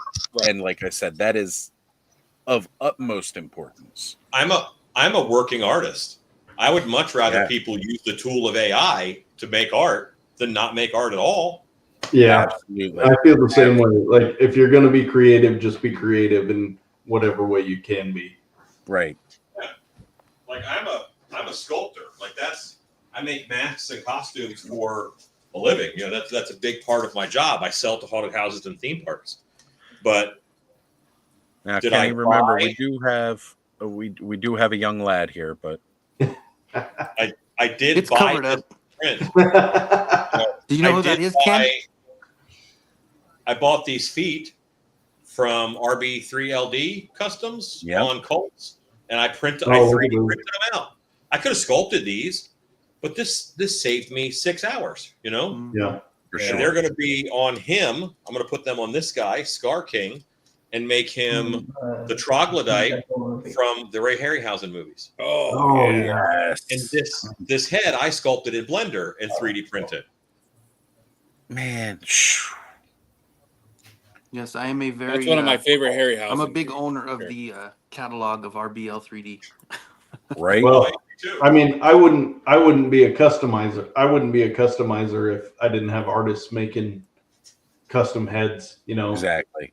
I don't have the skills to do it myself. I don't have that. I don't have the ability. I don't have the ability to create faces like this. Like or the time. Right. Yeah. I can draw my butt off all day, but if you get me to sculpt, I can't sculpt. That's not one of those talents that I have. And it might just be that I haven't applied myself. I can paint so that the A little closer. Let's see it better. so that the skin tone changes. But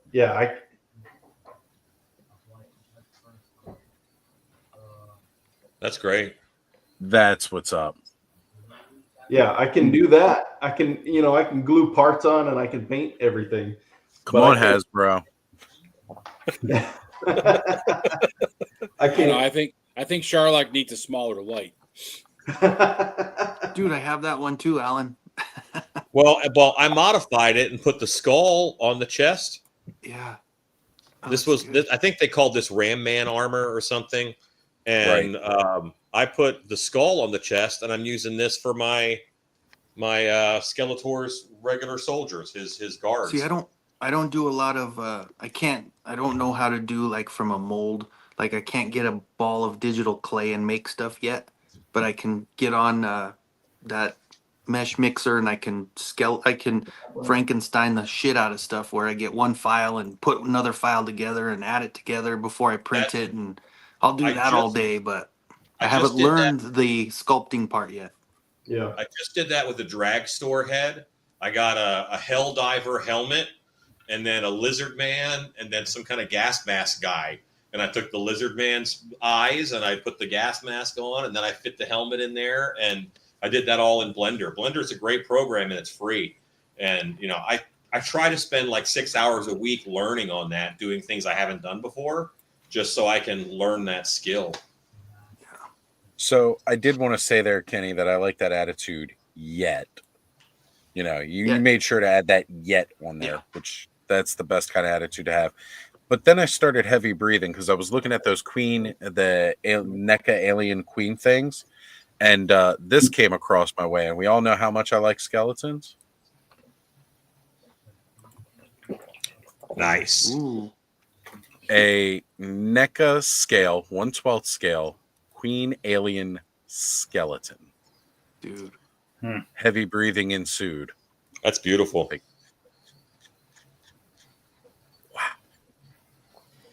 I breathe a little I need heavier with one that of price tag though.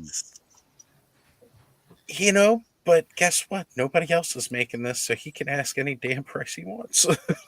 Yeah, it's true.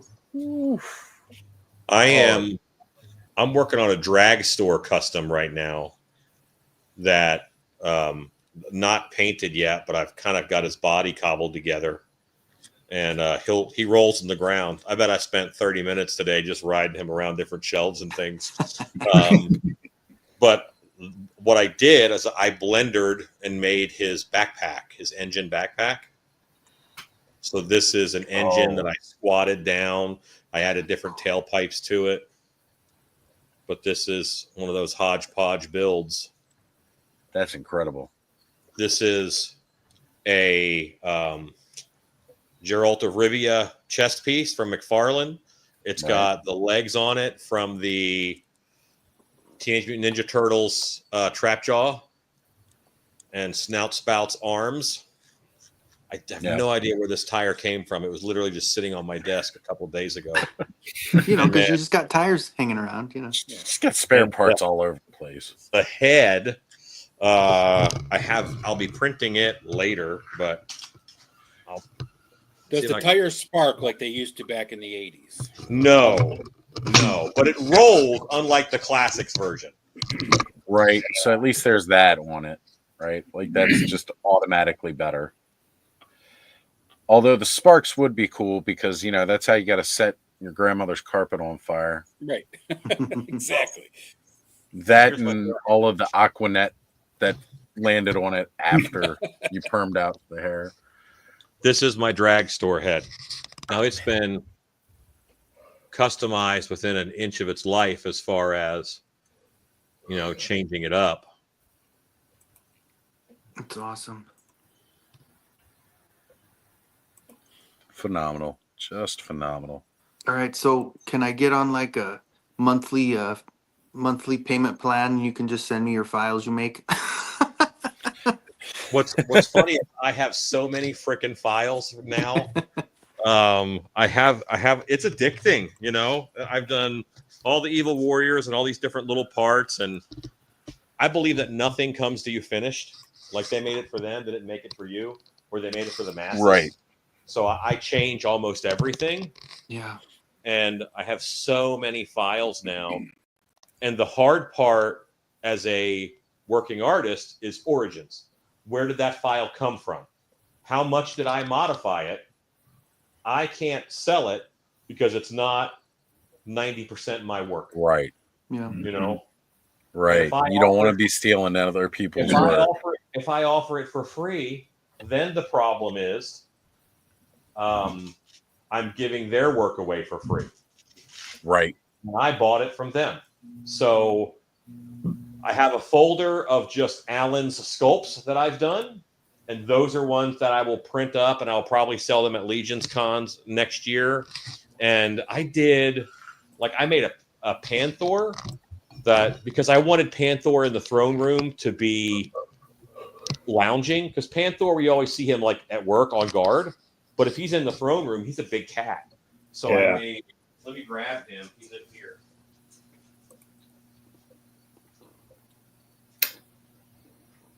Oh yeah, I remember seeing this. I think he's about to pull out. In Fort Worth, there's a statue of a sleeping panther. Yeah. And I modeled that so its Panther is asleep. Yeah, I remember seeing that on your Instagram too. Yeah, I thought it was cool. And I this checked is out a lot of your Instagram. because of how much of my work is in this, is I can make it's one piece. I can sell this. You know, I feel morally okay selling copies of this. So Right. if I can get this down to $30, it's a lot of resin. Make a silicone mold. I make silicone molds for work all the time, so that's not a big deal. But that's a product that I could sell to fund going to Legion's Con and making more cool stuff. Absolutely. All right, guys, I'll be right back. I'm going to head mobile here for a moment. All right. I think I'm going to head out. It is 1:30 where I'm at. So, all right, everybody, feel free to go to bed now. Show's over. Alan's leaving. Thanks for stopping out. And because Thanks for all of you showing all that inspired stuff, Alan. me, That's awesome. Yeah, Alan. all you guys inspire me. You know, even if all that you do is talk about it, you're putting seeds in my brain that then I'm going to go off and germinate. So. Well, I just ordered 4 things tonight while you were talking about stuff that you had. So I'm not even kidding. My Amazon has 4 things I purchased tonight. Well, Alan, one thing I've talked about, I kind of joked about, is if I ever had a whole Motu room, was doing on the ceiling, Trala upside down. Yeah. That's just something I can see you getting down on. Just all the Trala just upside down, hanging above everything. I was just going to show off my stupid mat tracker. So, hey, your mat tracker's not stupid. Mat tracker's not stupid. Not at all. If it's something you're passionate about, then and you spent time on it, that's what matters. Or how many kids did I see on here? I see one now. If you're spending time with your kid doing this hobby, that's awesome. I have a favorite haunted house moment. Which is why I will do haunted houses forever. I was working at a haunted house at the age of 18, and I'm in a costume, and there's this whole family, and they're screaming and running, and I go after the family, and they all run through a door except for like a 6-year-old kid, and he's terrified, and he's in the corner, and the door closes. It's just me and him, and I'm like stalking towards him slowly. And then the door opens, the dad grabs the kid, pulls him through the door, and slams the door. What a hero that dad is now in that kid's eyes. That's awesome. Right. What if that was a new stepdad? And that moment just secured them, Yeah. Right. You never know. You never know. Like, you guys are risking it, being out there and talking to people and having a public face. You have no idea who you're inspiring to do what. It's true. It's very true. 100%, man. Totally agree with that. But my dad would have said, "Figure it out, kid. You're shit out of luck because I'm out of here." But I was 6 years old in 1978, so. Well, he wouldn't be sitting next to me if I didn't know you guys, right? Like absolutely. If we didn't know each other through the hobby in some way, shape, or form or fashion, he wouldn't be sitting next to me listening to you guys talk. That's right. And to be completely honest, the fact that all of you guys kind of know the kind of show I run, and it can get weird, it can get wild and all like that. But, I think Adam was the first person to have, you know, I've brought Connor on and we did streams during the day, but I always tried to tone those down a little bit more than the average shenanigans that we put on the late shows. Now, I know he's seen the late night shows, but that doesn't always mean that I wanted him to think that, you know, some of the stuff we do is okay.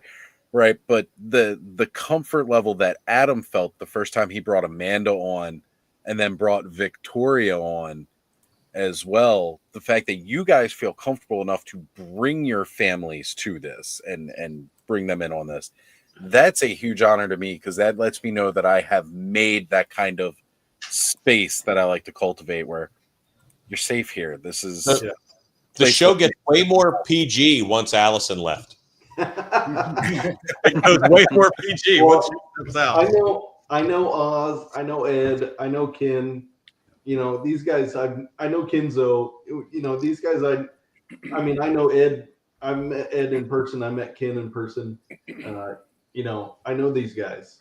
That was the Joe Fest, I guess, right? Yeah. You know, I call all you guys my friends, but exactly.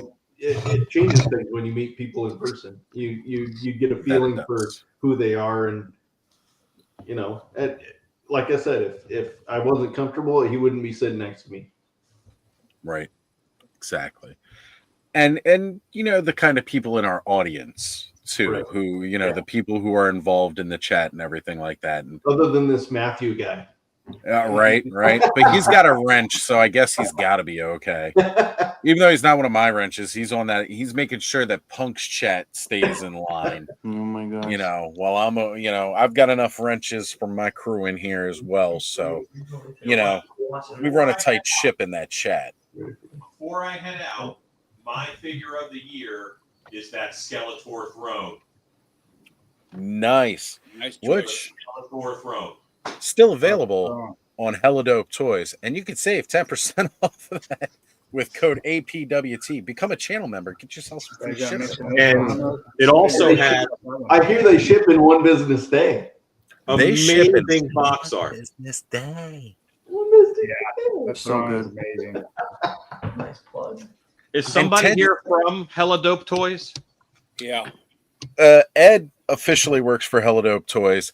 I don't officially work for them, but I will plug them nonstop because Ted and Aaron are just two of the best guys out there. And they're running this small retailer business that just deserves so much more. I will shift some business. Every now and then I buy a toy. You guys would be shocked to hear. No. I will gladly shift some business that way. For sure. Yeah, we're going to keep low. Oh, sorry. I was going to add, as a one-day April Fool's prank, can we talk to Ted and Aaron about a Toy Connections 11% off? Just for one day of the year? We'll do it for one day. Yeah, I'll get him to bite on that. All right. April 1st, 2025. Code Toy Connections for 11% off all your orders. Just so you get that 1 extra percent over Pop. We'll do a TKO for your code. There we go. Code TKO. Toy Connections online. There we go. Knock him out with that 1 extra percent. I love it. $1.11. Oh. No. and they ship in half a business day. Right, it'll ship in half a business day. Forget of one business day, half business day. Half a business day. No, actually, we'll ship it out in the next 10 minutes of you hitting. Check us out right now. Don't do that to Ted. Don't. It'll be like Matter the of pizza fact, you're thinking deliveries. about ordering it. I'm already shipping it. Go. If you don't receive your shipping notice in 30 minutes, it's free. Lick it twice. Shipping in my pants right now. Label created. Go figure. Matthew finally shows up after Alan leaves. He wanted to make sure Punk was fully asleep before he came on. That's what it was. Hey man, He drove over and tucked him in. I summoned Matthew. Alan, thank you again for being here, brother. It was awesome. Thanks, Alan. Hey, Amazing stuff, man. Seriously, and the fact that it, you know, it's not often the clubhouse gets a lot of firsts, because most of the time people announce stuff during the business week, or they show stuff during the business week. By the time we're talking about it on Saturdays, there's a lot of times it's old news, right? Yeah. I think basically one of the closest times we ever got to talking about stuff as it dropped was basically like any G-Con reveal, because if we talk about it on Clubhouse, it's the day after, or when they do their figure obscura drops, because it happens on Saturday, so that like that's almost breaking news at that point. Right. But when we get stuff like that, where it's like somebody showing off something that awesome for the first time publicly to the world, getting broadcast here on Clubhouse amongst so many of my friends, that is truly a magical moment for me. That's amazing. I mean, the detail he has and all that stuff, the complexity, the way he built those shelves and put them all together and drilled them out. And, man, it's awesome. And the fact that he could sit there and just explain everything, like, oh, did you see this little thing right here? This goes to here, and this is all for that. Oh, and hey, guess what? This lights up. That's And so yet, cool. he's forgetting details as he goes, and then he's remembering them. Grape there we go. Grape soda, Some that's my grape favorite soda there for you. Is that like Anarchy grape soda? It's No, that's a Dreadnought grape soda. Dreadnought Oh, grape it's soda. Dreadnought. It's- Okay. Yeah. No, Gotta be it's Dreadnought. not. What else could it be? It's Road Pig. Road From Pig Assembly does- Required. There you That's go. awesome. Man, I need to pick up some of their grape soda packs that they have, and they've got all kinds of really cool little details they made for 1/12 and 1/18 figures for all the different sublines that they've supported. Hold on, let me Oh, check the it. What's that little thing? Oh, Yeah, my gosh. that one. Yeah. That's cool. There it is. There it is. I got the Dreadnought diorama that they did last year, and Oh, yeah. I've got the Destro Castle that they have coming this year, and so I can't wait. I wish I could go to the convention, but I support Brian Sauer and all the stuff that he's doing. Oh, Brian is awesome. Yeah, he is. All those Matthew, guys, where are you putting all this codename- stuff, Matthew? all the Codename Iowa guys are awesome. Brian's amazing, and if you guys get a chance to make it to Codename Iowa, to Assembly Required, we'll be there. We'll be there to meet you guys, and So, those guys will meet you in person and shake your hand when you walk through the door. That's the thing is, people are saying that they actually had a better time at AR than they did at Joe Fest, and I actually had a hard time believing it. But people were like, "Dude, at Joe Fest, there's so No. many people there." Yeah. No. Well, no. I mean, I'll tell you from the days of JoeCon, that Joe Fest and AR kind of spawned from JoeCon. JoeCon was such an amazing experience, and the experience I had at JoeCon, I've only ever seen replicated at AR, because Joe Fest is a more sterile environment, so to speak. I mean, it's inviting everybody in and having all the vendors and doing all the stuff and making all the hype and everything, but they don't do the things that JoeCon did in terms of customs, in terms of the exclusivity of the stuff that they produced there, and what people brought to it, and the community that it built. And AR really has that event because it was always such a small event. This year was the biggest event they've ever had. Yeah. And it was amazing. And I totally wish I could have gone, because their customization class, what Brian brings to the community is so much more than what Ed does from Joe Fest, in my opinion. But JoeCon used to have like the diorama, displays. Yes. I mean, it was kind of like Legions, where it was a lot of customs, a lot of diorama displays, and Joe Fest doesn't have that anymore. The JoeCon diorama that I love the most was somebody did the original pit, and what they did was they took the comic panel that when Hammond wrote it all out, and they built this freaking 5-story 1/18 scale pit, and each level was exactly like the comic panel, all the way up to the top level when they had the roadways and everything coming into Staten Island and everything. It was amazing. And somebody designed the Cobra jet from the cartoon, and the submarine from the cartoon, and they took the Chap May aircraft and they modified it for both of those. And I mean, the stuff that I saw at JoeCon was amazing. It's really cool.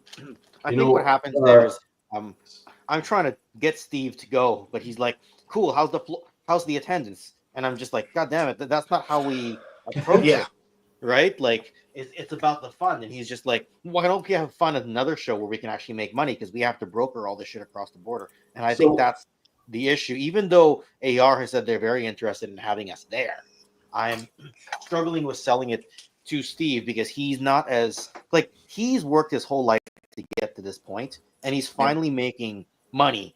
Whereas in the past, he had to work like he was doing jobs he didn't like, etc. So he's not feeling super charitable about okay, let's just go and network. He doesn't feel we're at that point yet. Let's put it that way. So whereas I'm like, let's go network, let's go, and he's just like, you need a better sell job to me, Ken. If we're not going to make money, what are we doing there? So right? Ken, Skeletron. I don't think you understand how big it would be for you to show up at AR, and I mean the people there that's your base of fans, and I people know. would just eat it up because when Carson goes there, he's the big man on campus. If you guys go there, you know, you'd be just as big, and it would be a huge boost to what you guys are doing because that's your fan base. It's the families, it's the people getting kids involved. It's this whole bigger thing going on at AR, and it's really cool looking. So Skeletron showed up last year, right? They were there and they had the same size booth. They engaged with everybody that was there. I mean, my kids, my two oldest boys sat at the Skeletron booth and talked to these guys for half an hour, 45 minutes, especially my 11-year-old sat there and talked to them about engineering and tolerances. And I mean, just stuff like just wild stuff that he asked questions about all of the things they're doing. This year they came back, same size booth, but they sponsored the show, right? So everybody can get in free on Saturday. Nobody had to pay admission, anything like that. So but no, I get that. I was trying to say that's what it is. It's the core community. It's networking. Well, Ken, wouldn't you be able to sell it saying, okay, well, maybe not immediately making a lot of money, but long term, it's gonna be a benefit and make a lot more money anyway. So, I mean, wouldn't that be a good sell to say, well, maybe not in your pocket when you leave, but take a few months down the road, you're gonna be making a lot more based on that. Steve looks at things in a very logical point. So I spent the money today. I need to make the money this week. Got it. Yeah, and I think it's just because he wasn't in with all the Facebook communities like I was. Like I would hear all the JoeCon stories, but being tucked away up here in Canada, it was hard for me to ever get down there, right?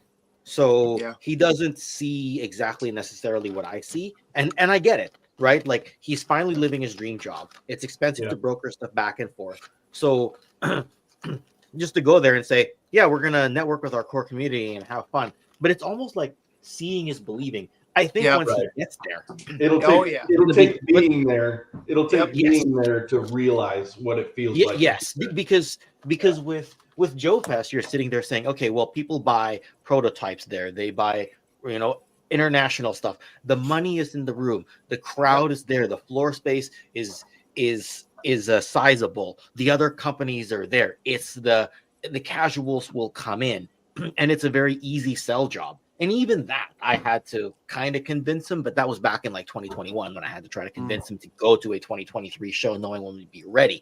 Now trying to go to AR and be like, this is a big step back in terms of the things that attracted us to Joe Fest. I'm now trying to do a sell job without all of the selling points that I had for Joe Fest. The other one. Right? Yeah. And like I run Facebook groups. I'm very community oriented. It's not to say that Steve isn't. It's just that when he's the one who has to sign the checkbook, you know what I mean? Right. For accounting, what do? I signed a shareholders agreement at the end of the year, but he owns 95% of the company. I'm willing to put the 5%. It's fine for me, right? If the trip costs, $5,000, what's that going to cost me? $250? I'll do it. right? Ken, But he Ken pays and the I, other Ken and I had a great conversation about assembly required and Delta 17 being a part of that. But Yeah. it's just who writes the check, right? Yeah, And you can bring me some Fruit Loops if you come. See? but if they're I'd get Canadian that Fruit across the Loops, they're border. better for you. But American Fruit Loops, no good. Cartoon material. I totally get that. Who's signing the checks thing, but honestly, sometimes you got to take a risk. You got to gamble to make that extra boost, that extra step. And I think AR for you guys would be that extra step. And I really wish you could go to AR because I think you would connect with so many people there. I mean, Joe Fest is great, and don't get me wrong, there's a lot of connections to be made at Joe Fest, but I think AR is one of those core community things that people would really like to see. And Did you guys go to the 2023 show, Madsen? I didn't. Okay. I got the. I mean, I haven't been able to travel much because of my job. But I support Brian Sauer, and I've gotten his sets, and I've supported him in the last 2 years. 3 years, actually 3 years. Yeah, last 3 years. With the sets that he does and stuff, and I would love to go to AR. And like I said, everything I've seen from the get-go was so positive.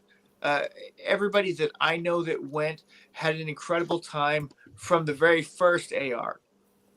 And when it was in a freaking parking lot, right? When half of the show was outside, right? And now he's got a hotel and he's got a venue and he's building this whole thing.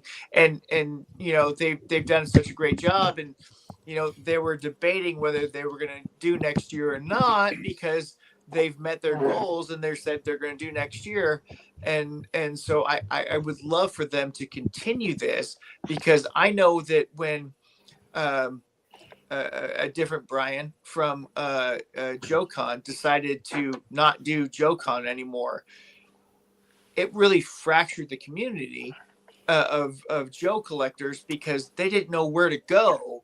And Ed was the only one to pick up the ball with Joe Fest, and then Brian did with AR around the same time, but they had different pulls, and it really divided the community. And it sucked because everybody was going to JoeCon before that. And I don't want to see that happen again, and so I would love AR to grow and expand and be bigger. But And it sounds DFW like is growing. Yeah, it sounds like Brian has hit his goals, and if he has, then we might not get a 2026 show. I mean, let's talk about 2025 first. I get it; don't get ahead of ourselves. Yeah, but it sounds like he's doing 2025, and I want to say, I want to hope, I want to believe that he's going to continue it beyond that. But there is a limitation to all this because, I mean, we're all getting older. We all have our family expectations and financial expectations and stuff like that. So I get it. But, man, I would love to see him continue. I want to see AR grow. At the same time, I want to see AR grow because I love it, and I love the guys that are running it. I love the people that are behind it, and at the same time, I don't want to see it explode, but I would like to see it continue to get what they deserve for the effort that they're putting into it. Absolutely. So some level of organic growth is fine, but like the snowball growth to a large show, that's not what it's ever going to be for. Yeah, and I believe people like Delta 17 and Project Longbow, those folks, they're part of this community, right? They're people that are putting effort into this community to keep the community alive and willing to go out on the limb to do that. And it shows. And Skeletron is Skeletron. They're going to be around. They're going to keep doing what they're doing. I guess the robo schools are starting to go out. and that's what I heard, that they're starting to go out. Finally. Yeah, some of the Mark IIs have already hit people. People are showing off their Mark IIs that have been delivered. The special editions with the. And that's That's going to go a long way. That's going to go a long way for them. And next year they're going to be there again. They've already said they're going to be there again. And, and I know they're doing Joe Fest, and having Bob Breakin come to Joe Fest, I think was huge. I would like to see that happen at AR as well, but I don't know. Yeah. Well, Matthew and you and I talked. Well, we talked while I was there, or basically when I walked out the door. Even after the show, there's so much energy, just like there was at Joe Fest. I mean, Ed and Ken and I sitting at the table after the show every single night, sitting at the table together, just. Outside there's a vibration, there's an energy around you that you feel like outside the bar there next to the I didn't even know who you were. Yeah, man, that was the I first time recognized you here, met. but I forgot. I forgot who you were too. But I recognize you when you come on these, like either on these streams or on pumps, right? Yeah. Yeah, I mean, but that's how we know each other now, right? We connected there, and then we reconnected here, and now we know each other, and that's how I feel about Assembly Required too. Like I didn't know anybody. Last year was my first year at Assembly Required, and I met so many people. I met every single member of Codename Iowa.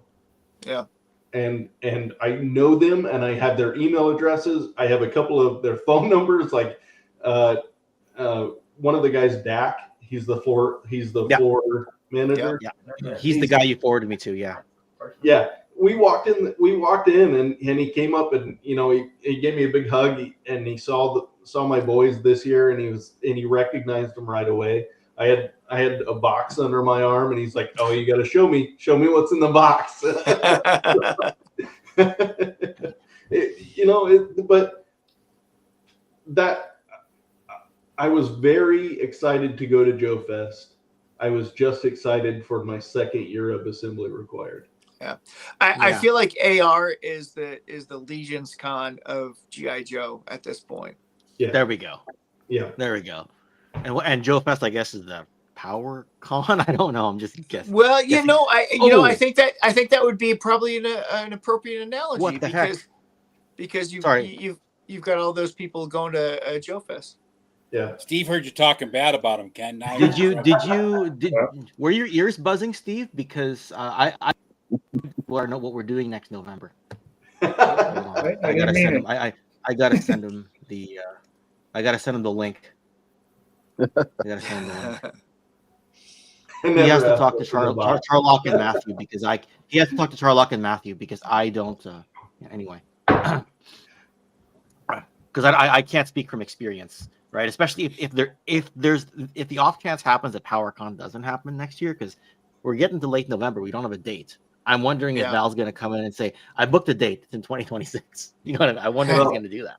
I don't know if I probably met Steve at Joe Fest, but I don't remember meeting him. But if he wants to talk about Assembly Required, he's more than welcome to hit me up, and I will talk about Assembly Required for all day. I mean, I will. I sent him the link.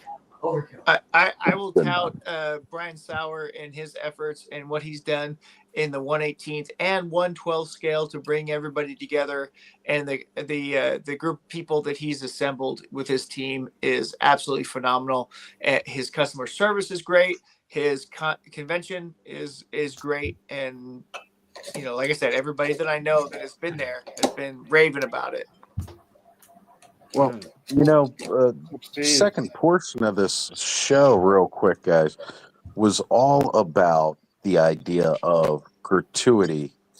And as we approach Thanksgiving, being next week for those of us in the States, one of the big things that I really think is important, and we talk about coming together as a community at these conventions here at the clubhouse every Saturday night, where again, you got people who collect all types of different toys, right?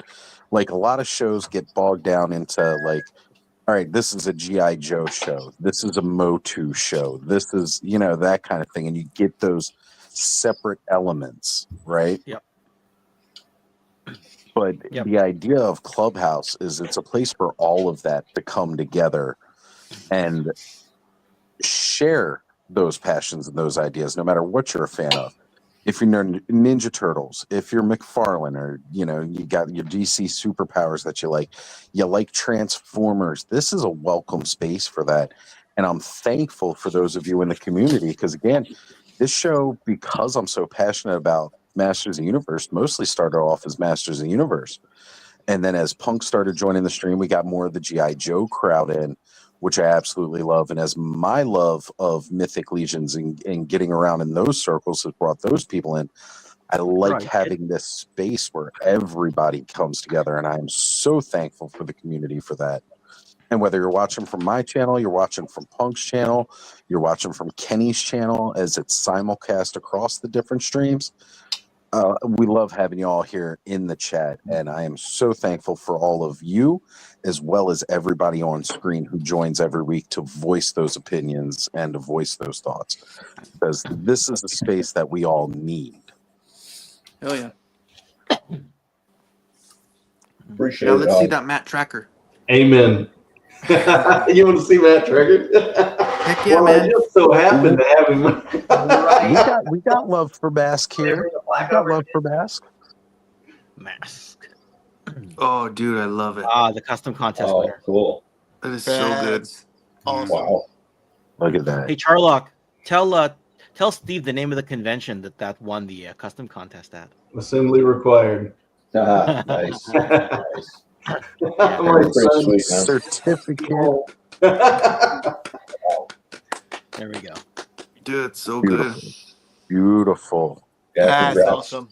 Now, Steve, so in the 15 minutes or so before you showed up, Charlock and Mattson here were going on about what AR brings to the Joe fandom / networking, the value in all that.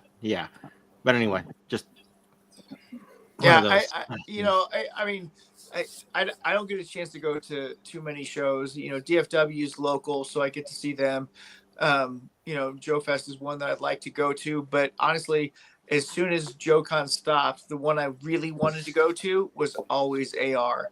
And so I've supported Brian Sauer in all of his events, and everybody that's come out from there has said what a great time that they've had and what an experience it's been because of the customized community, because Charlock and all the stuff that he brought some amazing stuff, and it's all great. And that's what JoeCon used to be back in the day, is there were so many customs and everybody it was this whole thing around GI Joe.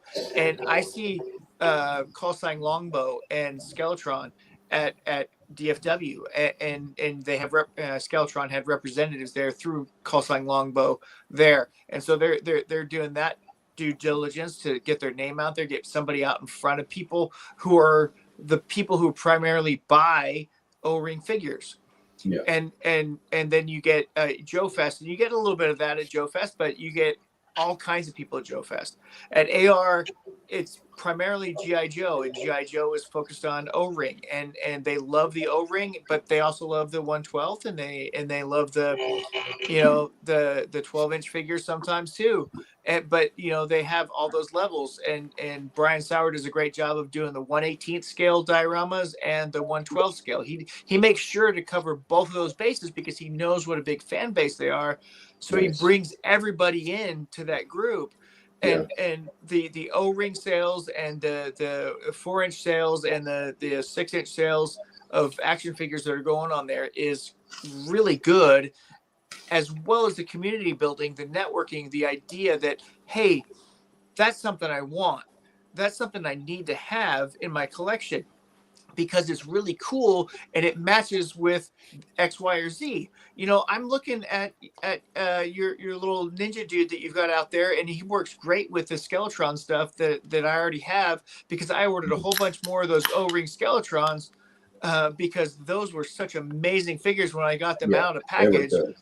I had to have more. And I'm dying for some more O-ring stuff, but I haven't been able to dive into Delta 17 just yet. But at the same time, they're there and they look great on the shelf with those. You've got Super 7 now doing O-ring, and those O-rings are shit in terms of quality, in my opinion. I mean, that's my opinion compared to what I've seen from Delta 17 and what I've had in hand from Skeletron. They're doing it right. They've got swivel forearms and these other articulation points, as well as the freaking detail. The detail you guys are putting into that stuff is amazing. So these are the same people that will purchase that Delta 17, and I really think, because they're doing at least one more, that AR is a convention that you really should think about, because it's networking, it's community building, it's this whole idea of, I'm supporting this group, but this is also what I bring to the table. Right. And you've got Carson Metaxas and Longbow and all these other guys that are going, and it is the last vestige of those old school, well, I should say the 1980s GI Joe collectors that are going to AR for sure. Yeah. No, it sounds good. We want to go. It's just the border is such a it's getting worse and worse. I got turned around at the border last week. I've always been filing a 7512 form, then they wanted a 7523, and I was like, I don't know how to do this. So I asked them, and they said, we don't know. And now they want me to go through the ACE system, so that's gonna cost me so anyways, I do that may change next year. I'm just saying. Well, there's the tariffs thing is going to the tariffs is kicking in, right? So all of our stuff is made in China, and China is a hostile nation. So like I'm not too worried. I'm not worried. The guy that's coming in, I'll just say it flat out. Big fan. Okay, I'm a big fan. He's saying he's going to go hard on tariffs. The reason why he's going to do that is I was listening to some analysts that I trust, and they're saying that basically if you go to Europe or you go to Asia, you will not see a Ford, you will not see a GM, because they tariff American goods. Right. So if you use tariffs as a bargaining chip to grow your industries, then you only have to put them on the table for so and so long. Right. But he's also talking about ending income tax. Yeah. Now that is amazing. So replacing it with tariffs. So the question is, where does the funding come from? I think we'll find out as time goes by, but I think that it will be friendly for businesses and friendly for the individuals and all that stuff. So I'm not too worried in the long run, but in the short run, it's going to be a bit of a pain in the ass. Yeah, I totally understand that. And logistics is a huge concept that needs to be delved into for sure. I think the future is bright, though. Yeah. Oh, hell yeah. Who's not going to show up to assembly required? Who that? Super 7's not going to show up to assembly required. The guy that line that starts with a V isn't going to show up to assembly required. Oh, I don't know. Yeah.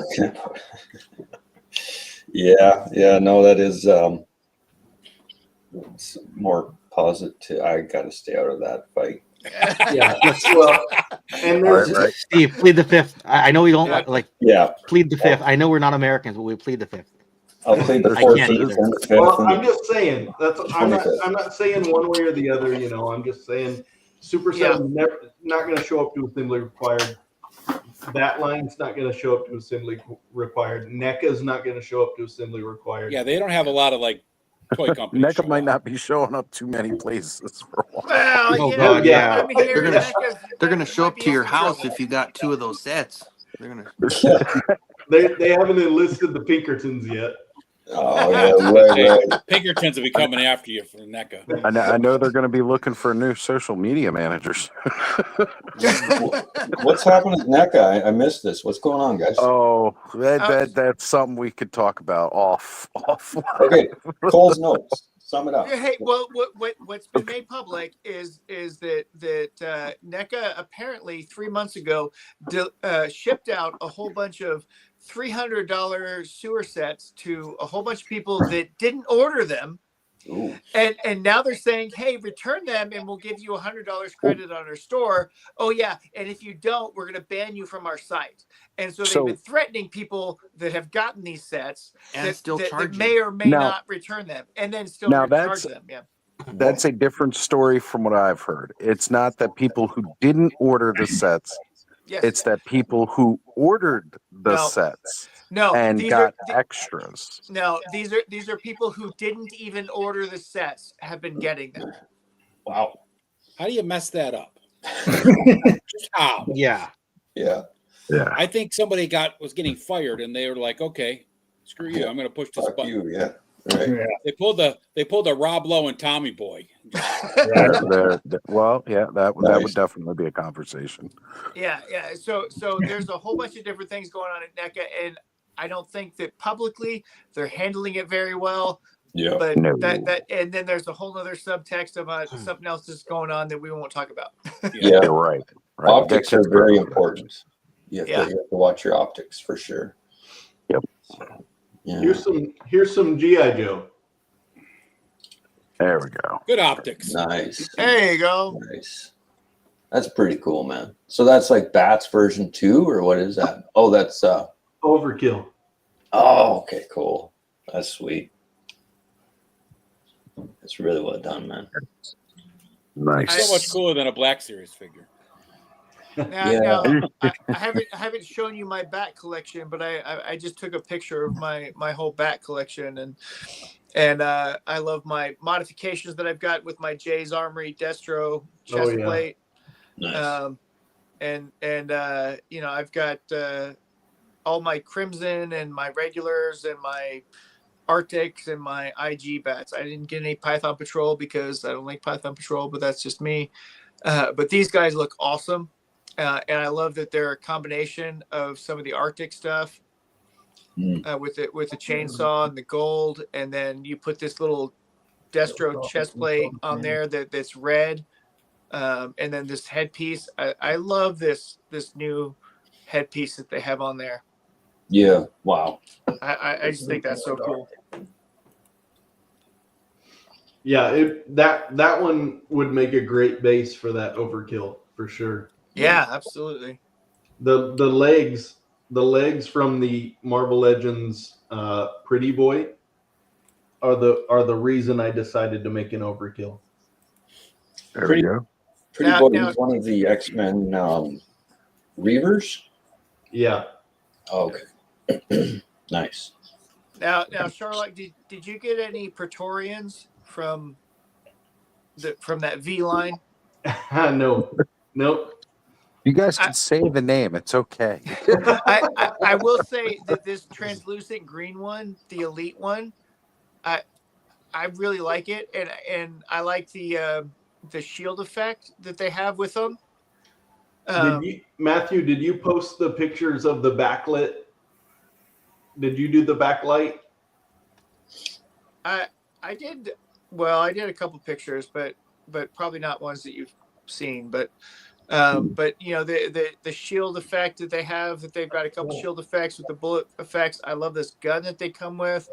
I love the translucency of the green on this. I know the regular standard one is just black and red, which also looks awesome. But I really think that the green one spoke to me because I was like, I need some bats for my GI Joes, or some androids for my GI Joes, and I thought that was pretty cool. But yeah, no, I think that figure is pretty cool looking. Yeah, I think so too. I really do. Matthew says, "Take me off the full screen." I fell asleep. I like those, and I really like the new Atlas figure. I think that's super cool. I watched a couple of reviews of that figure, and I thought it was really cool looking. Obviously, we're going to get a salvo at some point from Classified series. But I think those two can live in the same world. Yeah.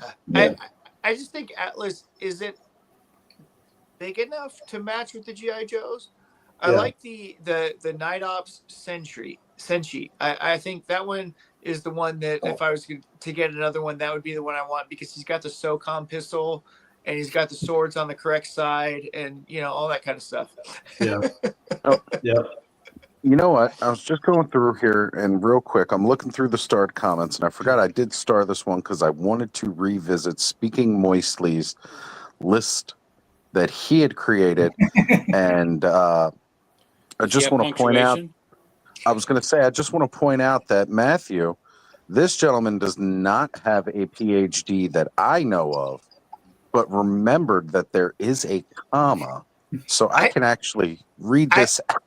I don't have a PhD either, and I just copy and pasted my list from my notes. I have a clinical doctoral degree, one that actually means something, not one that's philosophical. I have one that actually was devised from clinical experience. So I'm just. But we'd also like to point out that he's Canadian, so you know. There we go. Further proving. Good. All right, so no particular order. We have SH Figure Arts, Frieren. I don't know how to pronounce that, and forgive it. New Attorney and Merman, of course. Mondo Tila. Samir from Mythic Legions. Kalazir from Mythic Legions. Nagahide, another great choice. Jada's Dalsim. Akilobator Gigantist. Dinosaurs count. Nice. And Anubis Ambastet. I gotta say, it's a good list for the ones that I recognize. I like those Mythic Legions for sure. You know, those are some good picks, definitely. Definitely. Yeah. And again, all top tier quality. Stanley, thank you for joining us here. I know when Stanley was asking for the link, I did mention I'm not sure how much longer we're gonna go because I am running on fumes here, guys. I would disagree on the Nagahide figure, but you know that's personal preference. I love G.I. Joe. I love Nagahide. That figure had some issues for me, but I mean, I'm more in it for the pork belly anyway. So coming from a guy that loves the Dreadnought so much, for you to say that, it's definitely Matthew, that makes a statement. I think our issues are probably the same with Nagahide. The lower half of Nagahide is probably the biggest issue with Gung Ho's tiny feet. Yep. No, Yeah, and the monkey I thought was useless. I thought they could have did something better with that. Yeah. You know, the bow and arrow that he used, maybe that could have been different. You know, there's a couple things, but that lower half is garbage. Well, I can't say I don't own the toy yet, but definitely pork belly's up there. And pork as belly's far as awesome. the monkey, it's a static posed figure, but it's still a monkey, and that's kind of cool. But kind of cool. You know what? The Indiana Jones Adventure Series monkey was far superior, and I put him in all the photos on top of pork belly with my Nagahide when I took those pictures. Yeah, I was gonna say I know the one is it came with who? Marianne. Marion, yeah. Yeah. Better, Speaking of much Indiana better Jones, monkey. Matthew, did you get the Mezco Indiana Jones? I did not get the Mezco. I got the. Oh, you got the SHF. SH. You got the SHF. That's right. Yeah, the SHF is awesome. I love that guy. That guy's amazing. I paid for my Indiana Jones yesterday. I don't know when I'll get it. Probably like end of January, but. I'm worried about that Indiana Jones from Mezco. Yeah. I'm worried about the Mezco Indiana Jones jacket ripping. Well, yeah, I'm worried about the leather falling stitches off. popping. Well, so I'll tell you this. I've got the Logan figure from Mezco, and that jacket is still in good condition, and I've had it for a couple of years now, and it's okay. How many times have you touched it?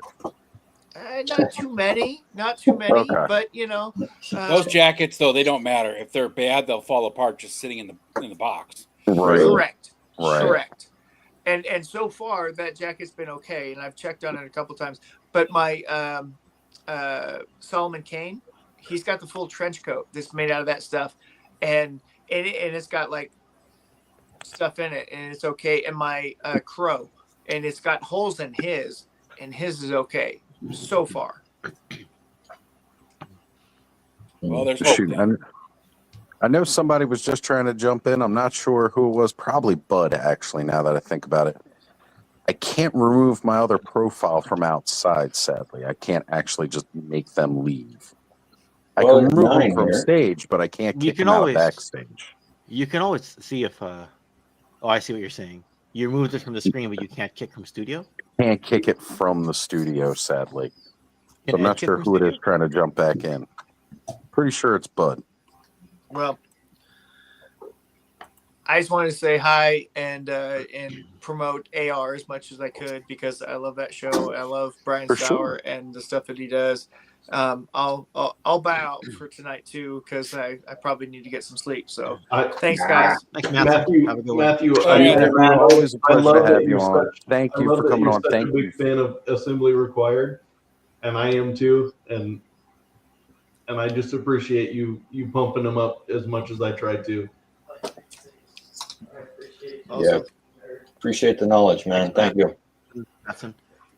Well, we certainly want to thank Matthew. Anytime he jumps on, always valued. Yeah. Just learn how to use a comma next time, okay? That's right. Learn your punctuation, Matthew. Jeez. Colon and semicolon. What's the difference? I'm going to show up. Well, one's only half-assed. The other one's whole-assed. Chabang. That's cool. Or TJ Bang, or however you say his name. Yeah, how do you say that? They're going to reveal him as a pipeline reveal next year. We've already seen they're getting into the ninjas. But you saw it here first. They stole the design from Charlotte. Yeah. Nice. Yeah. They'll probably slap that Arashikage symbol on his chest, which will bother me. But right. Was he not with them, or what was he is? Oh, he's Arashikage, but I just don't. Why would you paint it on your chest? Yeah, right. Do you put it in pink or do you put it in red? Right, like everything was neon around it. Yeah. I It's get like it on Storm Shadow's arm. I get it on Storm Shadow's arm or somewhere where you can hide it under clothing. But putting it on the armor, it's a bit that's much. my nerdy preference. We got some Those are samples drones. back from the factory. Wait, where's Some more reveals tonight. Love nice. seeing it. Yeah, we gotta go That live and look tomorrow, sweet, don't we, sweet Steve? Serpent Blue. Yeah, we'll be on Ken's channel tomorrow, 4:00 Central my time. So we'll also be announcing that Delta 17 might be a little bit more affordable in the near future. Yep. Well, guys, you heard it there. TKO tomorrow. Today. Also, today, later today. Whatever. Yeah. And Matthew, if you just heard that, there's going to be even less of an excuse for you not to have visited Delta17toys.com to place your order for the whole line that is currently out. Whatever you can do. No pressure. I mean, you go buy Preacher off of Helidope Toys, but you gotta get the rest of the line from Delta17toys.com. That Delta 17 line, they've got some articulation that those other O-ring lines may lack.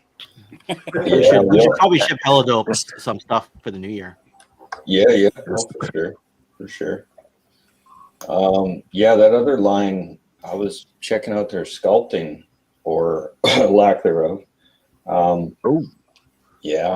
It's their bats is really good. I really love the bats. That one was really well done. But yeah, it's good stuff. There you go.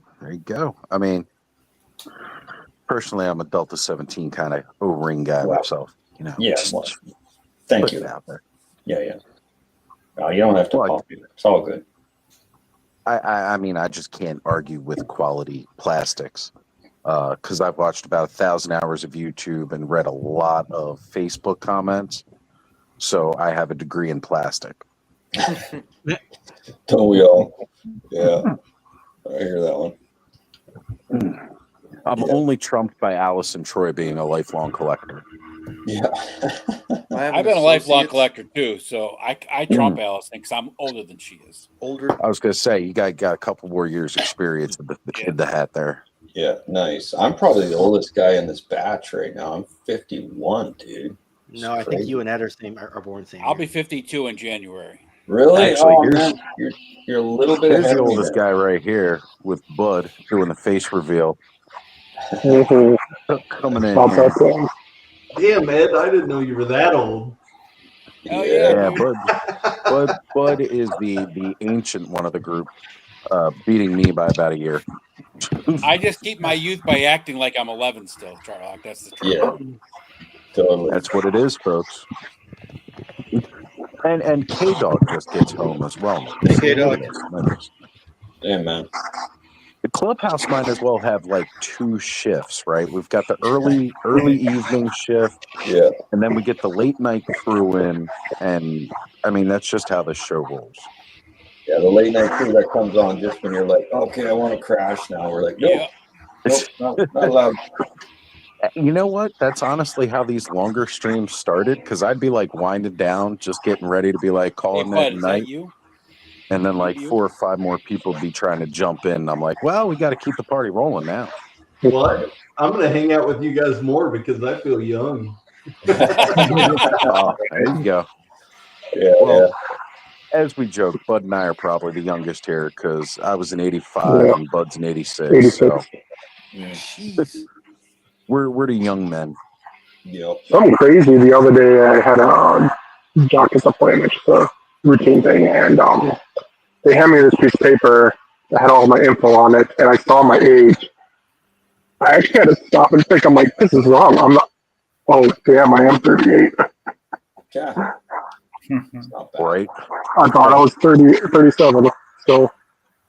But that's just me remembering the fact that I'm going to be 40 in like 6 weeks. There was a long part of my life where I had to ask my ex-wife how old I was. Now my kids remind me how old I am every day.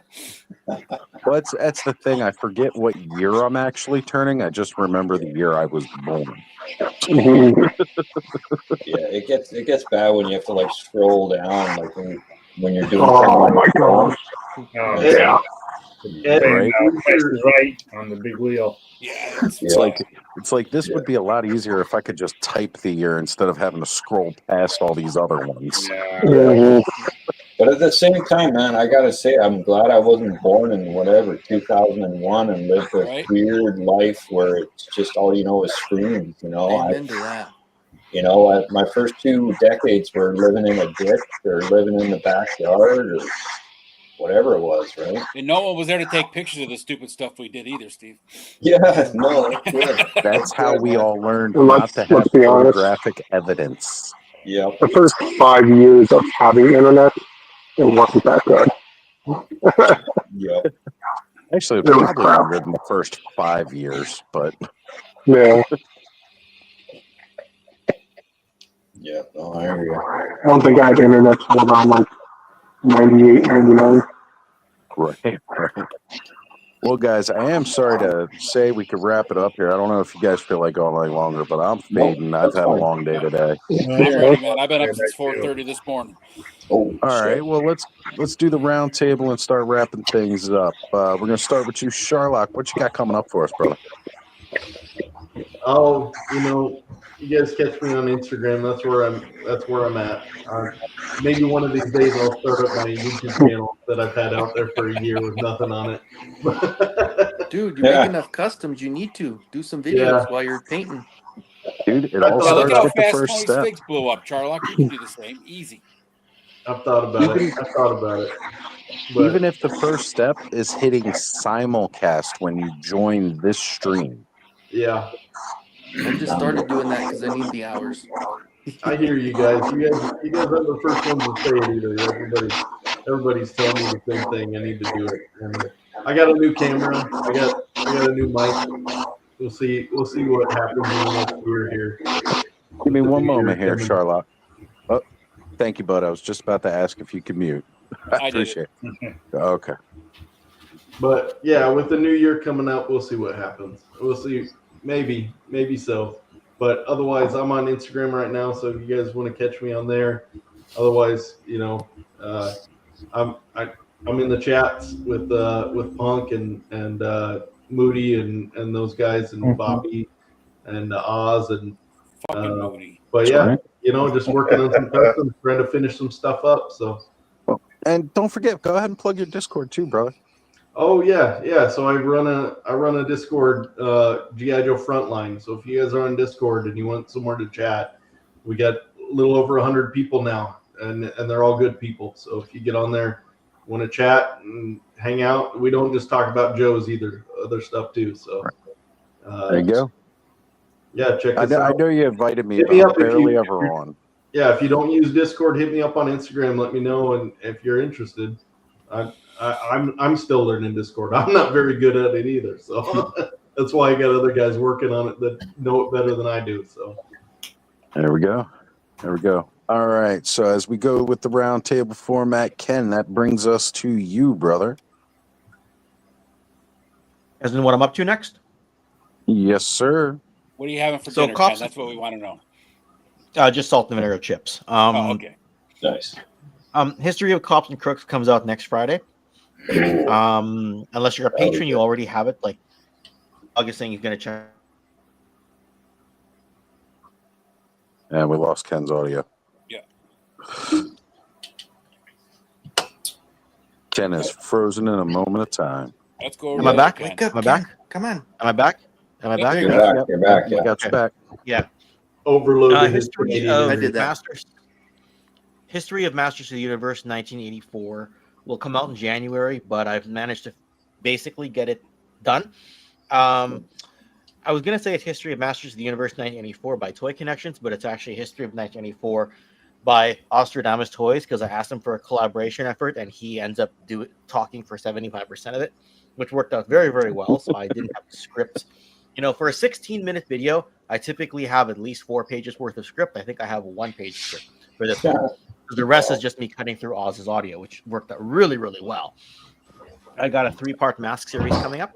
And just a lot of toy histories. Sometimes I got to skip a week in between to catch up on production. So like there was no video on Friday because I knew that Steve and I were going to do a live stream tomorrow. But sometimes I realize I don't have to do a video every week if it's going to be a difficult video to do. So There you just go. try to There you commit go. myself.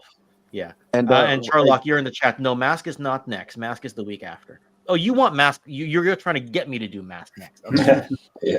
Now. How about Right this, now. Charlock? By request of you, I will do the Math History Series 3 parts 3 weeks in a row for December. How about that? And it'll all be out before Christmas. How about that? All right, I'll take it. There you go. It'll be Merry introduction. Christmas, Charlotte. It'll be introduction to Mask, Boulder Hill review, and then like the downfall years and the legacy of Mask is the 3rd video. How about that? We'll just skip T-Bob altogether, right? Yeah. Wait till you hear what Tony Romo has to say about T-Bob because he's one of my collaborators. There we go. There we go. And Ken, what is that live again? What time is that live again tomorrow? Let's plug it so everybody knows where to tune in. Steve and I were thinking about going on at 4 Central, 5 Eastern, 2 Pacific. But if we can push that about half an hour earlier, Steve and I can talk. Maybe we can push it a tiny bit earlier if you're good, Steve. Sure, Yeah, man. I do need some photos for a thumbnail though, so I can whip that up in the morning my time. Oh yeah. Yeah. There we go. Yeah. All right. And let's get Bud unmuted here. Bud, what do we got in the pipeline? Anything? Yeah, well, as you heard earlier, I'm working on a little something with Punk. So that'll be cool. I did record a video was showing off my Turtles of Grayskull Splinter, which I still got to finish editing that. It'll kind of be a little shorter video, but I'm going to break down the paints and how I mix them and stuff. So that you know exactly what kind of color if you want to copy it. Very cool. Besides that, I did paint up the 2 figures I opened tonight. I'll be posting those on Instagram probably later. Nice. And that's Epic. about it. That's what I love to hear, Bud. That's what I love to hear. Always trying to be productive. Always got a project in the pipeline, whether you're videoing it or not. Different story, but Great to hear, bud. Thank you, brother. Stanley, we got anything coming down the pipeline? Let's see. Working on a garage tomorrow during the Cardinals game. So there you go. Yeah, so it's probably about it toy wise. So yeah, got a 2-day school week next week, which will be nice. There you go. There you go. That's cool. Excellent. Excellent. And I guess Steve, for you, we kind of already heard your plans through Ken there. So we got the live coming up tomorrow.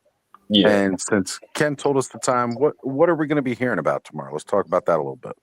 Well, we got a whole bunch of samples, different, the hailstorm tooling is pretty much complete. So they sent me a whole bunch of different samples, painted, unpainted test shots. And we're going to be talking about, there's a bit of a sale going on that will start soon and will go for quite a while. We got to clear out some stock. We've got a fair amount of stock. And then just development of Wave 2 and different things that we're up to there, some new figures that we're working on. And that's about it. Excellent. Excellent. That's what I love to hear. I'm sure we're all excited to hear any Delta 17 news in this crowd.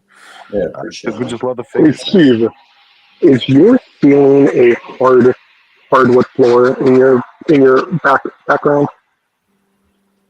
What's that? Sorry, say again. He said, "Is your ceiling hardwood floor? Look, is it a Is hardwood your ceiling?" ceiling like hardwood floor? Because like the angle of the camera, it just looks like there's a floor, but it's on the ceiling. No, I live in a giant barn. Okay, so Oh. if you look, there's a mezzanine above me. There's All right. it Those goes. gummies are kicking in. I was just way up sitting there. there staring at it, just imagining you're like upside down recording everything. But that's actually your floor. I've got a ceiling in here that's almost about 30 feet high. And I live in this ridiculous place, man. You wouldn't believe it. It's bizarre. So it's a 3-story barn with garage and storage on the bottom. And then I'm on the second floor with a massive room here and a kitchen over there. And then there's a mezzanine and a bedroom upstairs. So yeah, it looks weird. I got this angled roof going on. So yeah, but it looks kind of like a hardwood floor. Yeah, I get it. I was like, why are you mentioning hardwood floor, dude? I don't know, but I get you now. All right, Cobb, what you got coming out? Nothing. Just getting back to working on some videos now. Kind of using that studio work. A couple of you know about it. Work at the college. I found the newsroom studio, so doing some videos while I'm down there at work. Since I'm there more than I am at home, I'm home sleeping, so got me a little spot to make some videos. So I'm working on that lately. I've been getting a lot of comments to do another toy tour, so I'm trying to organize and get stuff everywhere so I could actually film it all. A few people asked me, and I told them I'd get that out as soon as I can. So probably work on that pretty soon. I just found Cobb on Instagram. So yeah, I followed you back too. I seen you on there. If you don't follow Cobb on Instagram, make sure you follow him. Yeah, I'm on there too. Yeah, I followed you back real quick. I was like, hey, I know who this is. Right now, let's work our way to the middle here. Kenny, I know you've been working on some stuff. You've been doing a new spot on Wednesdays.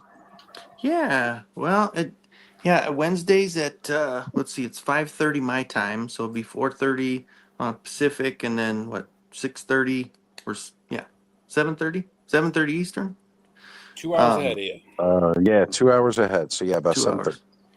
And it's just kind of the same stuff. I mean, I'm pushing. I just hit about.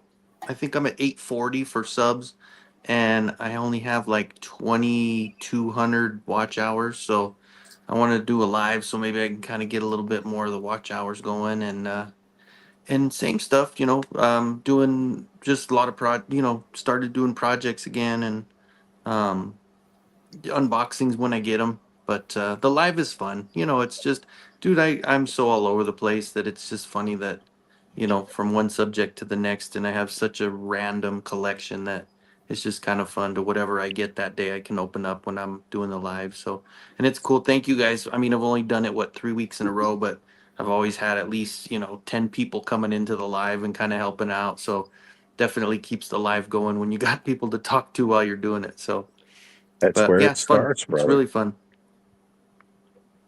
Well, I'm glad to hear it, and I've been glad to see it, and I've been popping in and watching when I can. And I think for the next Clubhouse, we're going to have to shift the audience to somebody's channel to help boost some watch hours. So that'll be coming up next Clubhouse, guys. Keep that in mind. We'll let you know whose channel. We'll plug the link so that everybody knows where to go to get the chat flowing on there, and see if we can jump Kenzo up some watch hours and really help that out. Cool. Awesome. Have we heard how Gene's watch hours were since he got us to watch some things last week? You know what? I don't know if we did. I'll have to check back in with that and find out, because that would be nice to know. Chat's tonight also. Yeah. Yeah, well, that's definitely something we're going to have to get an update on so that we know about these watch hours, because we want everybody in this circle to thrive and beyond this circle, just across Toy Tube, because we're all passionate. We all love toys, and that's what it's all about, just helping each other to grow, because as one of us grows, all of us grow, and that's where it needs to be. Mm-hmm. So, Ed, we're going to jump over to you, brother. What we got going on, Ed? Oh, what do we got going on? We got hella dope toys live tomorrow night at 9:00, and then I got everybody else's YouTube that I mod for, and then Tuesday night Travis and I are back on my channel at 9 p.m. Eastern, and I think we're just going to do a review of where we are at with the Toyvember, and unless Travis throws me for a curveball, but yeah. So we'll be back Tuesday, but this will be my last Clubhouse for the next 2 weeks, because I will be in the mountains after Thanksgiving without any internet or anything else like that. So. Wow. Nice. Yeah. What are you doing there? Good to get away, unplug, and so it's good to get away, unplug, and sometimes just to really unplug from everything. Live life, actual life. Huh? Yeah, I'm I have a three little jealous. 3 good friends, and every year we do a men's week out in the mountains somewhere. We've gone to the Appalachian Mountains. We've gone to we went to the mountains in Allegheny Forest in Pennsylvania last year, and this year we're going to the Adirondacks. Whoa! Wow! Yeah, There we go. Just awesome all around, brother. And I don't need Starlink, Todd. I go away so I don't have to deal with civilization. Mm-hmm. It's just lots of meat and lots of beer. That's basically what we live on. Can't blame me for that. It's a little slice of heaven right there. Well, for this awesome guy, we have the slow return of my beard over the next several weeks. That's coming up down the pipeline, so stay tuned for that. We'll measure growth and everything as it comes back in. Tomorrow, you will be able to catch me over on Brick Something's channel. We are going to be doing the BS News, Needless Firma We Saw. We're going to be doing a little bit more of a going around wrapping up on some things, because Rick was busy working at Legion's Con, and I saw quite a bit more stuff than he did that he didn't even see. So we're going to be going over a bit of that. We are also going to be talking about a lot of the stuff that, while leading up to Legion's Con, Brick's News was, talking with, some of the vendors and different things of that nature. So with that being said, there was quite a few things that we didn't talk about that was getting revealed around that time that we're also going to be discussing. And even some more stuff that we've just seen in the past, 2-3 hours probably. I think we might have to throw in a little bit of Alan's work there tomorrow. Just to get some more eyes on that, because, man, that was a masterpiece tonight. Dude, so good. I want to see it when it has the damn train in it. That's what I want to see. Damn. Right? When he gets it into the space with the train, I am all for it. I freaking love train gardens. And a Motu train garden? Count me in. Well, it's just 1/3 of Eternia, right? Right, exactly. Yeah. So other than that, next week, we know Thanksgiving's coming up here in the States again. That'll be next Thursday.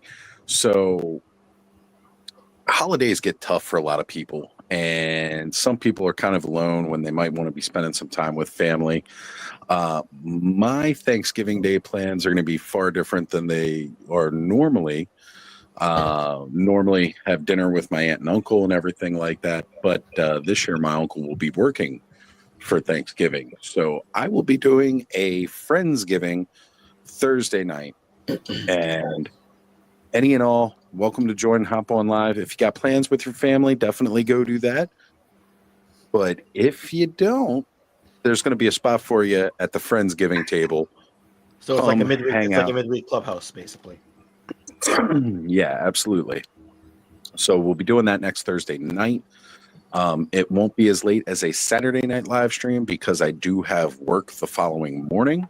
But it'll give us all a spot to hang out and spend some time together on a day that some people find a little rough, around the holidays, and we want to share that love. So nice.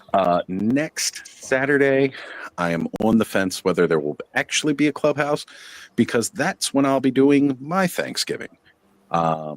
We'll see how much steam I got left in the tank after all that, and if I got plenty, then Do a coffee. Yeah, right. I'll do a clubhouse cafe in the morning, maybe. That might be the idea. And you know what? It's actually a really good idea, Ken. Kind of jump on and do something before the day really starts, kind of thing. So there we go. Clubhouse Cafe next Saturday morning. There you go. Join us for a cup of coffee. And other than that, I got no idea where you'll see me over the next 2 weeks because I just appear everywhere on YouTube. So, hey Oz. You? I just want to throw something out there if you don't mind. Yeah. So, like you said, a lot of people struggle during the holidays. I particularly struggle during the holidays for different reasons. And I get a lot of people that I can reach out to. Just throwing it out there. If anybody ever needs anything, I don't know a lot of these guys on this call or in the chat, but if you ever need anything, you can hit me up. And it just throwing it out there. Like I said, it means a lot to have people available. So it's important. So if anybody feeling down or out, just hit me up, man. 100%. I'll throw that out there too. My DMs are always open. If you're one of the few people that got me on Facebook because you found out what my real name is, you can hit me up on there. If you don't have that account, you can always hit me up on IG. Again, my DMs are always open. Don't have to worry about if I reach out, is he going to reach me back? Because I know some people, they don't always do that. But yeah, my DMs are always open. You can hit me up anytime. If I don't respond right away, probably because I'm stuck having the life sucked out of me on a phone call at that time while I'm working. But I will respond as soon as I can. But who would have thought that And if Oz's you name do is actually DM, Thaddeus? What? No. and if you do DM Oz, he really loves clowns. Wait, what was that? We missed it. There was some static there. Oh, I was saying if you DM Oz, he really loves clowns. Oh, clowns. Yeah. Thanks. Yes. Thanks, Yes. bud. So Thanks. Thaddeus Great. loves clowns. Okay. Pictures of clowns. You know what? You know what, Cobb? That's a big FAH-Q. All right. I got worse In ones. any case, That's awesome. absolutely love all these guys on screen and all you guys in the chat. As always, thank you for being here because the show just doesn't work without all of these moving parts. Guys on screen, you guys in the chat, everybody surrounding the clubhouse. You guys are all amazing. And we will see you very soon.